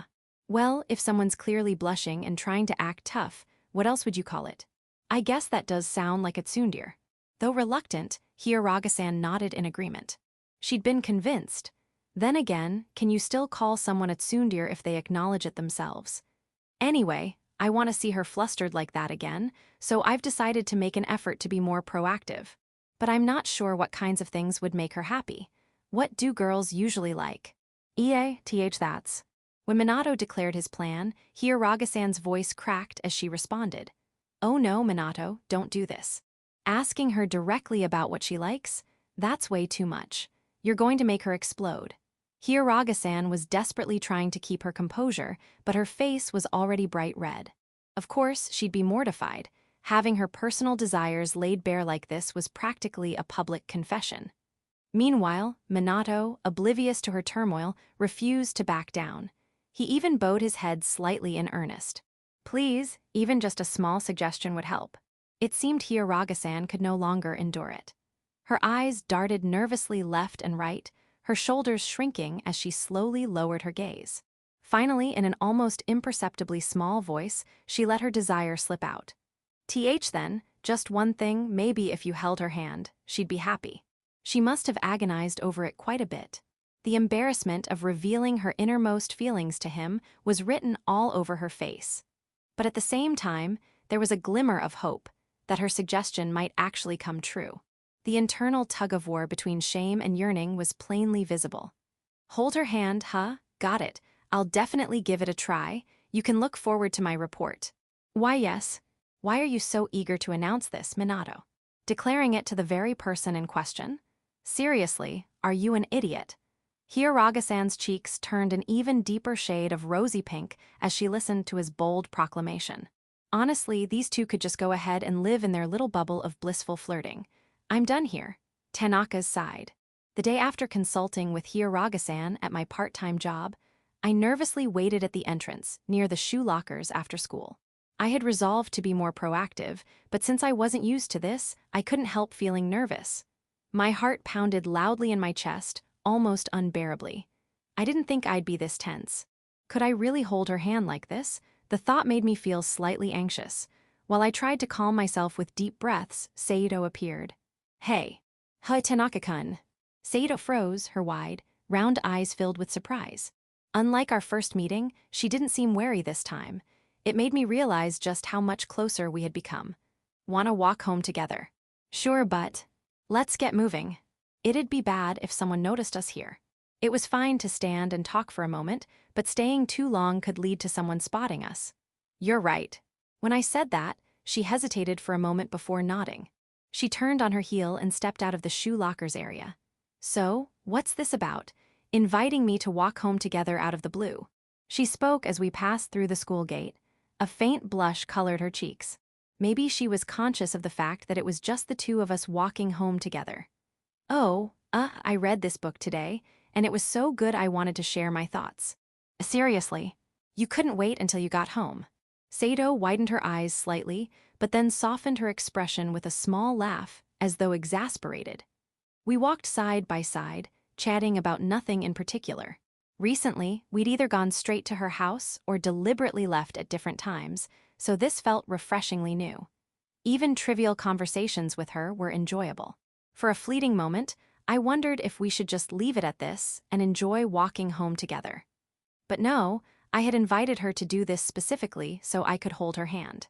I brushed the thought away and focused on figuring out the right moment to act while savoring the joy of talking to someone I liked. I stole a glance at her right hand, swaying lightly as we walked. Her slender, translucent white fingers seemed so delicate they might break if I gripped them too tightly. Hiraga-san had advised me to take this step, and that was why I'd asked her to walk home together. But now that the moment was here, I couldn't bring myself to do it. Several times, I reached out my hand only to pull it back without touching hers. Pathetic. I sighed at my own cowardice. If there was ever a time to be bold, it was now. I took a deep breath and resolved to go through with it. Forcing down my nervousness, I reached out again. My fingertips brushed against the soft skin of her hand. At that instant, Sedo flinched and pulled her hand back in a flash. Sorry. No, it's fine. I quickly apologized, but Sedo only responded briefly before falling silent. She lowered her face, hiding her expression. She must have realized I'd tried to hold her hand. The fact that she had pulled away likely meant it was still too soon. I had always known she wasn't comfortable being touched by the opposite sex. Even if she'd started to open up to me, it was clear I'd rushed things. The awkward tension was unbearable. To avoid making her more uneasy, I stepped half a pace away from her. I'd really messed up. In my impatience, I'd tried to hold her hand without thinking things through. I should have taken more time before attempting something like that. Bitter regret welled up inside me. A sideways glance at her revealed she was cradling the hand I'd touched in her other one, still turned away from me. I knew I had to say something, but no words came to mind. In the end, we walked in silence until we reached her house. Sorry, I just remembered I have something to do. I'll just borrow the book today. Feeling too uncomfortable to stay any longer, I blurted out the lie. I see. Well, here's the book. Thanks, see you tomorrow. Yes, see you tomorrow. Her expression turned sad as she lowered her brows slightly, but I couldn't stay to face her. I left her house as if running away. I'd have to consult with Hiraga-san again to figure out what to do next. With that thought, I headed home. While wiping tables at work, a sigh escaped me before I realized it. The incident from earlier replayed in my mind. The moment my hand brushed hers, she had instinctively pulled away. The image flashed back over and over. Why did I push so hard to hold her hand? Hiraga-san had given me advice, sure, but in hindsight, it was probably too soon. I should have taken my time to build more trust before trying something like that. There had been no need to rush. The more I thought about it, the deeper my regret grew. Wallowing in my own thoughts wouldn't help. I decided it was best to ask Hiraga-san for advice again. I waited anxiously for my shift to end, eager to talk to her. Hiraga-san, can we talk for a bit after work? Sure.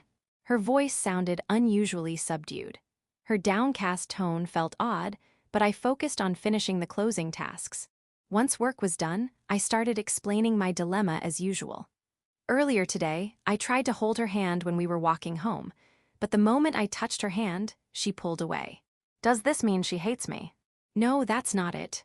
When I explained what had happened, Hiraga-san responded with an uncharacteristically forceful tone. Her voice was strained and filled with urgency as she denied it, leaving me startled and making a strange sound in surprise. Noticing my confusion, she cleared her throat and regained her composure. Oh, I'm sorry for losing my cool. I don't think that's the case. Really? Yes, for a girl, being touched by someone they like can make them incredibly nervous. And holding hands, even if she knows it's coming, it can still make her heart race and leave her feeling embarrassed. Hiraga-san spoke with a faint blush on her cheeks, exuding a peculiar charm. Her gentle expression as she revealed her thoughts was captivating.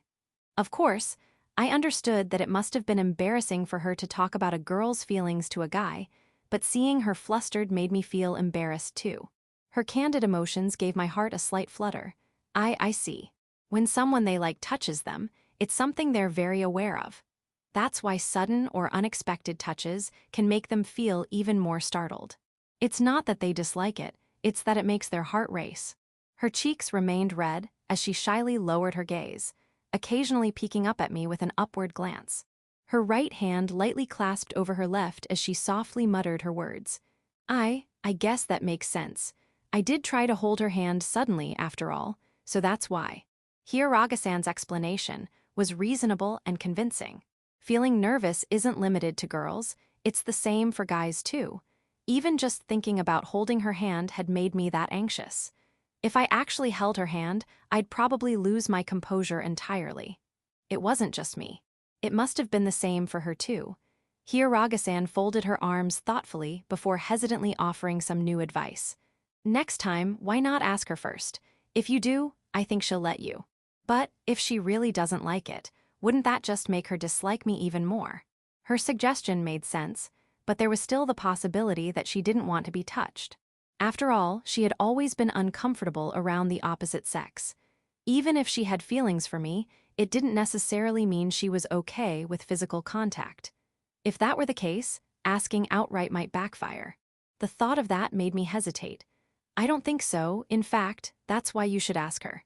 No matter how much you think about it, you won't know what the other person is thinking unless you ask. By asking, you can be sure of her feelings. Well, yeah, that's true. No matter how much I deliberated, my thoughts were just speculation. I wouldn't know how she truly felt unless I asked her directly. All this worrying wouldn't resolve my uncertainty. Even if she didn't want to hold hands, that wouldn't mean our relationship would end. Maybe it was time to ask her honestly. Besides, Hiraga-san added, her expression unusually serious, I can assure you she doesn't dislike you. So make sure to ask her. You must ask, okay? Promise me. Okay. Her sincere gaze and determination were unmistakable. She was incredibly intent on making sure I followed through. Faced with her intensity, I had no choice but to nod.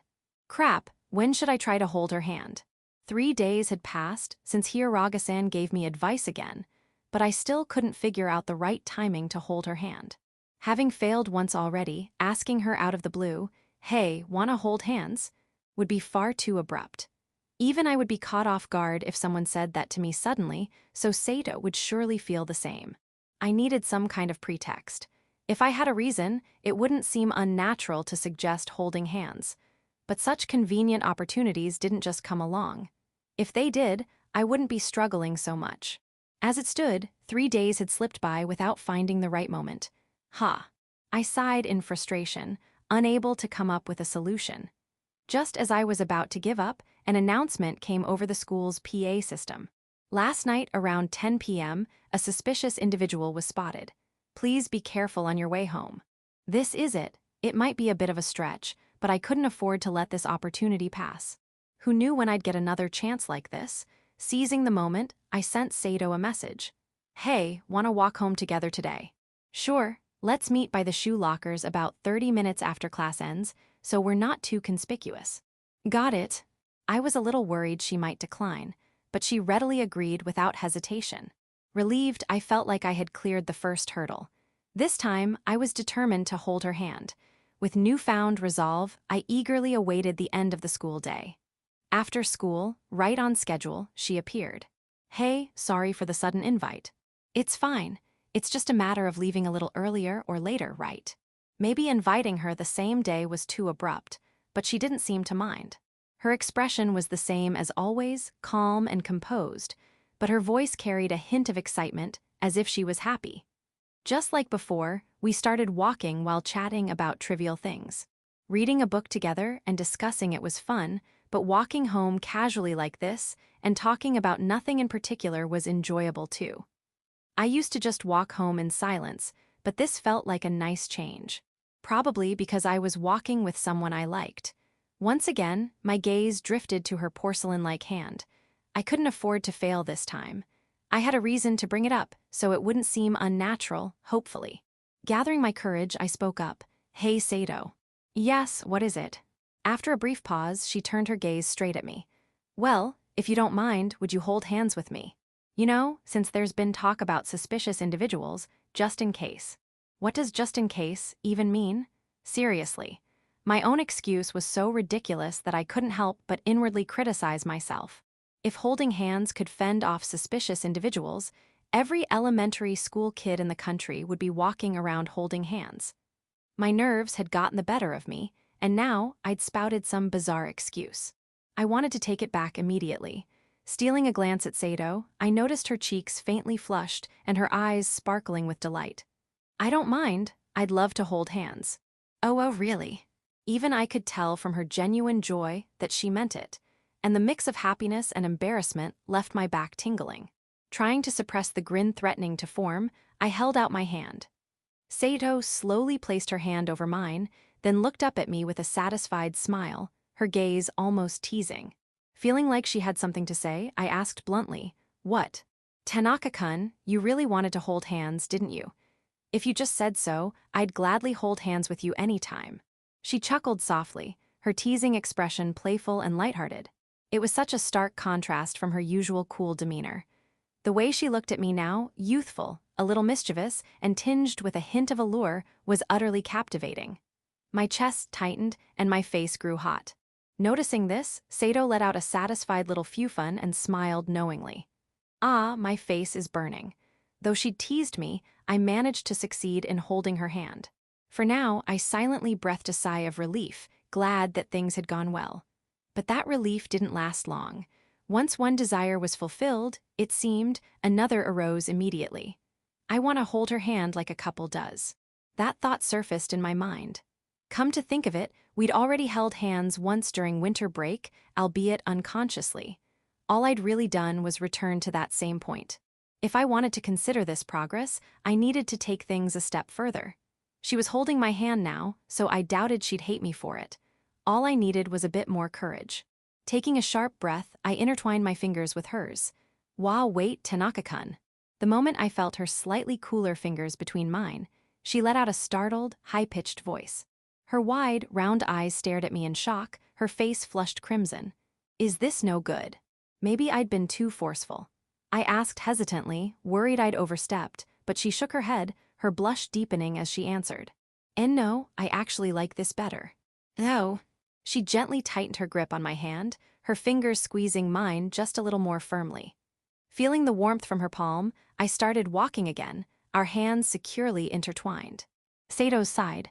What do I do? I had prepared myself to hold hands, but I never expected Tanaka-kun to lace our fingers together like a couple. Nobody told me this would happen. Not even Hiroga-san mentioned anything like this at work. Sneaking a glance at him, I saw his profile. His cheeks were unmistakably flushed. I was sure my face was just as red as his. I had carefully planned to take the lead and hold his hand with composure, But this unexpected move completely threw me off. My plan had been derailed. I can't deny that I'm happy about holding hands like this. When I gently squeezed his hand, he squeezed back. The feeling made me squirm with embarrassment and joy. My emotions were on the verge of bursting. Unable to keep looking at him, I shifted my gaze to our joined hands. His hand was bigger than mine. Rough and strong, traits I used to dislike in men's hands. But when it came to someone I liked, it was different. Those very traits felt endearing. The warmth radiating from his hand reminded me that I was holding hands with Tanaka-kun. I guess I can say my plan to make him aware of me worked. I even managed to make him flustered, which was satisfying. A flustered Tanaka-kun is so adorable. He's handsome, and sometimes he's cute, which feels totally unfair. Since we're here, want to grab some meat buns? He suggested. Sure, it's cold today after all. Accepting Tanaka-kun's proposal, we headed to a recently opened convenience store. Since it had been a while since we'd walked home together, I figured it would be okay to indulge a little. The possibility of someone seeing us crossed my mind briefly, but I was too happy to care. Oh, here it is. The new convenience store was bright and shiny, standing out even more as the sun began to set. As we entered, Tanaka-kun let go of my hand. Ah! The warmth that had enveloped my hand vanished instantly, leaving it feeling cold and empty. The absence of his touch filled me with an unexpected loneliness. I knew it was only natural. We couldn't keep holding hands inside the store. But even so, I couldn't help feeling a little sad as I followed him inside. Despite being new, the store's layout wasn't much different from other convenience stores. My eyes wandered to the warming case near the register, where various types of steamed buns were displayed. I was familiar with sweet red bean buns and pizza buns, but shark fin buns and braised pork buns were new to me. They all looked delicious. "Which one are you getting?" he asked. "There are so many options, I can't decide." I didn't want to keep him waiting too long, but I was struggling to choose. Maybe I should stick to my original plan and go for a meat bun. But then again, the sweet red bean bun was tempting, and I was curious about the braised pork bun since I'd never had it before. As I wavered, Tanaka-kun, apparently noticing my indecision, spoke up. "What are you torn between?" "The red bean bun and the braised pork bun." "Then how about I get the braised pork bun and you get the red bean bun?" "Are you sure?" "Yeah, I wasn't dead set on a meat bun anyway. Plus, I've never had the braised pork one, so I was curious about it." "Thank you." He spoke bluntly, but his kindness was evident. For someone who calls me a tsundere, Tanaka-kun is quite the tsundere himself. Tsunderes really are the best, aren't they? Feeling a little happier from his thoughtfulness, I placed my order. After receiving my red bean bun from the clerk, we headed to the eat-in space.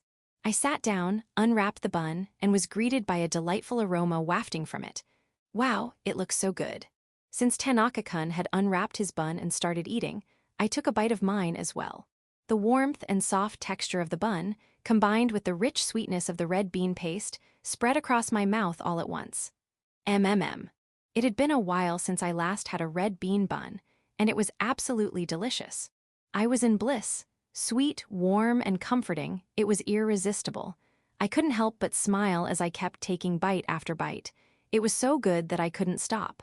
By the time I had finished half of it, I finally felt satisfied. Was it good? Yes, very much so. Want to try this one? Oh, thank you. We swapped our halves, trading my red bean bun for half of his braised pork bun. Since Tanaka-kun had already eaten half, I could see the glossy braised pork peeking out from the remaining portion. It looked shiny and mouth-watering. I quickly brought it closer to take a bite, but then it hit me. Isn't this an indirect kiss? Panicking, I glanced at Tanaka-kun. He didn't seem to notice anything unusual. In fact, he was already eating from the part of the red bean bun I had bit. It's a little embarrassing. Since Tanaka-kun wasn't making a big deal out of it, there was no reason for me to either. I turned my gaze back to the bun in my hands. It was clearly half-eaten, and eating it would undeniably count as an indirect kiss. But it's just eating. There's no need to overthink this. That's right, this is just food, just a meal. Nope, I can't do it. Even as I tried to convince myself, it was impossible not to think about it. Who wouldn't be conscious of an indirect kiss with someone they liked? It annoyed me a little that I was the only one overthinking it. Whatever, I took a bold bite of the braised pork bun. Juicy fat from the meat burst into my mouth, filling it with flavor. With each chew, the tender pork melted away, blending perfectly with the slightly salty dough. It was absolutely divine. The thought of the indirect kiss vanished entirely. I was completely captivated by the taste. The red bean bun had been good, but this was on another level. Before I knew it, I had devoured the whole thing. Wow, that was so delicious. The lingering taste of the braised pork still coated my mouth, and the warmth in my body felt soothing. I was completely content. "You've got that same great smile as always," Tanaka-kun said suddenly. Smile? Yeah, I really like seeing you smile like that. Why? A sneak attack? Just like when he laced our fingers together earlier, he really needed to stop dropping comments like that out of nowhere. It wasn't good for my heart. Your face is all red, you know. It's just your imagination. Tanaka-kun gave me a mischievous smile. My heart skipped a beat. That smile, it wasn't the usual innocent one, but something far more alluring. That's not fair. All right, let's go. Why, yes. I was sure my face was bright red. I knew I needed to respond more calmly, but I didn't have the composure to do so. The gap between his usual demeanor and this was overwhelming. Seriously, how much does he plan to make my heart race? I know it's partly my fault for how I acted during work that time, but I never expected him to start complimenting me this much. While I'm happy, it's also hard on my poor heart. The moment we stepped outside, the warmth of the store vanished entirely. It had gotten much darker already. Standing in front of me, Tanaka-kun's back looked broad and reassuring. His arm swung loosely by his side, and at the end of it, his hand swayed back and forth. Is he not going to hold my hand again?